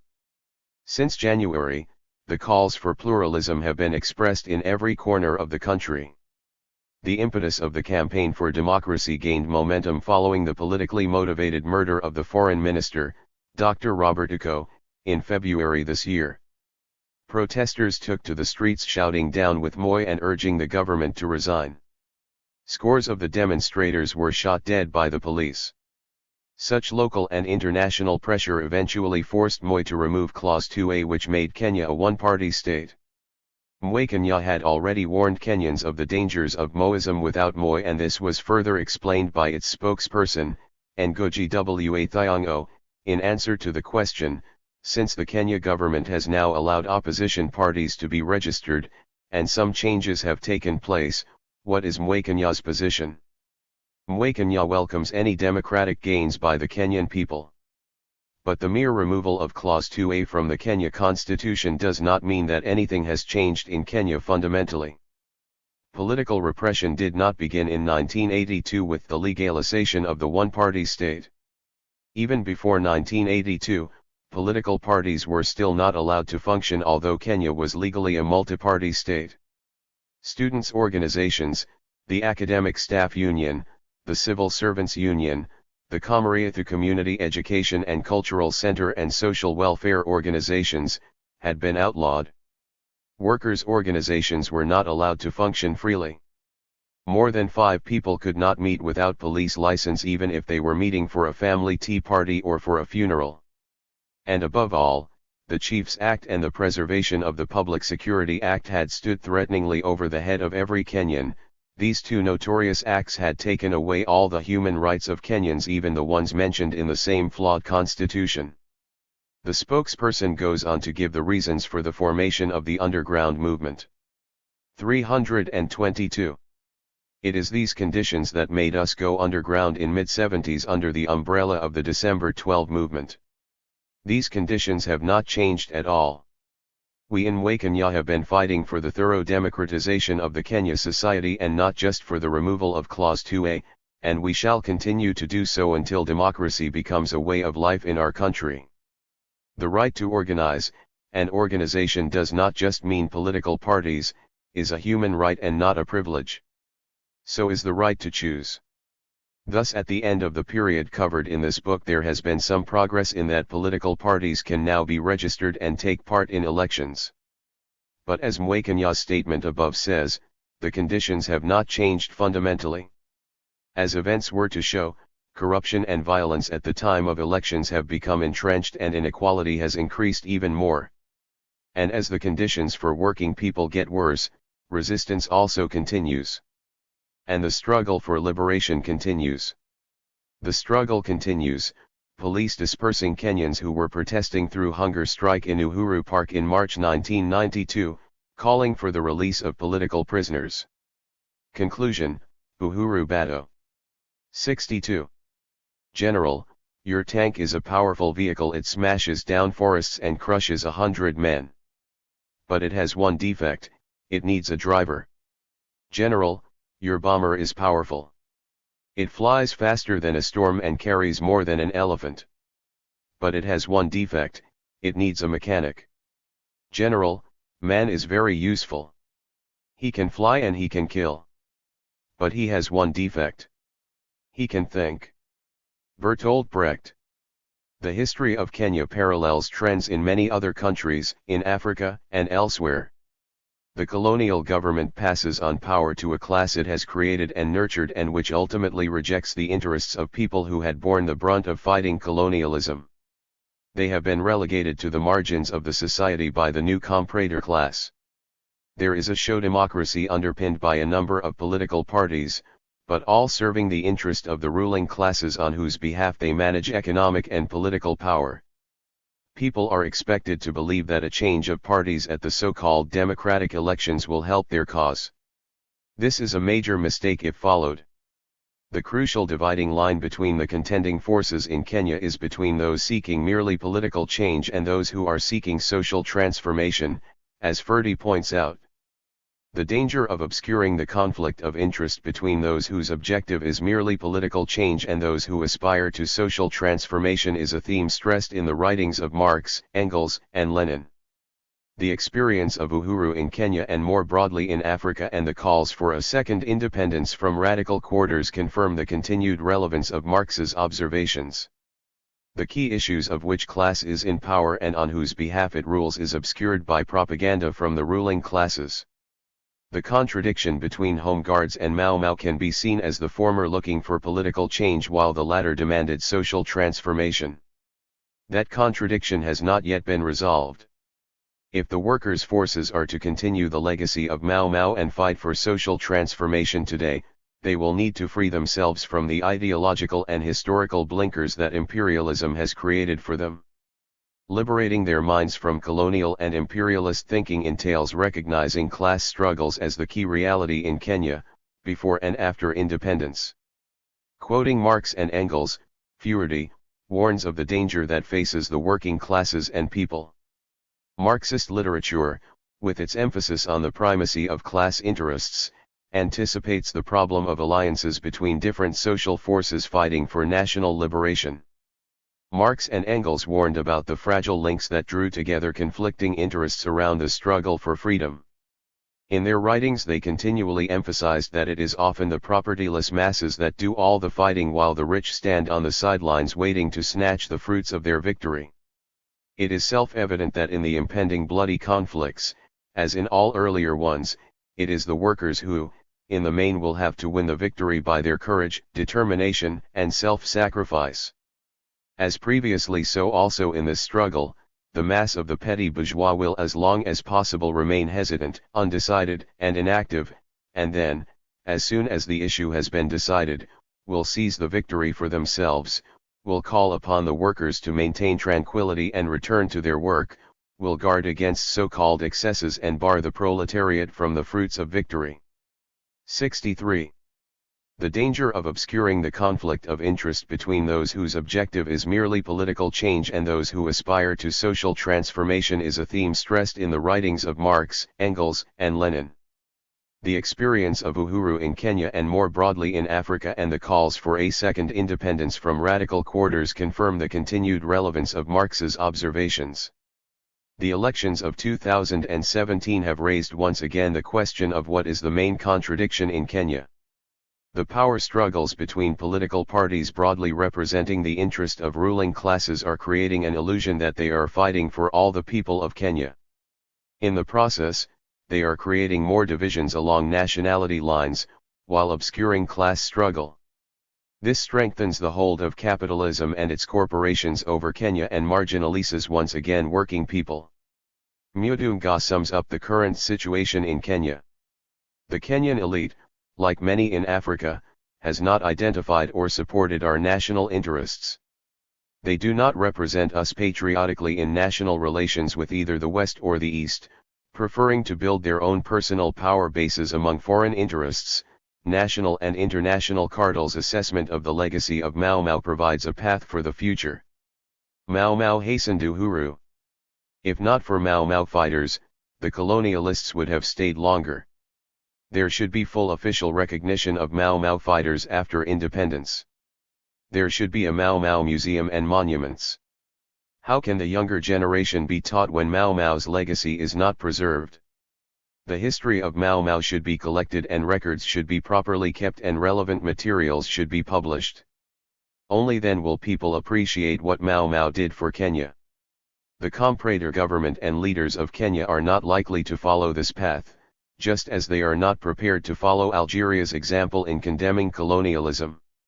It remains for the people themselves to ensure that the voice of Mau Mau guerrillas and leaders, their actions and their vision are never forgotten and that they guide the direction of future government actions. They are the real foundations of Kenya's history and its future. The history of Kenya, particularly in the independence period, shows the need for resistance parties and movements to come up with a clear 340. Ideological stand and have a vision that can inspire working people to stand up and fight for their rights. Mau Mau came up with a clear program under the call for land and freedom, which were the burning issues of the time. Equality and fairness were part of the demands of Mau Mau, as symbolized by Kamatha. Pio Gama Pinto articulated Mau Mau demands in the early years of independence. Militant trade unionists like Makan Singh, Fred Kubai and Bildad Kagia and others put Mau Mau's vision into practice. Ojenga Odinga was victimized for his call for socialism and J.M. Kariuki was murdered for his call to avoid a country with 10 millionaires and 10 million beggars. He, among others, advocated a fair land policy. In the independence period, once Kenya People's Union was banned by the comprador regime, it was the underground movements that came out with radical policies and programs to oppose the conservative ones from KANU, which sought to disguise capitalism under the so-called African socialism agenda as a way of maintaining the status quo. The December 12 movement, Mwekenya, among other underground movements, stood for socialism based on Marxist principles, an anti-imperialist outlook and showed a grasp of the nature of the class struggle in the country.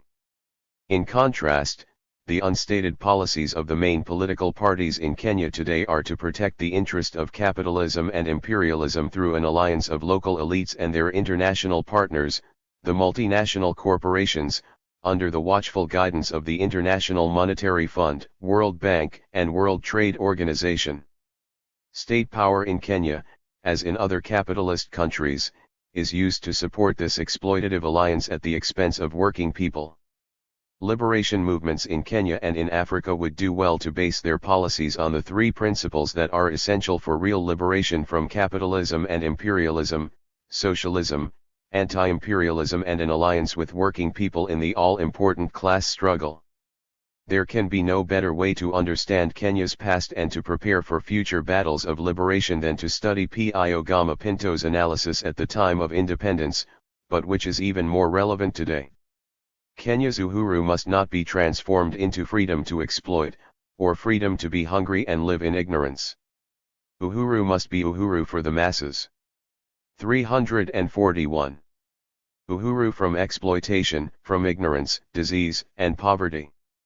The sacrifices of the hundreds of thousands of Kenya's freedom fighters must be honored by the effective implementation of the policy, a democratic, African, socialist state in which the people have the right to be free from economic exploitation and the right to social equality.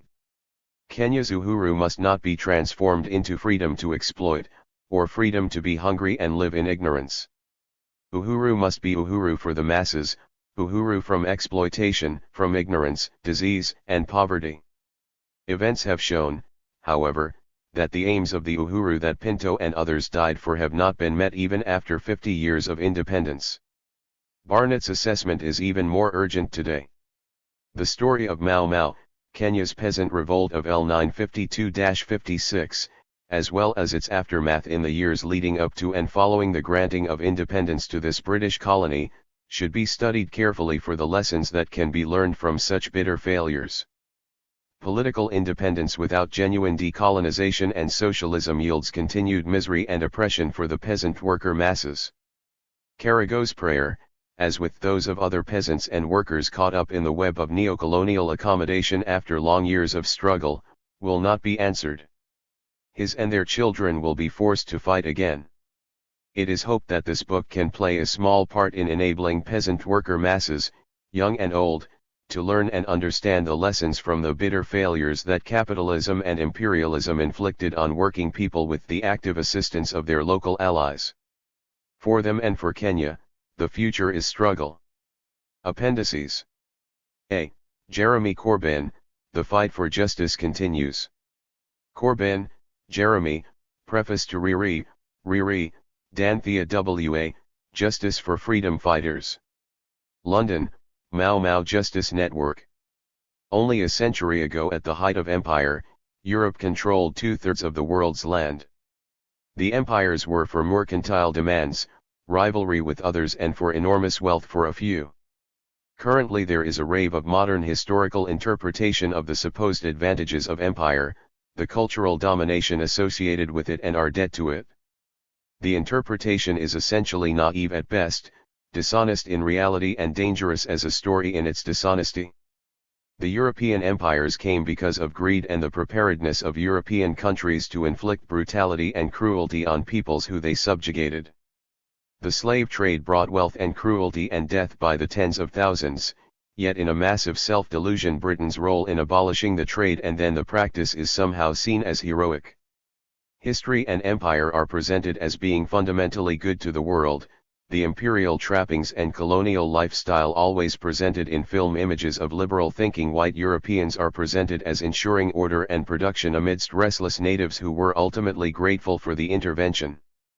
Few countries and experiences have had more films made about this than Kenya. Controlled by Britain as part of the scramble for Africa in the latter part of the 19th century, it was always earmarked as a colony for European settlement and development as an England in East Africa, unlike neighboring Uganda which was exploited rather than settled. The end of empires started in Versailles in 1919 as the European powers fought each other to a standstill. The victors, Britain and France, exacted 362. Retribution on Germany and united to oppose the new Soviet Union. They also divided up the spoils of the Ottoman, Austro-Hungarian and German empires among themselves through the dubious mandates under the auspices of the League of Nations. Economically unsustainable as the empires were, the indebted Europeans imagined it would go on forever. Settlement in Kenya continued and the White Highlands resulted from the land rush and greed of the Europeans. Occupying land and developing a farming system that made them personally wealthy was part of the process, but also a social system that was arrogant, separate from the huge African majority around them. Sustained by arms and arrogance, they thought these privileges would last forever. The death knell of empire was the Second World Imperialist War. The massive losses and defeat of fascism served to expose the hypocrisy of the rhetoric of anti-racism in Europe and colonial subjugation elsewhere. India and Pakistan gained independence in 1947 at a terrible price and cost of millions of lives. The rest of the European empires would have 2 or 3 decades of wars ahead. The colonial administrators, all trained in the superiority of empire, believed Africa was not yet ready and that only self-government or dominion status was appropriate. In Kenya, self-government meant a system that guaranteed the interests of the white farming group that controlled the reins of power, and gave a legal veneer to land grabbing and occupation. The ideas of Pan-Africanism were given root in the Manchester Conference of 1945 that laid a pathway for African unity and independence. These ideas and leadership were the bedrock and foundations of all independence struggles in Africa, and of course met with violent European opposition. The wars in Algeria and Vietnam waged by the French were particularly sharp examples of this violence, but they were ultimately futile. In Kenya, the British poured more and more troops into a struggle that was as ultimately hopeless as it was vicious and cruel. The British Army used methods borrowed from the Nazi concentration camps: cruelty and 363. Humiliation as bad as anywhere by any colonial power. The jailing, torture, and killing of African people went on behind a cloak of secrecy and a media campaign of presenting the European settlers as victims at the hands of brutal African savages. As ever, this violence of occupation was accompanied by the dishonesty of compliant newspapers in Britain. But it changed, eventually. Independence was won and Kenya was born as a nation. Kenyatta opposed reopening the whole issue of justice for the Mau Mau victims of Britain. This policy suited his political approach, and suited the ex-colonial rulers who shipped to Britain tens of thousands of pieces of crucial incriminating evidence of torture and abuse, fueled by racist beliefs. The records were then hidden in obscure Foreign and Commonwealth Office stores. The victims who survived never gave up the struggle and with unbelievable determination fought on, initially in a hostile environment in Kenya, but nevertheless fought on. When they finally made it to the Royal Courts of Justice in the Strand, London, it was a victory in itself. The firmly held British view was that the whole thing was a matter for the government of independent Kenya, while at the same time the same Foreign and Commonwealth Office was deliberately hiding the evidence it held. Just seeing the aged victims in court was an extraordinary feeling of sympathy and admiration for them and their legal team. Justice in this case can never be entirely done. Compensation for what happened may be paid, an apology may be given, but lives lost, the villages burned, the reign of terror the British troops imposed in a colonial era that was rapidly approaching the sunset, will never be forgotten. We are in an era of historical rewriting of the whole role of empire and its alleged civilizing qualities. Empires are set up for military power, for financial gain, the brutality of the exploitation, the theft of land and the imposition of unfair laws is the price paid by the victims. To achieve this exploitation, the colonizing empire needs an ideology of racist superiority to justify it to its own population, and to enable its agents to carry out this process. 364. The history of struggle for justice by these Kenyans is one of total determination, and is an example to many others who also suffered in other colonies.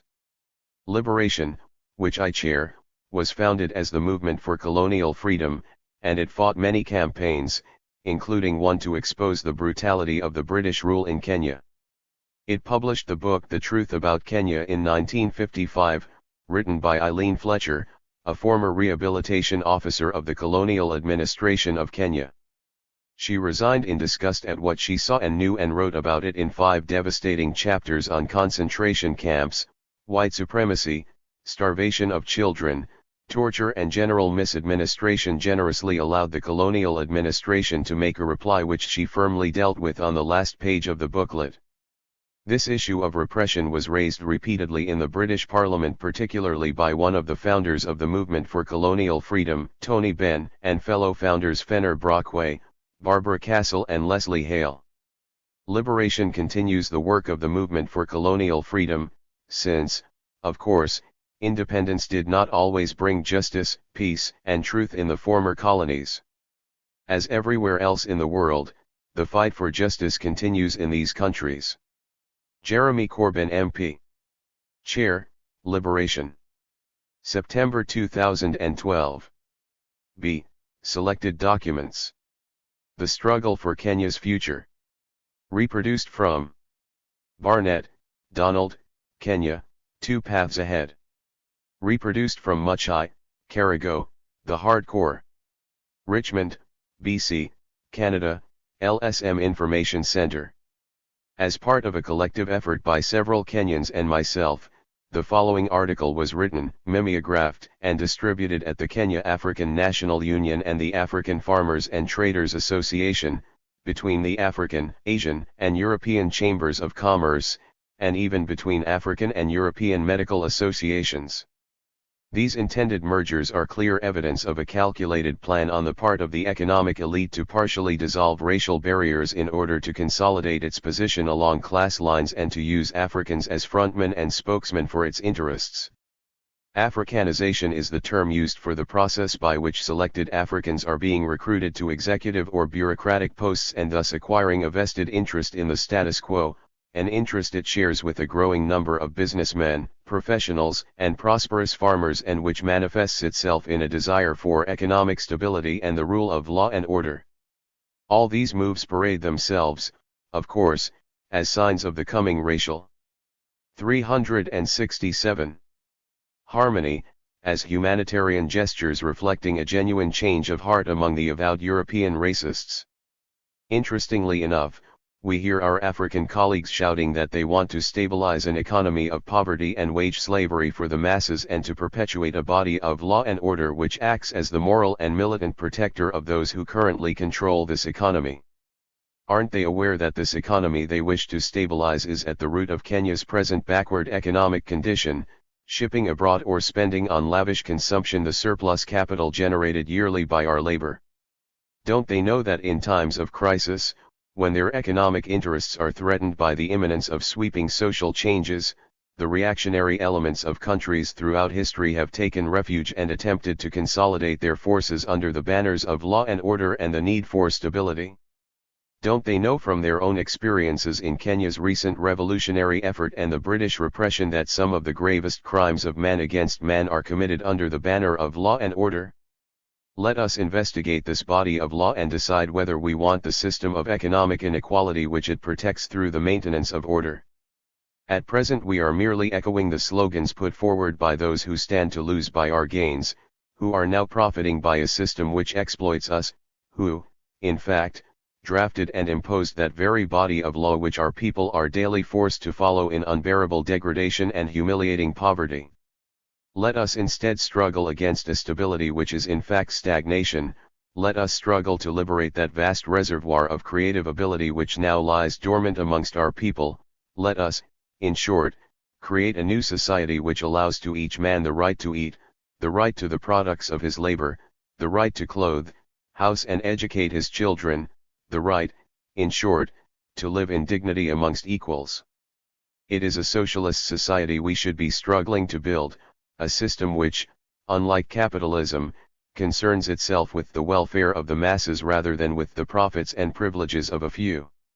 A second technique being utilized so that our rulers might leave in order to stay can be called nationalism, a colonialist substitute for ideology. Nationalism is essentially a negative philosophy based on strong popular feelings, demanding freedom from foreign political domination. It is 368. No substitute for a positive ideology. The British, along with many other colonial powers, have attempted to utilize this negative political slogan to forestall or hinder the emergence of a revolutionary ideology, which they feared might mean the end of their economic domination. A set of ideas, carefully articulating the Kenya people's present condition and needs and putting forward in bold terms a rational program for Kenya's future economic development, could not but frighten Kenya's present and potential capitalist investors. This is so because planning and rationality regarding the economic and social development of a people are not the virtues of an exploitative capitalist system. We see this wherever we find an economically backward country fathered by Western capitalism. Whether we look at Kenya, British Honduras, or economic dependencies of the United States such as Liberia or Chile, we see the same thing: mass poverty and illiteracy combined with highly profitable foreign-owned extractive industries in agriculture or minerals. Nevertheless, our political leaders and other spokesmen plead for more foreign investment, promising to honor existing contracts, protect land rights and maintain the stability we've talked of earlier.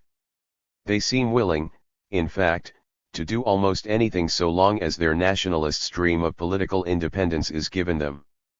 They seem willing to sell everything so that we might inherit a political power stripped of the ability to make far-reaching economic decisions. Political power is essentially a means, an instrument in the hands of a people which entitles them to make decisions regarding their future development. If we are to inherit a government unable to make the vital decisions necessary for our economic development, then political independence will be a shallow victory indeed, the victory of a man who, spotting a great feast ahead, is satisfied with a dry bone thrown by the wayside. Our political leaders who shout nothing but Uhuru Sasa will be proud and arrogant in their fine clothes and cars on the day our cherished independence arrives, but those who have thrown us this bone will chuckle to themselves, knowing that the real victory was theirs, while our people will face perhaps another decade or more of poverty and deprivation. Without an ideology for vast social and economic change, our politicians are easy game, regardless of their high motives and intentions, for the international corporations. It is difficult to fight something you do not see clearly, and the eyes of our leaders appear blurred by the din and wail of press. 369. And radio concerning the coming Uhuru, by the unquestioning enthusiasm displayed at the utterance of wilting slogans by the throngs of poor peasants which comprise their following, and by their growing international status and the continued invitations by important people to cocktails at the New Stanley Hotel. Their lack of sound ideology based on firmly held principles of human worth and dignity will make them easy prey for the foreign industrialist and financier, always ready with an envelope of money in return for political favors. In this kind of atmosphere opportunism rules the day, every man for himself and each with a price, willing to sell his political influence to the highest bidder. The unity which can be achieved by nationalism alone is weak and thinly covers the many severe antagonisms in our society. Thus in Kenya today, with the goal of Uhuru seen clearly on the road ahead, individuals, tribes and vested interest groups are starting to vie for positions of strength and privilege. With the coming of independence the veneer of unity is smashed and all the latent antagonisms come to the fore. Real unity, you see, cannot be based on a slogan or on an illustrious personality, it can only be achieved by an ideology which unifies people in a common struggle and program. Let us then fashion an ideology which will unify the vast majority of our people by articulating their needs and by advancing a program of socialist development in agriculture and industry which promises to eradicate poverty, disease, and illiteracy, a program which will draw out the creative talents and energies of our people, giving them that personal dignity and pride which comes from socially constructive and productive activity. Let us, in short, provide our people with the ideological and organizational tools necessary for the achievement of genuine independence and development. Let us not sell them cheaply down the glittering path of neocolonialism and social, economic, and cultural stagnation. Unfortunately, since the above was written, Kenya has unmistakably entered the path of neocolonial accommodation. The Kenyatta regime, even before the flag-waving independence ceremony of December 12, 1963, had embarked on a course of self-aggrandizing opportunism and blatant disregard for the peasant and worker masses of Kenya. Virtually every warning contained in this article, every pitfall of national consciousness Fanon cautioned against. 370. In his Wretched of the Earth, has been succumbed to in a Kenya which today is the very antithesis of that creative and developing socialist nation hoped for by radical Kenyans in 1961. Leaders of integrity and dedicated to serving the interests of the masses, men such as Pio Gama Pinto, Bildad Kagia and Oginga Odinga, have been assassinated, deported, imprisoned, or harassed and intimidated into silence and accommodation. Kenya is today a police state run by a mafia-like clique of self-serving politician scum businessmen. Jomo Kenyatta, two-time betrayer of the Kenya masses, largest African landowner in Kenya, leader of the new black bourgeoisie and of the corrupt bureaucratic bourgeoisie which comprises the government, was described to me in L962 by Pio Pinto, then editor of Sodi Yamwafrika and a top Kenyatta advisor, as simply an amoral man. Pinto was assassinated by the regime on February 24, 1965, and Kenya has yet to replace him. Toward those like Karago Muchai, whose life history you are about to read, and the thousands of others who fought in the forests, reserves, and towns during Kenya's unsuccessful Mau Mau revolt, the Kenyatta regime has shown nothing but scorn and contempt. This became clear in a speech by Kenyatta shortly after his release in 1962. At Githunguri, an African-run teacher training school turned into a butchery during the revolt, where over 1,000 Kikuyu were hung by the British forces of law and order. Kenyatta referred to Mau Mau as a disease which has been eradicated and must never be remembered again. For those who remembered the promises of the revolution, to which the detained leaders paid lip service on the eve of independence, the repression was swift and severe. Karari Anjama, co-author of Mau Mau From Within, described the situation to me in a letter dated July 12, 1965. The Kenya Revolution is now a mere history covered by a sweeping statement that everyone fought for freedom until we grabbed it from the colonial imperialists, and that no forest fighter should call himself a freedom fighter. This being strongly advocated by the government shows that the forest fighters' past service is not appreciated.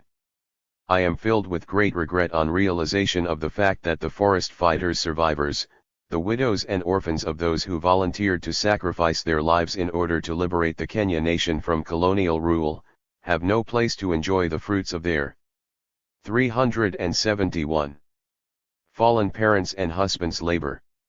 Indeed, many of them are still jobless, landless, and as hungry as before. And worse, they are covered by shame because of their participation in our unrecognized fight for freedom. The realization that nobody now admits to having promised them that they could occupy the stolen land if they could get rid of the white settler is a shocking one. The government has ruled that there is no free land and that anyone who wants to occupy land would have either to buy it direct from the settler or from the government, which will buy it from the settlers and then sell it to peasant farmers. The peasant who succeeds in getting land would then get a loan from the government to develop his farm. Please note that last year a number of Mount Kenya forest fighters, who had remained in their hideouts for the last 11 years before independence, returned to the forest and stated that they wouldn't come out again until they were given free land which they were promised and which they had fought for 11 years. The government sent its forces to Mount Kenya with authority to shoot them as enemies of peace. Their leader and 3 others were shot dead, the rest surrendered. Government threatened all the other forest fighters, warning them that if they wanted anything free they had better go back to the forests and be prepared to fight against the government, which was quite strong enough to combat them. One member of parliament criticized the government for this and he was dismissed from his position as parliamentary secretary to the Ministry of Education. He was rebuked as being anti-party, anti-government, anti-president, and an advocate of imported communism. Karago Muchai was trying desperately to scratch out a living for himself and his family when I met him in Nairobi in February 1962. Without land, without a job, he was making charcoal in the forest and selling it as a mini trader on the streets of the city. His life history was taped in Kikuyu then translated into English by Ngugi Solomon Kabairo, another Kenyan whose life history you will read in the series. I am responsible for editing the final draft of this English version.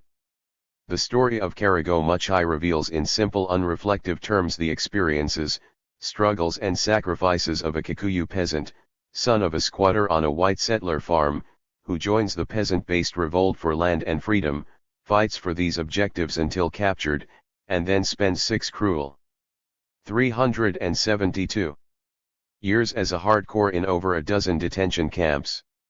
It is the unrecognized and unrewarded sacrifices of men like Karago which Karari Anjama refers to above.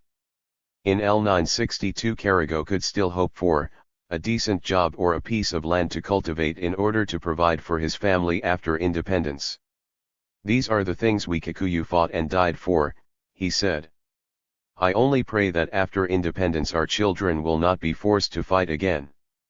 The story of Mau Mau, Kenya's peasant revolt of L952-56, as well as its aftermath in the years leading up to and following the granting of independence to this British colony, should be studied carefully for the lessons that can be learned from such bitter failures. Political independence without genuine decolonization and socialism yields continued misery and oppression for the peasant worker masses. Carragou's prayer, as with those of other peasants and workers caught up in the web of neocolonial accommodation after long years of struggle, will not be answered. His and their children will be forced to fight again. Don Barnett. Vancouver, BC, September 11, L 972. 373. Kamatha's Truce Offer. Extracts from Don Kamatha's Truce Offer, August 20, 1953. There is no such thing as Mau Mau. The poor are the Mau Mau. Poverty could be stopped, but not by bombs or other weapons. The policy of the Kenya government of driving people away without good grounds, and of confining them to their reserves, has resulted in a 1,000-fold increase in man Mau in the forests. Young men and women, and even old persons, are in the forests because they are afraid of being killed, or badly beaten, or confined as they are by the policy of the Kenya government. If color prejudice is to remain in Kenya, who will stop subversive action, for the African has eyes, ears, and brains? Kamatha's terms for a truce were that the security forces should leave the Kikuyu reserves. Source: Kenya Committee for Democratic Rights for Kenya. Kenya Press Extracts. Photocopies of the extracts available in the Kenya Liberation Library. p.3620-08-53.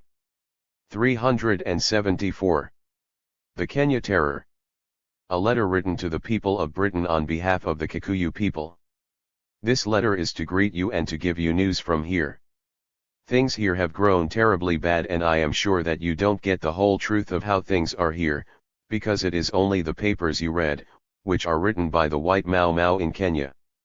The Home Guards you hear about are the greatest enemy of the country because of what these people have done together with the white settlers, things which no one will forget for many hundreds of years to come. Those among the Home Guards who had previously had disputes about land or cash crops or of any kind, took advantage of the emergency to eliminate their adversaries. If you happen to be well off and a certain Home Guard happens to be jealous of you, this is the time when they get rid of you. Paying off.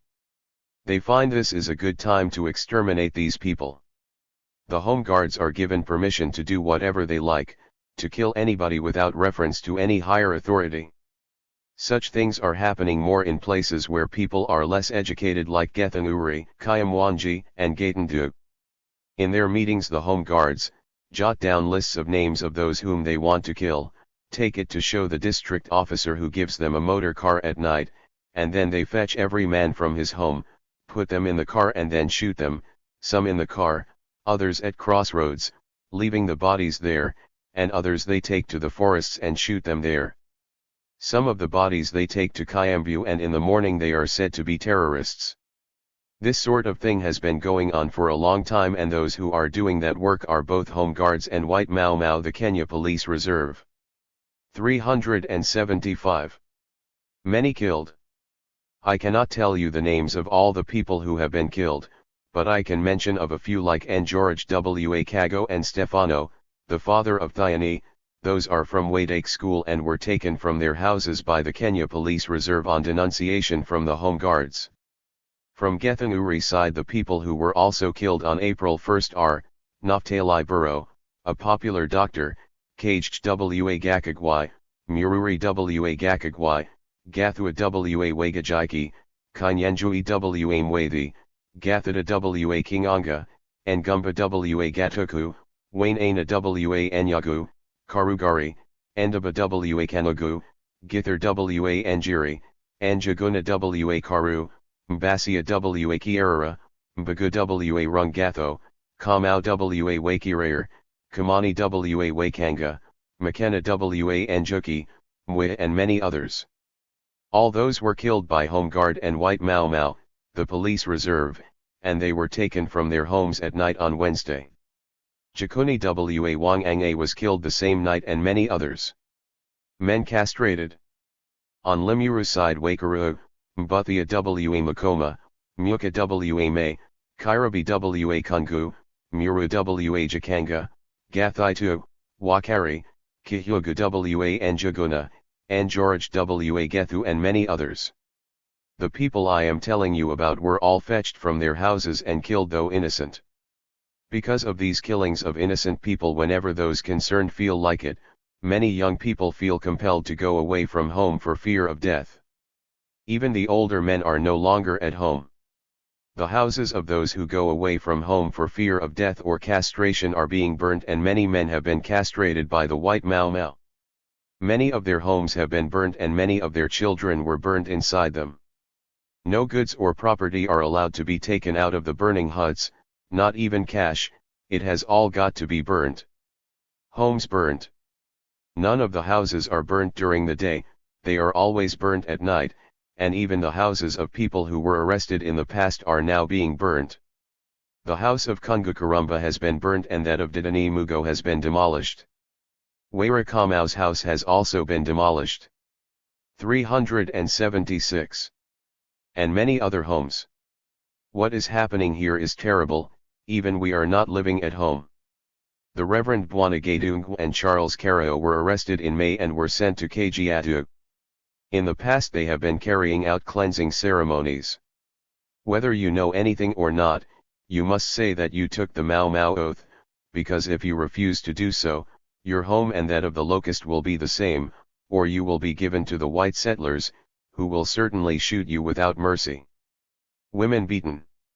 Another terrible thing now happens at certain locations, for example at Gathage water mills. There the women of that side are compelled to go to the mill, where they are shut in and all their clothes taken off. From 5 p.m. to 6:30 they are forced to go into the water behind the dam with their hands raised above their heads, they are up to their necks in water and stay there for 25 to 50 minutes. Then they are taken out, still naked, and they are beaten and beaten, being at the same time told to say that Kenyatta administered the Mau Mau oath to them at his home, which is not for away. A great number of women are continually in this trouble. The women of Majugu's location are in a great trouble. They are being arrested and all their clothes taken off them. When a woman says she does not know about the Mau Mau oath, boiling water is kept nearby, and is poured on her breasts until her skin comes off there and she is just left there. If she is dead, she is dead. If not, that is her own business. Exterminated. What I could tell you is that nobody is allowed to move from one village to the other without pass, even Indians are not allowed to enter Kikuyu country. The reason is that they should not disclose what is happening here. There are some villages in which the population has been completely exterminated. Even to gather information which I have given you in this letter is not easy. There is another new thing. It is to arrest anybody without discrimination, children as well as women. People are being arrested in hundreds and thousands without being given any reason why. Some are beaten, others 377 detained, and then given 3, 5, 6, or 7 years imprisonment. They are said to be Mau Mau. They are lined up, then dived into sections and then told, Section 1, 1 year, Section 2, 2 years, and so on, and you are not to ask why. The Land and Freedom Army Letter. The Land and Freedom Army. Kenya Parliament. Nyandarua. Kenya. April 4, 1955. The President. The Kenya Committee, 86, Rochester Row. London, SWL. Dear Sir. In reference to our letters dated 18/3/55 and 25/3/55, both signed by the Prime Minister, Sir Dedan Kimathi, I would hereby submit the following on behalf of the Kenya Parliament. The 2.5 years of emergency passed in Kenya means genocide, destruction of Kenya Africans, Kenya beings, and Kenya wealth. Truly these are unfriendly actions, but certainly war actions in revenge to the enemies. I wonder whether Kenya is a British subject, and if so, does it mean that British administrators are foolish men and women, who cannot by any means cure the Kenya disease, or does it mean that they enjoy the suppression of the Kenya Africans? The longer the emergency, the poorer the country becomes, both Kenya and England, and the more the enmity and hatred grows strong, and worse still, the British Empire will be blamed by the world for its injustice. In Kenya there has been an average death rate of 100 persons daily since the declaration of the emergency. The deaths have been due to weapons, starvation, and mistreatment which are organized by the Kenya government. This calculation would mean about 90,000 persons have died, and in addition to that £1 million per month is being used in 379 order to carry on the genocide, while the country's wealth is used twice as much. Who will pay all this cost?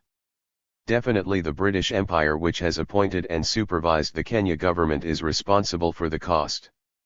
I therefore accuse the Governor of Kenya, Sir Evelyn Baring, and General Sir George Erskine, Commander-in-Chief of East Africa, in the London Parliament, House at Commons, for what one have written and for the following reasons. 1. The whole length, 1. The whole cost of the emergency is due to them. 2. The whole blame of the British Empire injustices by the world, is due to them. 3. None of them has ever stated the truth of Kenya in the London Parliament or answered correctly what is asked of Kenya. 4. They are untrusted persons, none of them wishes to find out the source of Kenya troubles and hence get the cure, but all they are after is surrender offer. 5. Both have signed 3 deceiving promises for surrender offer, of which none of them is fulfilled. The first was signed on the August 24, 1953, and the second on the January 18, 1955, stating that no one will be prosecuted for any offense connected with the emergency which he may have committed prior to January 13, 1955, printed by the government printer, Nairobi, for the Department of Information, Kenya, no reference. There are more than 80,000 African detainees in camps who are having no trials at all. Why haven't they released these Africans as they signed on the January 18, 1955? What was the use then of these papers with their initials? 6. Last month the Secretary at Nairobi, and the Military Chief of Staff communicated with our soldiers of the low ranks with the help of Mr. Henderson of the Police CID, and here again both signed a letter saying that they would like to have some delegates from the Land and Freedom Army for peace discussions. 380. We noted this to be a big trick, for none of them would write to the Prime Minister Sir Dedan Kimathi, neither to the Chief Secretary of the State for the Kenya Parliament. Neither would they let this be known by the Kenya legislative members or settlers or Africans. What peace or promises could be done by 2 persons who are fighting in the darkness where no person sees or hears what they are doing? 7. The same kind of trick was done by the Governor and General Sir Erskine in March 1954, referring to General China's case. 8. Both have divided the Kenya Africans into many parts and always are creating hatred between the parties and forcing the parties to fight each other and supply the groups with weapons, firearms and ammunitions. Our delegates are always ready to state the truth of Kenya in public hearing, but will not agree with any secret movement led and signed by the Governor of Kenya and Gen. Sir George Erskine with their hypocrisy and their injustices. I hereby enclose the January 18, 1955 promise signed by the Governor and Gen. Sir George Erskine, which has not yet been fulfilled by them. Yours faithfully, Chief Secretary of the State. General Sir Karari Njama, April 4, 55. PSNB. There is no other peace or settlement of Kenya troubles except, Wiyathai, Uhuru, freedom of self-government to the Kenya Africans. C. Research Aid. Saleh Mamman, Kenya Resistance, Repression and Revolt, a Timeline. The timeline was compiled by Saleh Mamman for the Kenya Land and Freedom Depository London exhibition in November 2014, curated by Tajender Sago and Saleh Mamman. Details of the exhibition are available at http://www.popsamiti.org/kenyalandfreedom.html. The author and Vita Books are grateful to Saleh Mamman and Tajender Sago for permission to reproduce the timeline in this book. 1888, British colonization begins. 1880s, resistance by coastal peoples. Indigenous forces led specifically by Mbarak Rashid, Simba Ahmed Fumaludi, Fumo Bakari, and Fumo Omori resist British invasion. Mbarak led partisan forces as a guerrilla commander in a decisive battle from 1895 to 1896. These forces attacked and overran 7 British fortresses along the coast. The battle united the coastal nationalities and their Arab allies. Tide turned against the resistance when the British brought military forces from Sudan, Egypt, and India and deployed African mercenaries which drove the resistance fighters across the border to Tanganyika where they were forced to surrender by the German invading army. This defeat led to the occupation of Mombasa as the political and military headquarters of the British. 1890s, the Taita mount stiff resistance. Further inland, the Taita Taveta people put up stiff resistance over 8 years to British invasion. Initially it was led by Commander Mwanjika, the leader of the Taita military forces in the Mragwa region. In 1898, 2 great battles were fought in the Maganji and Irasi region. 1888, Wiyakis and the Gikuyu resistance in the central region. Wiyaki led a strong local Gikuyu resistance against takeover. 382. Of rich agricultural land. Although he signed a treaty with the British, he led a force that burned down the Fort Lugard. He was abducted and killed in 1892. Following Wiyaki's death, the Gikuyu continued their resistance until 1902 throughout the central region and faced savage repression. 1895, the Akamaba people resist colonization. In November 1895, Akamba forces led by Commander Mwana W. Amyuka attacked and overran the military base at Myukuyuni in the Iviti region. The war spread widely across the region. The British used divide and rule strategy and set up chiefs who collaborated with them. They launched a savage offensive against the partisan forces with slaughter of unarmed population and indiscriminate destruction of property. The Akambas finally surrendered their sovereignty. 1895, battles in western Kenya. Fierce battles were fought in western Kenya against British invasion in the Abukuzu lands. These took place at Lumbaka near the present-day Bungoma and another at Cheatham Bay's fort near the current Webai town. The British suffered enormous losses but were able to defeat the resistance using a large army and superior weapons. 1896, construction of the Ugandan Railway began at Mombasa. 1896, Vagrancy Ordinance Law passed. 1898, the Somali military campaign in northeast. In northeastern province, the Somali forces led by Mohammed Abdil Hassan waged courageous military campaigns against British invaders until 1920. 1900, Koitalel leads the Nandi resistance in the Rift Valley. Koitalel becomes the supreme commander of the Nandi resistance in the Rift Valley region after land seizures for railways. He attacked British bases and the British seized the Nandi livestock, burnt their home and granaries and murdered women and children. In 1905 Koitalel was murdered in cold blood at a meeting to agree a truce. The Nandi put up strong resistance well into 1911. 1900, African Passes Ordinance 1901, railway line reached. 383. Kisumu. 1902, first white settlers arrived to take up land in Kenya's Central Highlands. 1902, native hut and poll tax. The colonial state enacted several measures to impose taxes and to ensure forced labor supply. These included hut and poll taxes and the Native Porters and Laborers Ordinance. 1904, Masters and Servants Law. This law is heavily biased towards employers and designed to discipline employees. It also banned trade unions. 1905, the Abagussi engaged the British around Kisii. A major battle took place between the Abagussi and the British invaders. The Abagussi, armed with pikes, spears and arrows, faced shotguns, rifles, and machine guns. They resorted to guerrilla war. The British established a base at Getembe. The leader behind the resistance was a woman, Moranjiti. In 1908, Otieno, another leader, speared the British commander Northcote, who survived. This led to a destructive British revenge of extermination and destruction. Otieno was arrested and killed. 1906, the Elgin Pledge reserves highlands for Europeans. The European settlers who controlled the land board recommended that the colonial government reserve the highlands for exclusive European settlement. In 1906, Lord Elgin, the British Secretary of State for Colonies, pledged that the Kenya highlands should not be granted to Asians or Africans. Africans living in the highlands were dispossessed and moved to reserves. 1907, the British colonial administration moves from Mombasa to Nairobi. 1910, the Master and Servants Ordinance.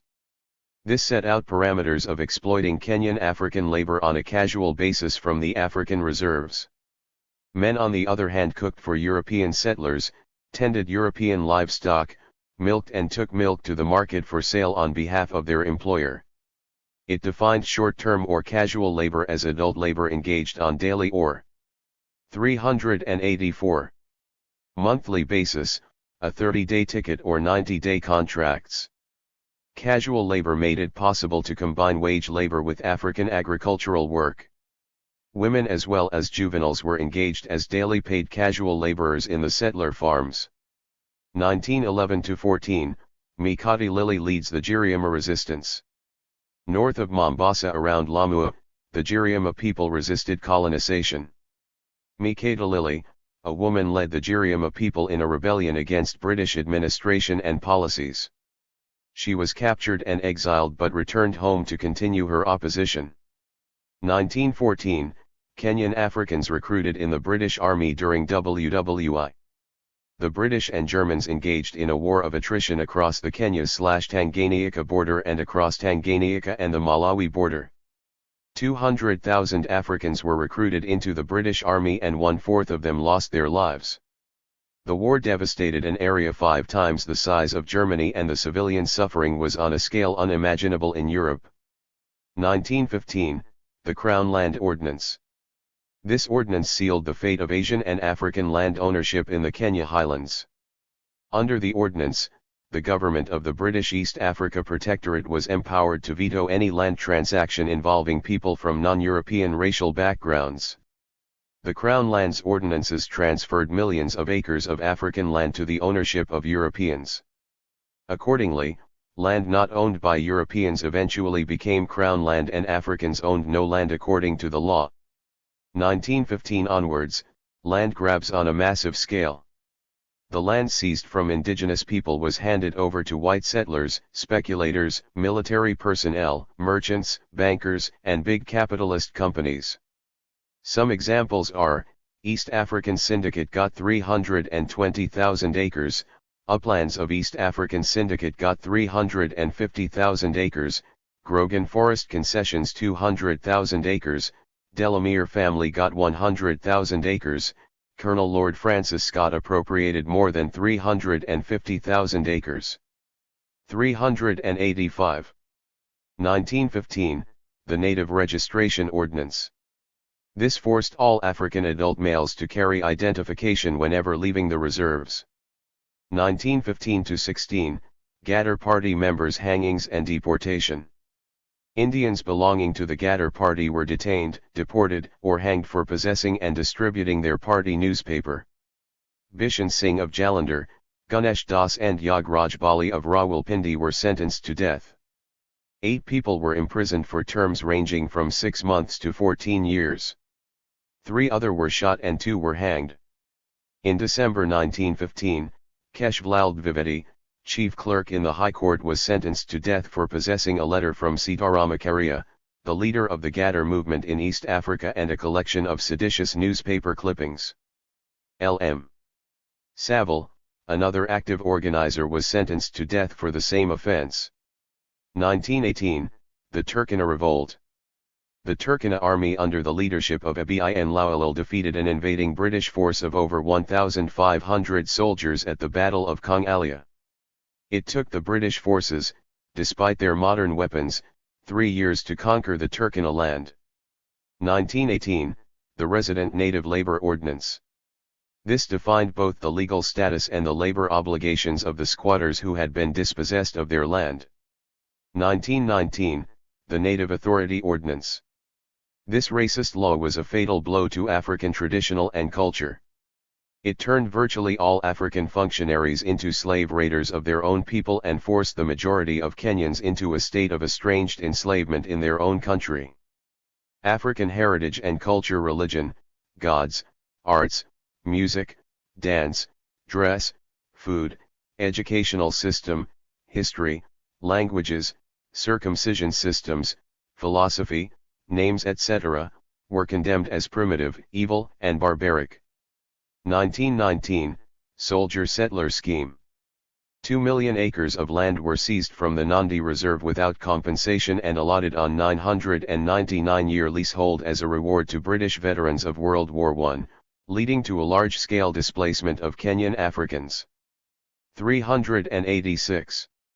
1920, the Native Registration Amendment Ordinance.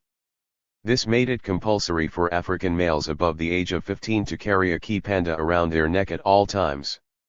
The kipanda was an identity document which featured basic personal details, fingerprints, and an employment history. The main intent of the policy was to impose a forced labor policy. Kipanda caused much resentment. Africans were deprived of all basic human rights. They were forbidden to travel in certain areas, to sleep in certain areas, even to accept employment in certain areas or to bring their families from the rural areas to urban centers without colonial authorization. 1921, Kenya becomes British Crown colony. A British governor administered the colony. The European settler population reached 10,000. 1921, Young Kikuyu Association founded. YKA is the first genuine anti-imperialist movement formed in June in Pangani, Nairobi under the leadership of Harry Thuku. It organized mass rallies against the kipanda system, forced labor policies, sexual assaults on African women by white settlers, racial segregation, expropriation of land and the system of taxation. It demanded the establishment of a democratic system and the equal distribution of the nation's wealth. Within a very short time a large force of the African working class in all the main towns in the country was mobilized. The association formed an alliance with progressive Indian political organizations, groups, and individuals whose contributions enriched and deepened the anti-imperialist movement. 1921, East African Association formed. YKA dissolved and a nationwide and regional nationalist anti-colonial movement, the East African Association, was formed. Harry Thuku was elected as its chairman. Harry Thuku was dismissed from his job in the colonial civil service. EAA built international links with W.E.B. Du Bois' National Association of Colored People and Garvey's the Universal Negro Improvement Association. A.M. Jivanji and Varma represented the EAA at the Second Pan-African Congress in London in 1021. EAA adopted a political manifesto with 14 demands. 1922, Harry Thuku arrested and 250 protesters killed.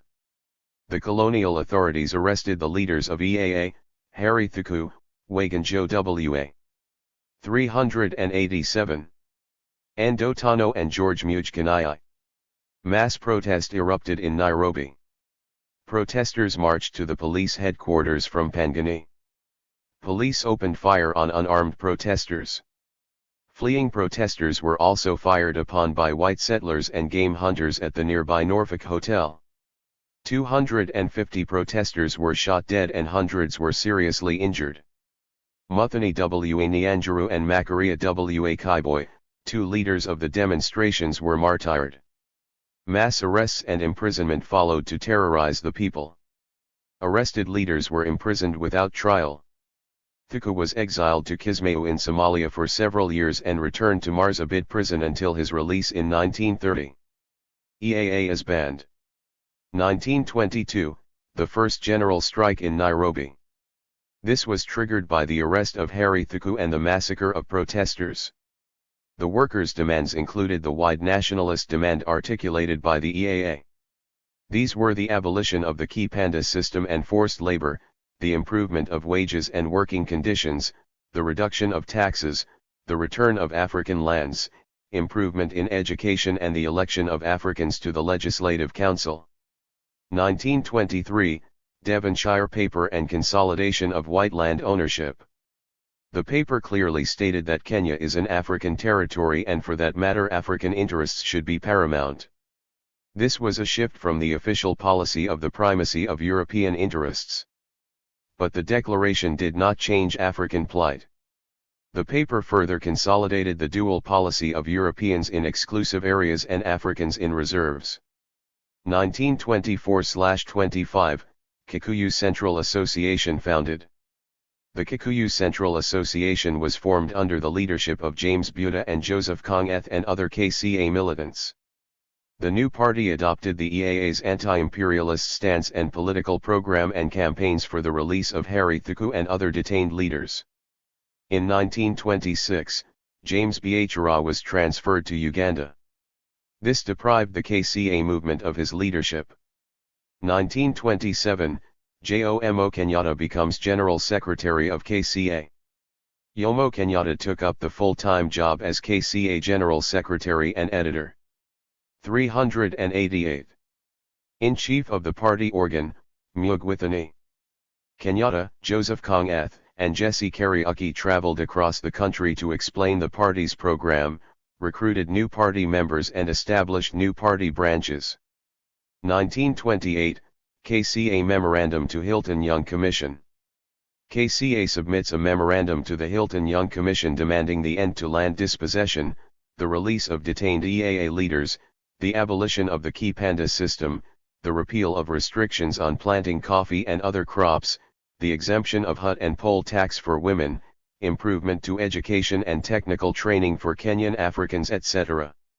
1929 Kenyatta submits petition in London. Kenyatta submits a KCA petition to British authorities in London making democratic demands.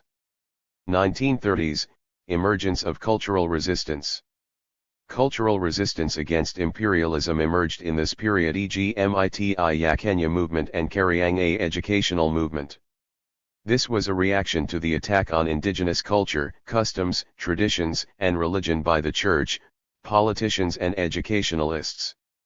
1930, Thuku released, Kenyatta becomes key figure.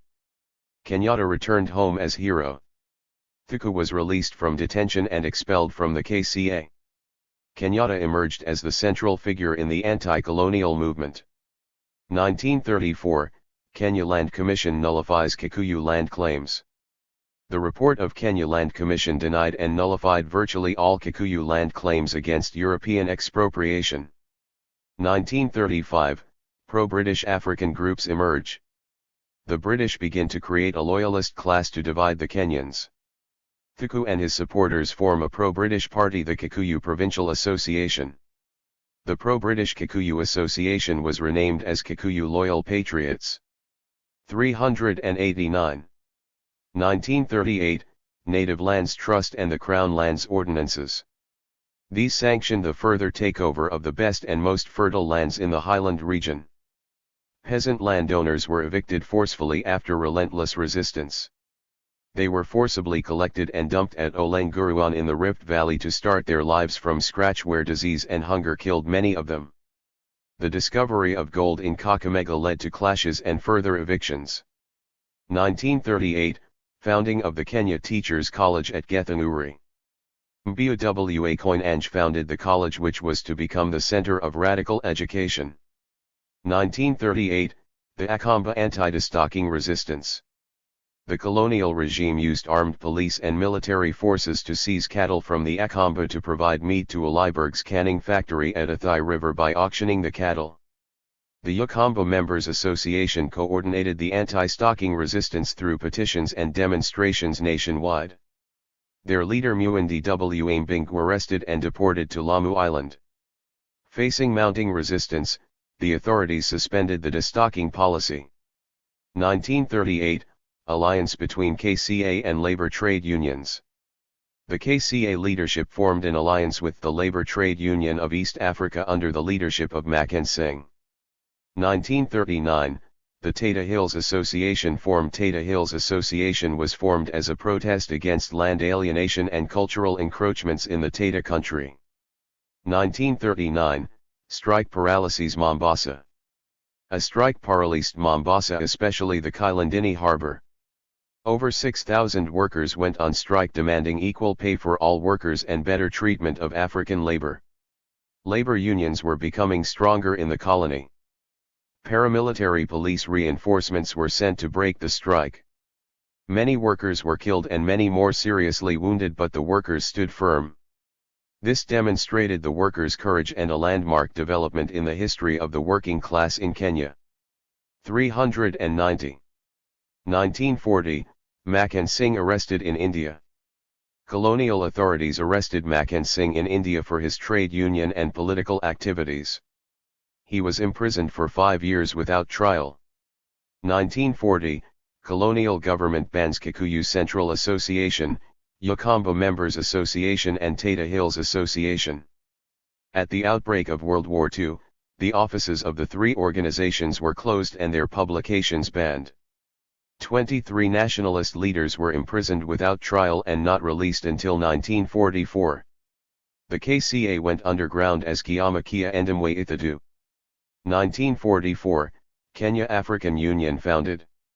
The KAU was formed as a national united front against colonialism in the context of deepening misery and suffering among the masses.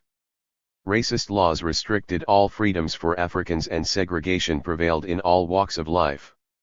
KKNI leaders began to draw a strategy for protracted struggle against colonialism. This was spurred by the return of the Second World War veterans. More than 100,000 Kenyan Africans served in the British Armed Forces. Half of them died in the battlefield, thousands never returned, many thousands returned damaged for life. They returned to the home villages to die in poverty. Many such as Stanley Mathenge, Paul Ngi, Bildad Kagia, General China, and General Kago were radicalized by the war experience and exposure to revolutionary and anti-imperialist ideas. 1945, Kenyatta at international conferences. Kenyatta represents the Kenyan trade unions at World Federation of Trade Unions.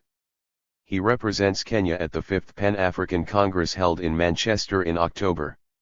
1945, leader of Dini Yamisamwa imprisoned. Elijah Mawson, the leader of Dini Yamisamwa, a powerful anti-imperialist politico-religious movement in the country, arrested and incarcerated in a mental hospital as a schizophrenic. 1947, Jomo Kenyatta becomes leader of KAU. KKNI leadership met with Governor Mitchell. Mitchell rejected any suggestion of Kenyatta joining the Legislative Council and asked him to run for a local native. 391. Council. Kenyatta rejected this offer. 1947, 40 Youth Movement founded. The 40 Youth Movement organized and held its first public meeting at Karaoke Market, Nairobi. It had a radical political leadership which wanted to organize people to expel the British from Kenya. In rural areas it opposed forced cattle inoculation and forced labor terracing work in the highlands. In the urban centers, it fought to stop exploitation, corporal punishment, the Kipanda system, the segregation laws etc. 1947, General Strike in Mombasa. The general strike was organized by newly formed African Workers' Federation under Saj W. A. Kaibasha's leadership. 15,000 workers participated. 400 were arrested. It was repressed brutally with some strikers killed and many seriously injured. They won concessions. On August 22, Saj is arrested, secretly tried, and banished to Kabarnet in the Rift Valley. The AWF was banned. 1947, the Olenguruan resistance. The Kikuyu peasants of the Rift Valley province of Olenguruan were given notice of eviction from their land. They used anti-colonial oath to resist eviction and they courageously resisted the eviction for 2 years. 1947-48, DYM wages guerrilla war. Mawson was discharged in May 1947. He denounced British occupation, condemned Christianity as a religion of the oppressor and the white missionaries as tools of colonialism. He organized a rally at Chitam to commemorate the 1985 Abukyuzu uprising. The DYM waged a guerrilla war against the British. 1948, Makazi massacre. About 2,500 followers of DYM demonstrated against the establishment of a missionary station in Kiddosh. Police used live fire to kill 11 protesters and injured many more to suppress the protest. Mawsand was captured on February 16, 1948. He was deported to Lamu Island and was not released until 1962. 392. 1948, Kenyatta joins KTC. Kenyatta joined KTC as a teacher and administrator. He brought Afrocentric approaches to the curriculum and made the college a base of radical politics and cultural nationalism. He toured the country mobilizing people for independence. 1949, East African Trade Union Congress founded. The labor movements joined together to form East African Trade Union Congress under the leadership of Fred Kubai and Mackensen. The colonial regime refused to register it on the grounds that it was a communist front. The union mobilized the working class across the country. 1949 Forcible eviction of Kikuyu from Olenguruan. The peasants in Olenguruan were forcibly evicted.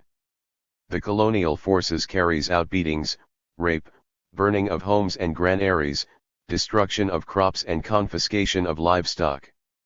1950, a political split emerges within nationalist forces. A political split began to develop between the leadership of cow and cow militants, trade union leaders and radical youth. The split was between constitutionalists and radicals. A coalition of political anti-imperialist social forces came into being under the leadership of underground KKNI, especially in central Kenya, the Agikuyu Age Group Association, the Independent School and Church Movement, the Olenguruan Resistance Movement, the Central Kenya Cow Militants, the Gikuyu Land Board Association, the militant leadership of KTC, Mumbai Central Association, the African Women League, the FYM, trade union leaders and progressive petty bourgeoisie. 1950, KKNI institutes anti-imperialist oath. The KKNI underground movement instituted an anti-imperialist oath, Mumawatiri, for its members to develop national leadership and to heighten national consciousness. Secrecy, discipline, and loyalty were demanded. 393. 1950 March 4, ETUC launches a boycott. ETUC launched a successful boycott of the visit of the Duke of Gloucester, who was to present a charter giving Nairobi official city status on March 30. This was denounced by the white settler regime as communist agitation. Kenyatta and O executive denounced the boycott. 1950, general strike, Mackensen and others jailed. Colonial authorities banned the May Day procession in Nairobi organized by ETUC. Its leaders were arrested. On May 16, a nationwide general strike was declared and it spread from Nairobi to all major towns in the country. The colonial authorities declared the strike illegal. The ETUC was banned. Mwangi Wa Macharia and Mackensen were held in prison until 1961. 1950, the term Mau Mau name enters the political lexicon. 39 Kenyan farm workers were arrested in Naivasha.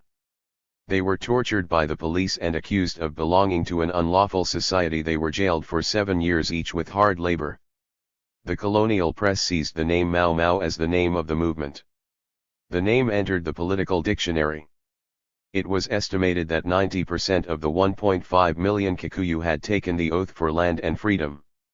1950, Mau Mau proscribed. British authorities proscribed the Mau Mau movement. Suspected leaders were arrested, tortured, and imprisoned. 1950, Cow delegation to London for peaceful transition. Cow sent a delegation of 2 people with a petition for ensuring a peaceful transition to African self-government, more African representation, end to racism, abolition of Kipanda system, more land for Africans, and better education, wages, and housing. The colonial secretary refused to receive the memorandum. Cow also met with white liberal group Kenya Citizens Association to discuss the transition. The European settlers opposed any constitutional engagement and sought greater control of the country and seek permanent reservation of highlands for Europeans. 394. 1951, Cao holds anti-Mau Mau rallies. Cao organized a series of anti-Mau Mau meetings addressed by Kenyatta and others. Cao decided to expel any official with any political connection with Mau Mau and KKNI and hand them over to the colonial authorities. In response, radicals mobilized to win elections for the key posts of Nairobi Cao branch. 1951, the Mau Mau Central Committee set up. The Mau Mau Central Committee consisted of 12 members. It invented a new powerful anti-imperialist weapon, the Oath of Unity. Higher level of oaths included, the Oath of War, and the Oath of Leadership. The MMCC called for a boycott of business, city buses, and foreign-made beer. It called for an end to prostitution or socialization with the occupiers.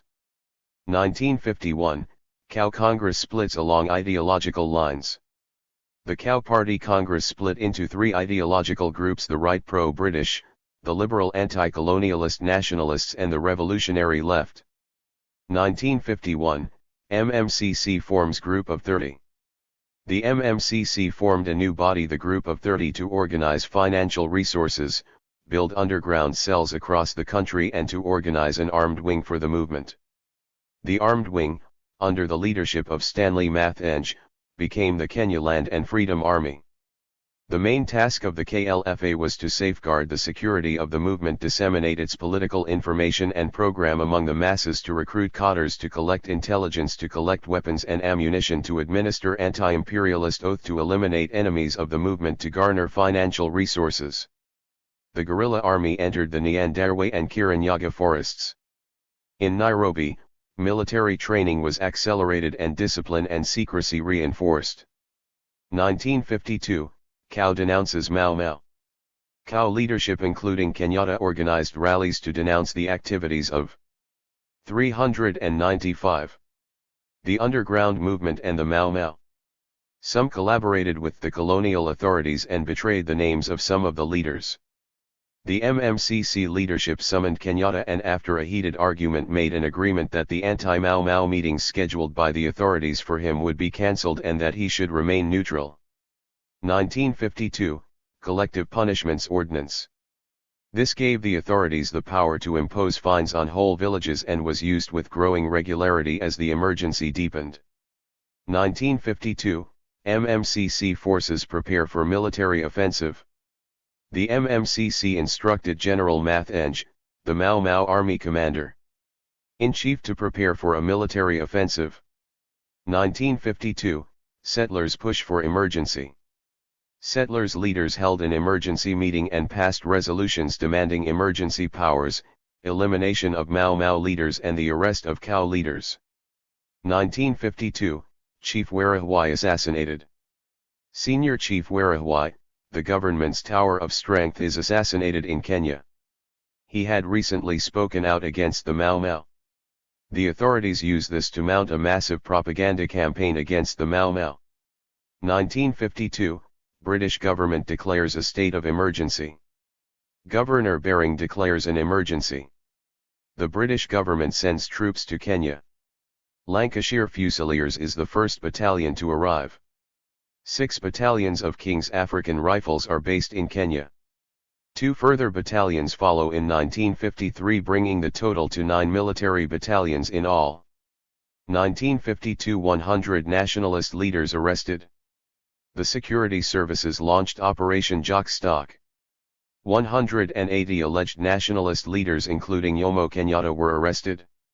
They were chained and sent to a concentration camp in Kajiado where they were tortured. Administrators of Karinga independent schools and churches, teachers, pastors, and students were 396 arrested and imprisoned without trial. 1952, African politics, press, and cultural institutions shut down. All political activity in urban centers is suppressed and anti-imperialist press was banned. 1952, We Will Fight to the Last Man leaflet. The MMCC distributed a leaflet in Nairobi entitled We Will Fight to the Last Man. The development of a radical anti-imperialist movement shocked the foundation of the colonial state. 1952, Kenya War Council formed. To prepare for an armed struggle, the Mau Mau leaders transformed the Central Committee into the War Council. 1953, Mau Mau Statement. This is the voice on New Africa. Noting the developments towards fascist policies, the MMCC issued a second underground statement titled This is the Voice of New Africa. 1952 onward to 1963, Massive SIOPS program launched by the British.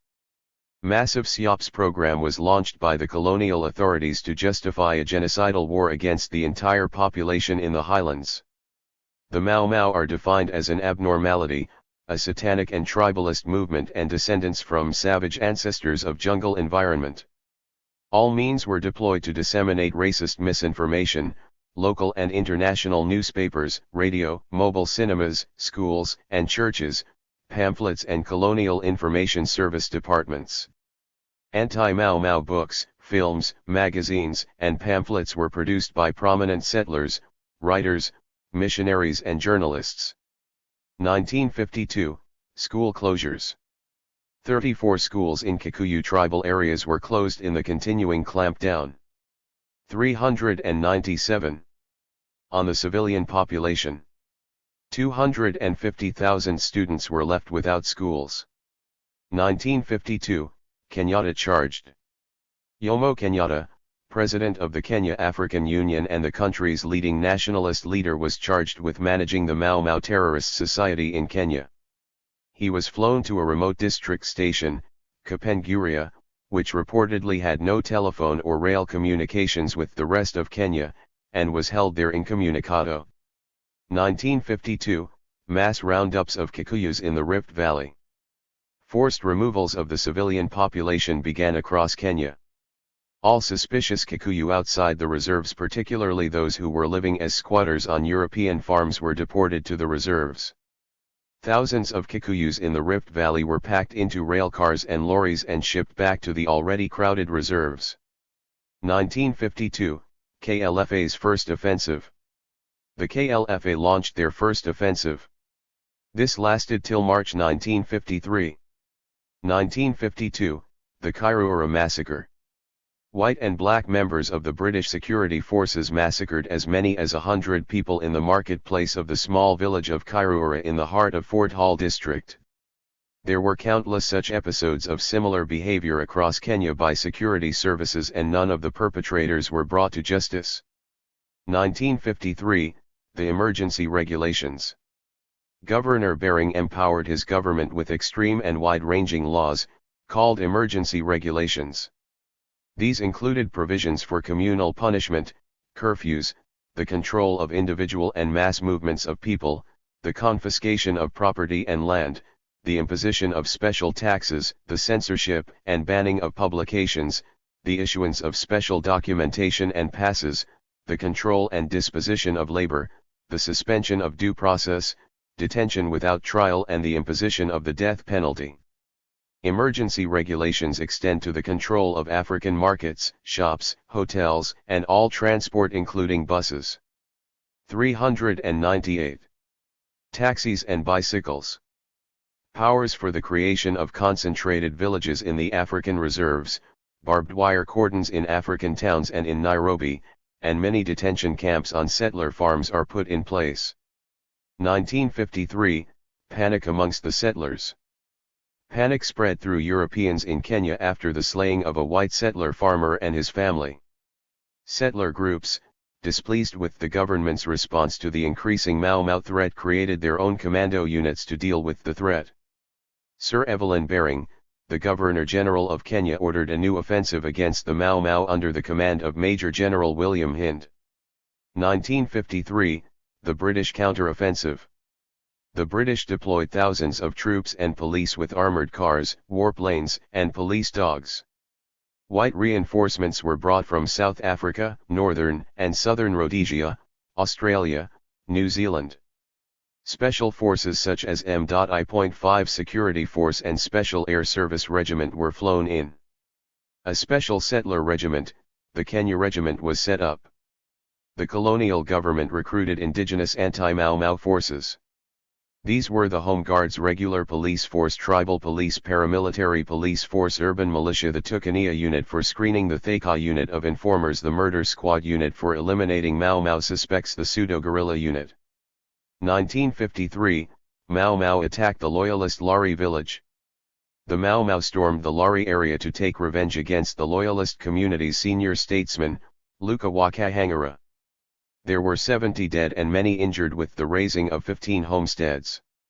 All the victims were families of local chiefs, ex-chiefs, headmen, councillors and prominent home guard. The male heads were leading members of the Lari loyalist community. This was used intensively for government propaganda to shift public opinion against the Mau Mau and divide the Kikuyu community. 1953, retaliation after Lari. The Home Guards and other elements of security services took revenge after Lari on any person in the area who they could lay their hands on whom they suspected as a Mau Mau sympathizer. There were beatings, torture, shootings and cold-blooded killings. 600 people were killed, 300 homes and 200 granaries were burned down, livestock destroyed and confiscated. 399. 1953, KLFA's First Congress. The KLFA held its first Congress at Gethuji Guerrilla Camp in Nyandarua to coordinate the war effort and to celebrate the KLFA victory at the Battle of Naivisha. 250 guerrilla leaders attended. The Congress resolved to establish a 12-member Supreme War Council. Stanley Mathenge was appointed the Supreme Commander of the KLFA forces and Kamatha became the Secretary General. 1953, Special Emergency Assize Court. The hanging judges began to hear Mau Mau cases. Over the course of emergency, 1,090 Kikuyu went to the gallows, 1953. Kenyatta and 5 other leaders imprisoned. Jomo Kenyatta is sentenced to 7 years hard labor along with other leaders Bildad Kagia, Fred Kubai, Akian Oniko, Kung Uwa Karumba and Paul Ngi. 1953, KLFA launches its second offensive. The KLFA launched its second offensive. It lasts until September 1953. 1953, Kikuyu lands cordoned off. Kikuyu tribal lands are to be cordoned off from the rest of Kenya to restrict movement of potential Mau Mau suspects.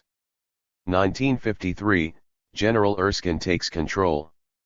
General Erskine arrived in Kenya to end the violence and restore order.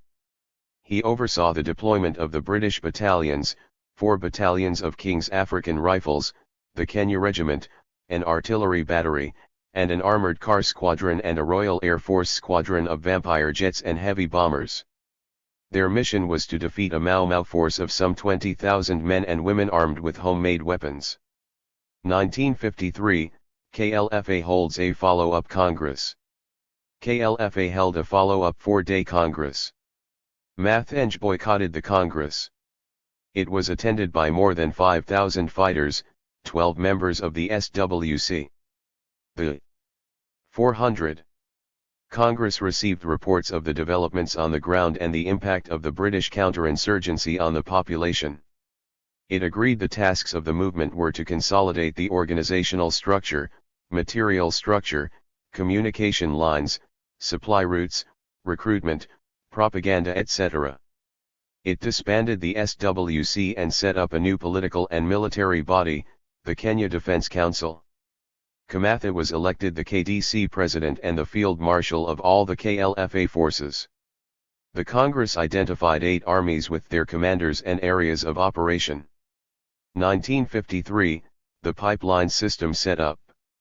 The system of detention and rehabilitation for Mau Mau suspects was set up. The process would begin at the transit camps and the suspects would be screened and classified.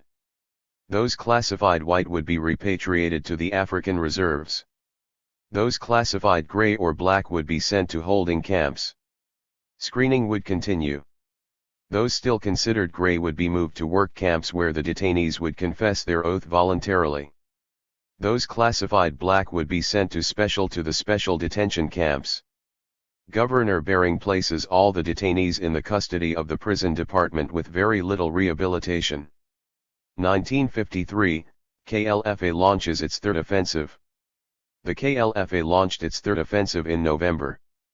This lasted until December 1953. 1953, KLFA General Matanjagwe killed. General Matanjagwe was killed after a surprise attack near Tika. 1954, KLFA launches its fourth offensive. The KLFA intensified its operations on 5 fronts across Kenya. General Kago led the Murang'a front and won battles, giving KLFA control over the large territory and captured arms and ammunitions from the enemy. General Karia led the campaign in the Nyeri front. General Ruku commanded the Embu and Meru front.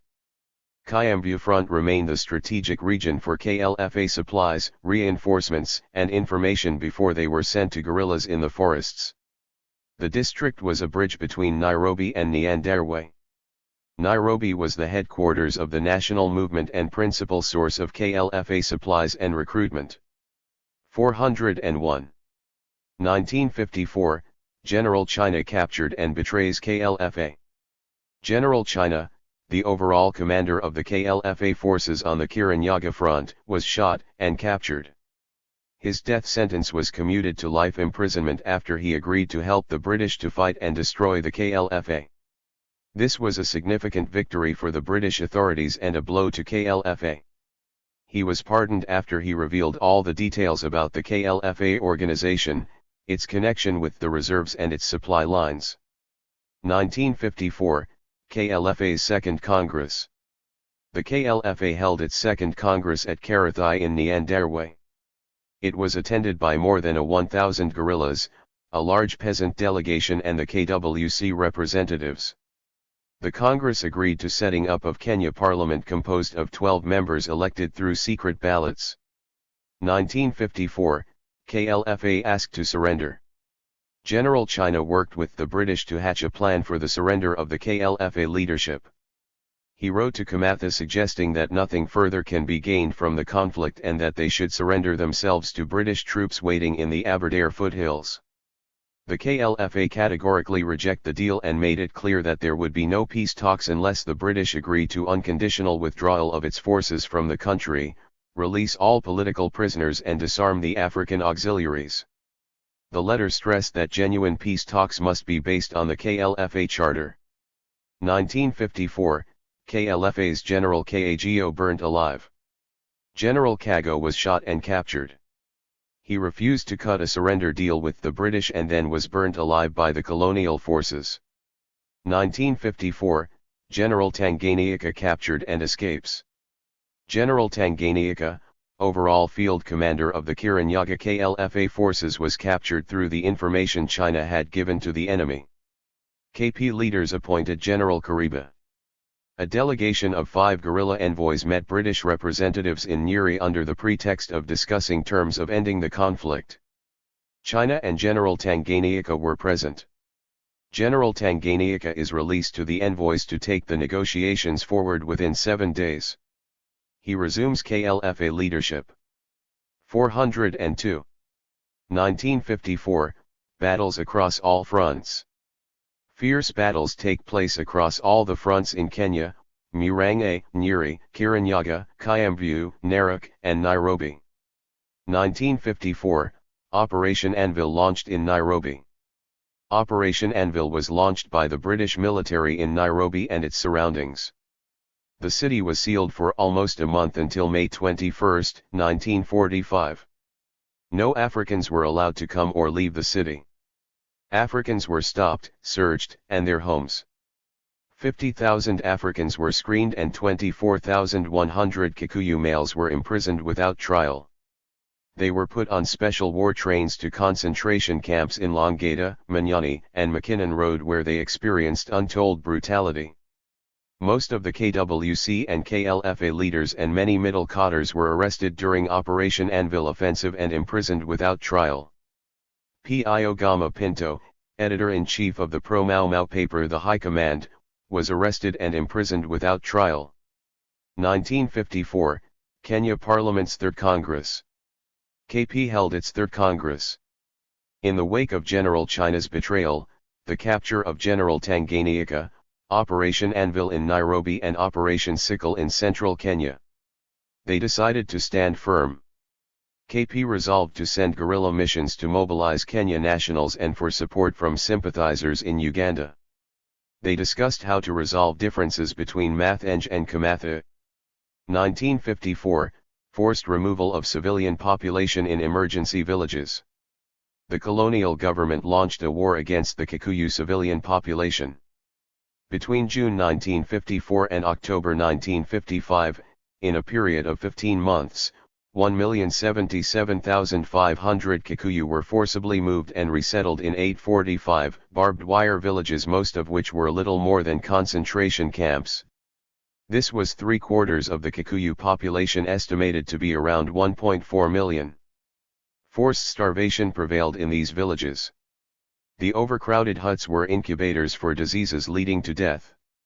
1954, Ruthagatha, Kenya's Belson exposed. The local community was subjected to a reign of terror at the Ruthagatha Home Guard post. It was an interrogation center to which suspects were routinely 403 taken for screening from a wide surrounding area. Beatings and torture were allegedly part of the routine. It was also a systematic policy to fine local people. This was typical of the emergency villages. 1954, KLFA's Third Congress. KLFA held its Third Congress at Mihuro, Nyandarua. The main tasks included determine new tactics and strategies, settle political disputes, discuss China's capitulation and consequences, update on political developments and the KLFA stance on negotiations. The Congress received reports from all the fronts. The deaths of Generals Kago, Olkizio, Olmendet, Mwangi Toto, Kariba, and Brig. Gathaitua were confirmed. The capture and surrender of General Omiro was confirmed. 1954, pipeline system with camps in place. The pipeline system with a complement of camps and prisons was fully in place. There were over 100 in all, not including the scores of camps run by loyalist chiefs and other run by the private settlers. There were 21 main detention camps for detainees who were considered hardcore. Poor health conditions, forced labor, starvation, sexual violence, and murder prevailed in the camps. 1 in 8 Kikuyu adult males were held in British prison and camp out of the estimated population of 1.4 million. 1954, British launch Operation Hammer.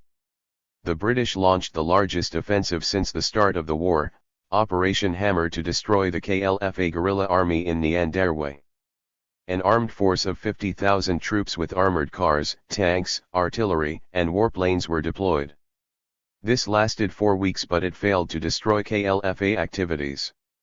1955, British launch Operation Broom. The British launched a second offensive, Operation Broom.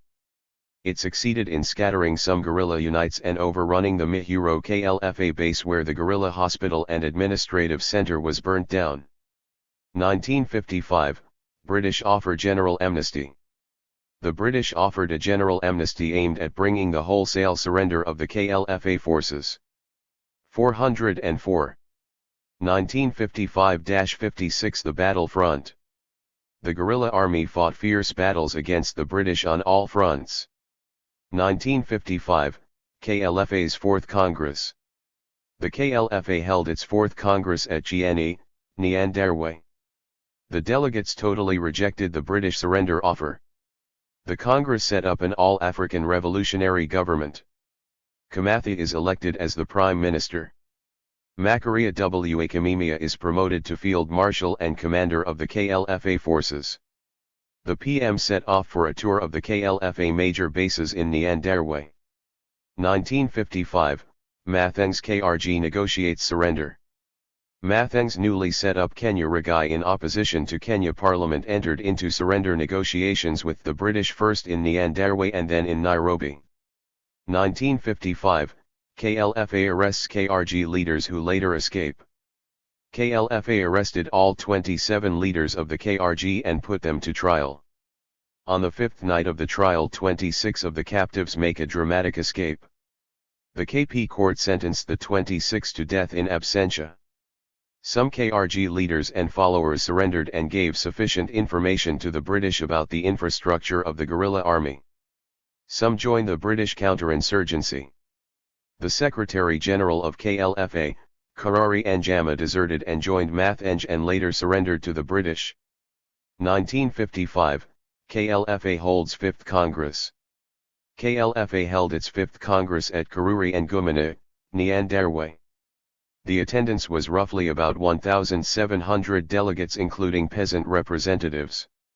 It resolved that there would be no surrender to the British and no negotiations before withdrawal of British forces.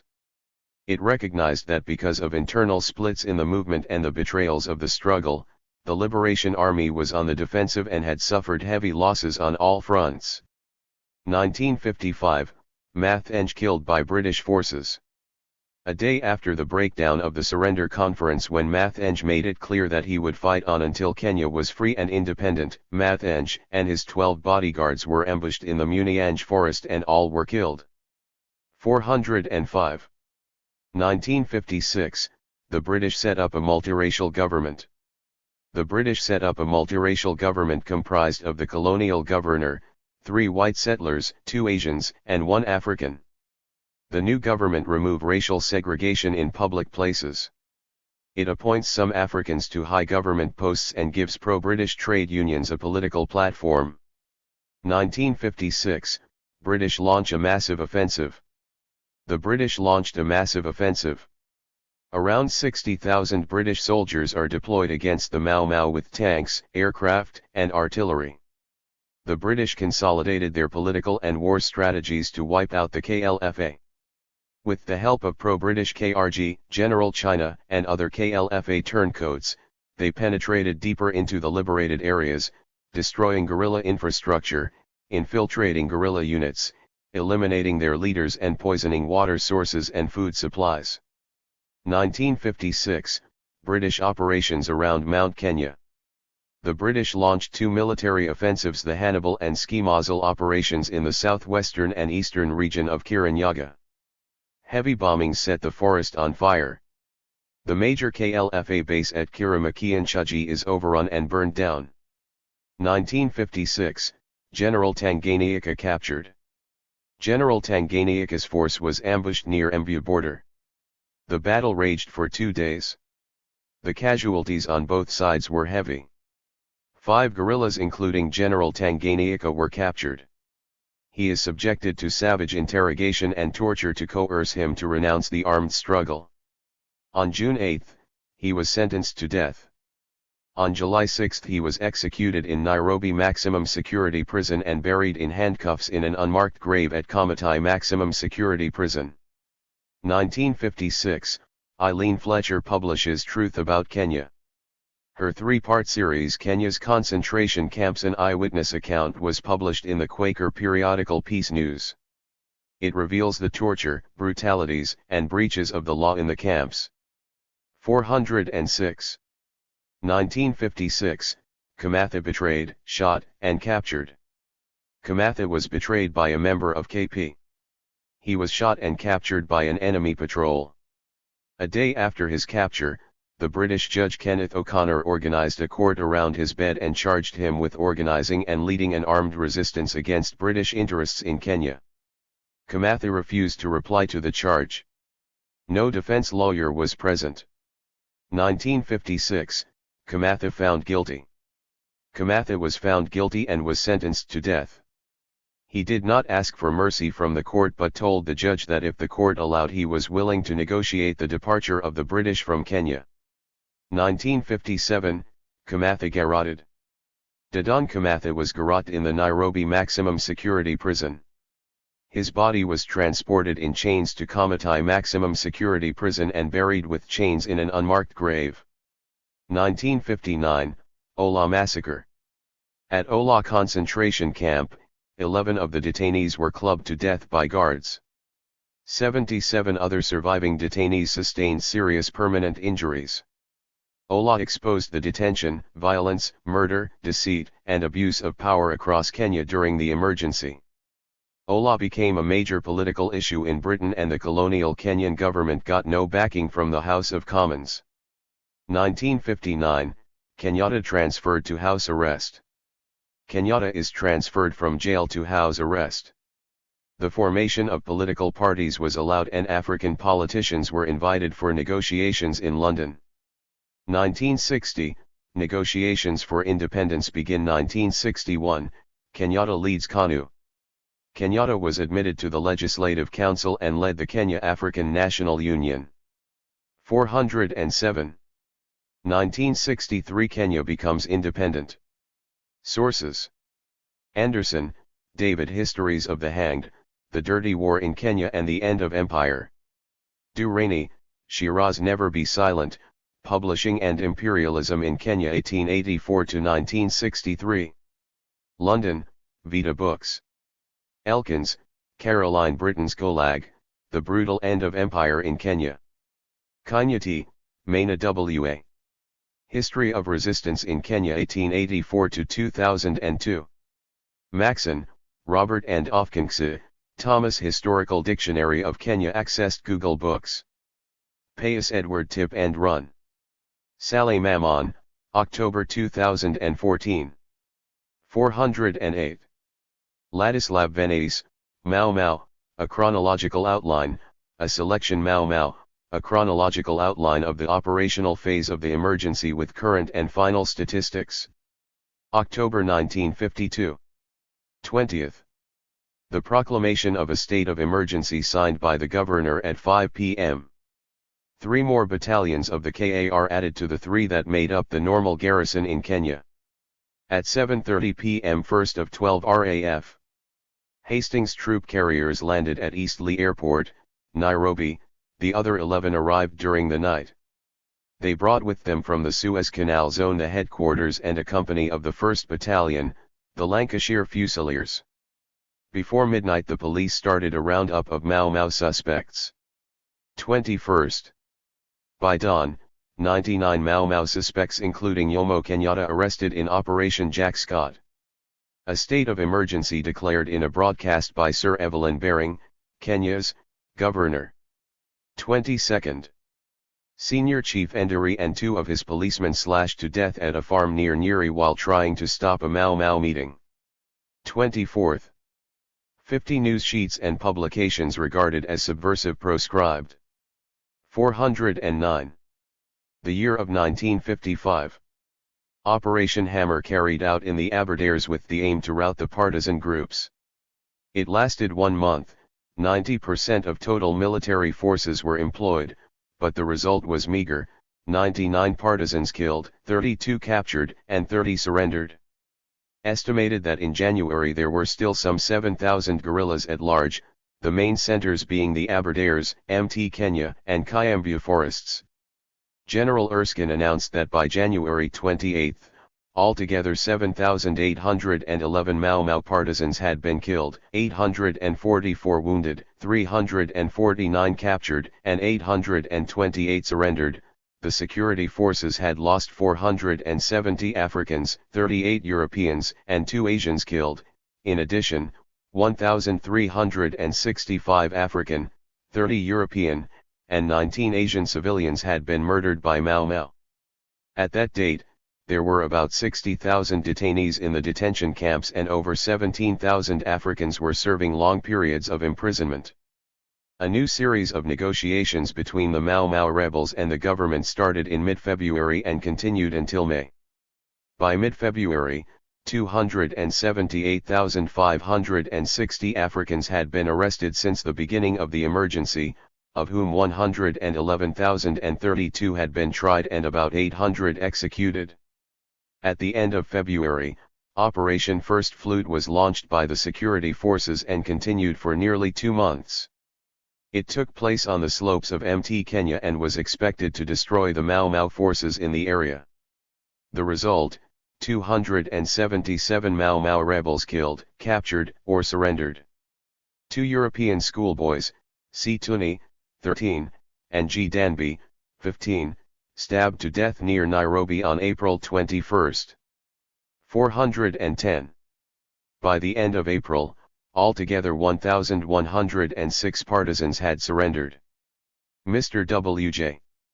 Weaver, a farmer, murdered on his farm on May 1. In mid-May, 5 special teams formed by the security forces to hunt remaining partisans in the forests. Each team was supplied with 10 ex-Mau Mau guerrillas who were to locate the hideouts of their former colleagues. The Kenya government delivered an ultimatum to Mau Mau to surrender by May 18. The ultimatum was extended by 2 additional days. When the negotiations broke down completely on May 20, Operation Gimlet was put into effect and went on for 2 months. The operation was supervised by General Sir Gerald Lathbury, who had taken over from General Erskine the command of all military forces in Kenya after the breakdown of the truce talks. 6 military battalions together with units of police and home guard participated in the operation, which was taking place in the closed area above the South Nyeri district. The result was meager: 18 partisans captured, 24 surrendered. By June, Mau Mau influence had declined a great deal and the Mau Mau rebellion was spoken of as merely a nuisance. Relaxation of the total prohibition of African political association announced by the government, Africans allowed to form political organizations on a local basis. Up to June, over 850 Africans had been hanged since the start of the emergency. 411. The year of 1956. Statistics published in Nairobi on January 1, 10,173 partisans had been killed, 2,274 captured, and 2,124 surrendered. The security forces had lost 512 Africans, 57 Europeans, and 3 Asians, altogether 1,600 African, 32 European, and 24 Asian civilians killed, about 20 prominent Mau Mau leaders still at large. A major operation of the security forces carried out near Lake Naivasha in the first 3 weeks of the year. By the end of March, all European and Asian personnel of the KPR had been released to civil life. Only 25 volunteers retained in essential posts. In April, one of the principal Mau Mau leaders, General Tanganyika, captured and subsequently sentenced to death. In the course of April and May, the 26th KAR unit returned to Tanganyika. 2 British battalions, the 1st Gloucesters and the 1st Rifle Brigade, also left Kenya. During the first half of the year, Mau Mau activity continued to decline. Mau Mau attacks were limited to about 5 a month. The number of partisans killed or captured totaled about 200 per month. It was possible to say by the middle of the year that the Mau Mau military forces had been broken. There existed only small and widely dispersed groups of Mau Mau guerrillas. The commander-in-chief of the remaining partisans, Dedan Kimathi, wounded on October 17, captured on October 21, brought to trial on November 19, and sentenced to death on November 27. 412. Final statistics. Mau Mau casualties: 11,503 killed, 2,585 captured, 2,714 surrendered, 10,527 killed, 2,633 captured. 11,000 killed, 11,500 killed, 5,000 captured. 10,000 killed. Security forces casualties: 101 Africans, 63 Europeans, 3 Asians, killed 1,469 Africans, 101 Europeans, 12 Asians, wounded 534 Africans, 63 Europeans, 3 Asians, killed 465 Africans, 102 Europeans, 12 Asians, wounded 524 Africans, 63 Europeans, killed 1,167 Army and police personnel killed or wounded.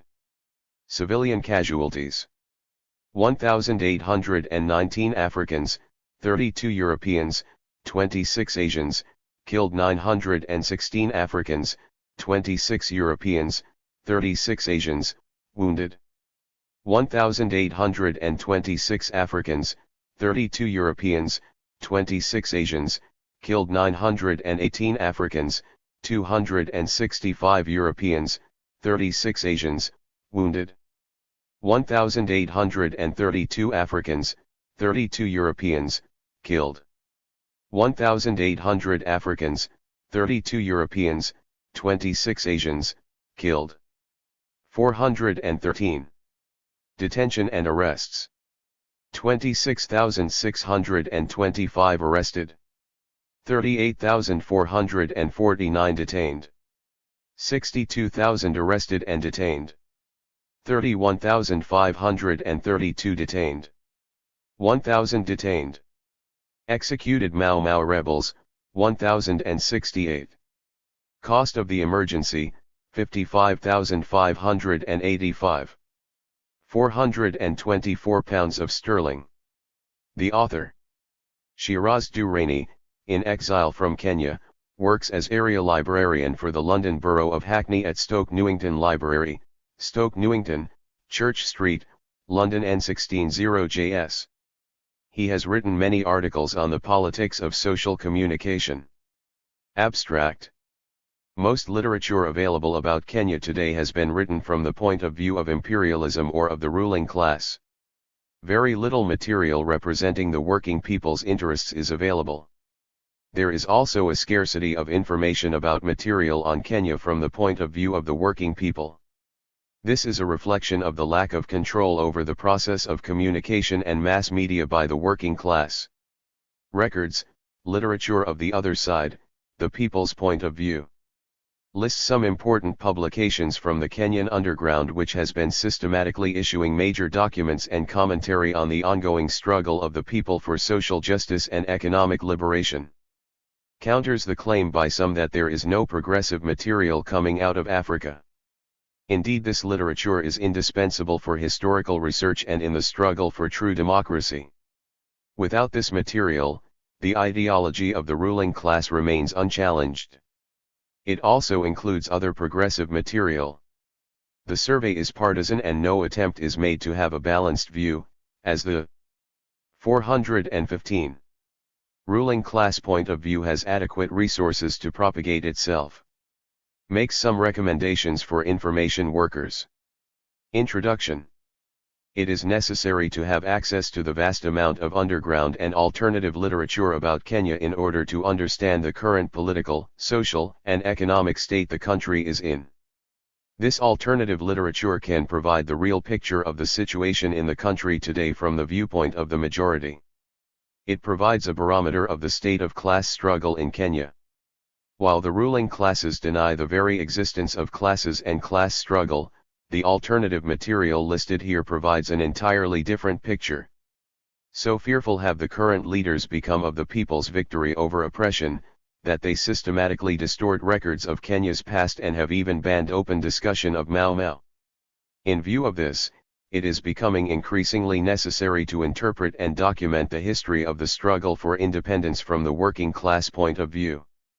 The lessons of past victories are applicable to today's problems. This has been done by the underground movements and progressive activists and historians, hence the attempt to silence their voice. Some of this silenced material is included in this survey. The importance of underground movements and their publications is recorded by the underground itself. The most dramatic development was the emergence of worker/peasant-based underground groups. They began articulating an ideology that fully reflected the workers' struggle. The 70s saw the development of a vigorous underground press. Between 1974 and 1982, the underground groups and newspapers had become the real voice of the Kenyan people. Draft Minimum Program, P13. This survey provides a broad picture of the alternative material. It does not aim to be a complete record of such material. But sufficient material is included to show the wide range of material that is available. It is not possible to list every document published underground as much of it is lost. 416. And no organization in Kenya dare openly collect it? It is not certain if any outside institution, with the possible exception of the CIA, has collected such material. Nonetheless, much material has been collected by Mwekenya, both inside and outside the country. Copies of some of it are available from their overseas branches, including the ones in the USA and in Britain. Some underground publications. Kenyan organized underground resistance movement has had an unbroken continuity, though not always along a straight path, from the 1970s, and in different guises and forms, as the article, Roots of the Revolt in Africa Events points out. This movement draws its inspiration from, and in a sense is a continuation of, the line taken by Mau Mau, especially in the years just before independence. In the early 1980s, it was the December 12 movement with the publications Chech Kenya and Pambana which carried on the tradition of resistance and of underground press. The name December 12 movement was later changed to Mwekenya, a Kiswahili acronym for Muungano wa Wazalendo wa Kuakombo Kenya. Early underground periodicals. Mwanguzi, an underground publication in the 1970s that ran to more than 12 issues. Kenya Twendapi, a series of pamphlets in 1969. The author, Abdilef Abdallah, was jailed for writing and distributing it. He was held in solidarity confinement for 3 years at Kamatai Maximum Security Prison. Chech Kenya, published as an underground document in 1981. Reissued by Z Press, London, 1982. 417. Coup Broadcast. Voice of Kenya, Nairobi, August 1, 1982. Reproduced in Race and Class, Volume 24 No. 3, 1983, pages 325-6. Upanda Mwingine, the very brilliant, meticulous monthly and annual documentation of the resistance actions of workers, peasants, and students etc. in industry, commerce, plantations, schools, and colleges, carried out by Upanda Mwingine, the underground workers' organ. Upanda Mwingine has systematically compiled this Kiswahili register of strikes and demonstrations by the working people over a number of years. Kenya, Register of Resistance, p. 7. Article 5, a sister publication of Upanda Mwingine, it kept a record of incidents of deaths, beatings, jailings, and mass punishments carried on by the regime, as opposed to resistance which was recorded by Upanda Mwingine. The title, Article 5, refers to Article 5 of the Declaration of Human Rights, on the freedom of information. Prepared for use by the underground in the mid-1980s. Kali Raya, Tunakata Underground Resistance Poetry from Kenya. Written by the group Upanda Mwingine during the mid-1980s. To be published by Vita Books/Mau Mau Research Center. Pambana, organ of the December 12 movement, Number 1 was reproduced in law as a tool of political repression in Kenya, August, 1982, published in London by the Committee for the Release of Political Prisoners in Kenya. Number 2 came out in July 1983. People's Weekly, publication of Harakati ya Kupigania Demokrasia, late 1980s. Mwekenya's Underground Publications, a short guide Mwekenya has published. 418. Various documents, press statements, and leaflets which are widely distributed in Kenya. Some of these are listed below. Mwekenya and its predecessor, December 12 movement, have been active since the late 1970s. Mwekenya's existence became known to the government in 1985. The mention of our name in the local press alerted the regime to the existence of a new organization under the name Mwekenya. Conclusion. This brief survey shows that much work needs to be done in documenting and making available relevant material on the real situation in countries such as Kenya. African countries are facing increasing marginalization in all fields as a result of the new scramble for their resources in the 1990s. This is particularly evident in the field of information where the development of new technologies is used, not to develop Africa's resources, but to further impoverish its people. Yet the situation is not hopeless. The present survey shows that there is a vibrant underground working class movement which has the ideas and theories to solve their problems. Progressive people are risking their lives to ensure free flow of information. In the long run, they will find their own solution to the information and other problems they face. In this context, what role can progressive people around the world, especially in the information field, play? The first demand of the people in Africa is to be left alone by the Western countries to find their own solutions. Progressive people everywhere demand this from their governments. In addition, support for the information activities of the underground and people's movements would obviously be helpful. Very little, if any, such support is forthcoming. Documenting, collecting, and making available alternative material would play an important role in supporting the information struggle of the African people.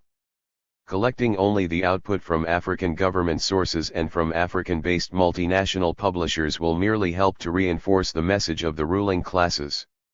It is the alternative literature which will redress the information balance, and in the long run help to reinterpret African history from the people's point of view. It is only from this that real progress and development can follow. The availability of such material in British and American universities and public libraries can help to change people's attitudes in these countries. It is hoped that by making alternative material widely available, libraries 433 in Kenya as well as around the world will enable a better understanding of the struggle waged by the people of Kenya. The real proof of freedom of information is whether libraries dare collect and disseminate this alternative material. The lesson for library and information workers is that they need to make a conscious effort to collect and make available such alternative material. Without this effort, they are failing in their professional duty. It remains to be seen if the profession is ready for this challenge. 434. Maina wa Kanyati, forward, Ndigwe's Mau Mau bibliography. Maina wa Kanyati, forward. Ndigwe, R.N., Mau Mau, a select bibliography. Nairobi, Kenyatta University Press.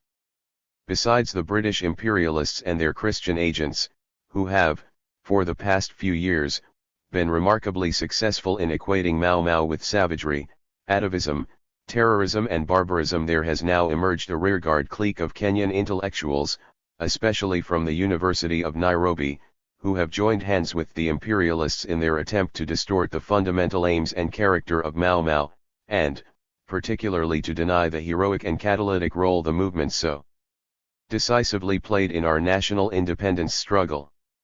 This anti-Mau Mau clique of intellectuals has used lines of argument similar to those of imperialists. Some dismiss this now proven pan-Kenyan national liberation movement as a mere tribal or even tribalist movement. This backsliding line they have taken stems from the fact that they have failed to grasp the theory of class struggle as the key link in the study of our history. Equally, they have failed to see the contradictions of the present situation in our country as an expression, albeit in a new setting, of various contradictions of Kenya's anti-imperialist struggle. While the Mau Mau movement continues to be treated with contempt and shame, its former leaders, particularly those who, until now, have refused to recant, continue to be regarded as terrorists and are being sometimes considered dangerous to national stability. One rarely, if ever, finds history texts for primary schools, high schools, and university that eulogize the heroism of Mau Mau. Apparently it is also discouraged to praise this patriotic movement in public gatherings. Further and more telling, Dedan Kimathi, the leader of Mau Mau, has been denied the national recognition he deserves. This is clear-cut debasing of this heroic struggle of our people against British imperialism. In essence, those of our people who heroically participated in the struggle, those who sacrificed everything including their own lives for the liberation of this country from foreign occupiers, remember Mau Mau with pride and patriotism. However, the Home Guard Gun Carrier Corps and others who 435 collaborated with the British during the heat of the struggle remember Mau Mau with guilt, shame, and fear. Since some of these individuals are now in positions of power and wealth, they have made it their main job to suppress, alter, or destroy much genuine information on the movement, even to mercilessly silence any Kenyan patriot who speaks or writes about this heroic struggle. In spite of all this, it should clearly be understood that no force on earth will ever destroy Mau Mau heroism, for it has become a living memory among the great masses of our people. For them Mau Mau is one of the most glorious and heroic national movements in Kenyan history. It is a movement which reflects, with a strong popular character, our people's steel will to fight for their freedom and country. In this background R.N. Ndigwe's excellent bibliography is, to my knowledge, the first serious attempt by a Kenyan to compile many diverse written materials on the Mau Man movement. It should be understood, however, that this bibliography in no way exhausts the sources of information, for there is more information, some of it oral, which still exists for the collecting. For instance, there are people still alive with useful information which is in stark opposition to some current reactionary and pro-imperialist hypotheses. In addition to that, Dedan Kimatha's 30 volumes on the movement is still hidden under the 30-year Kenya government secrecy clause. The Kenya National Archives has made no secret of this.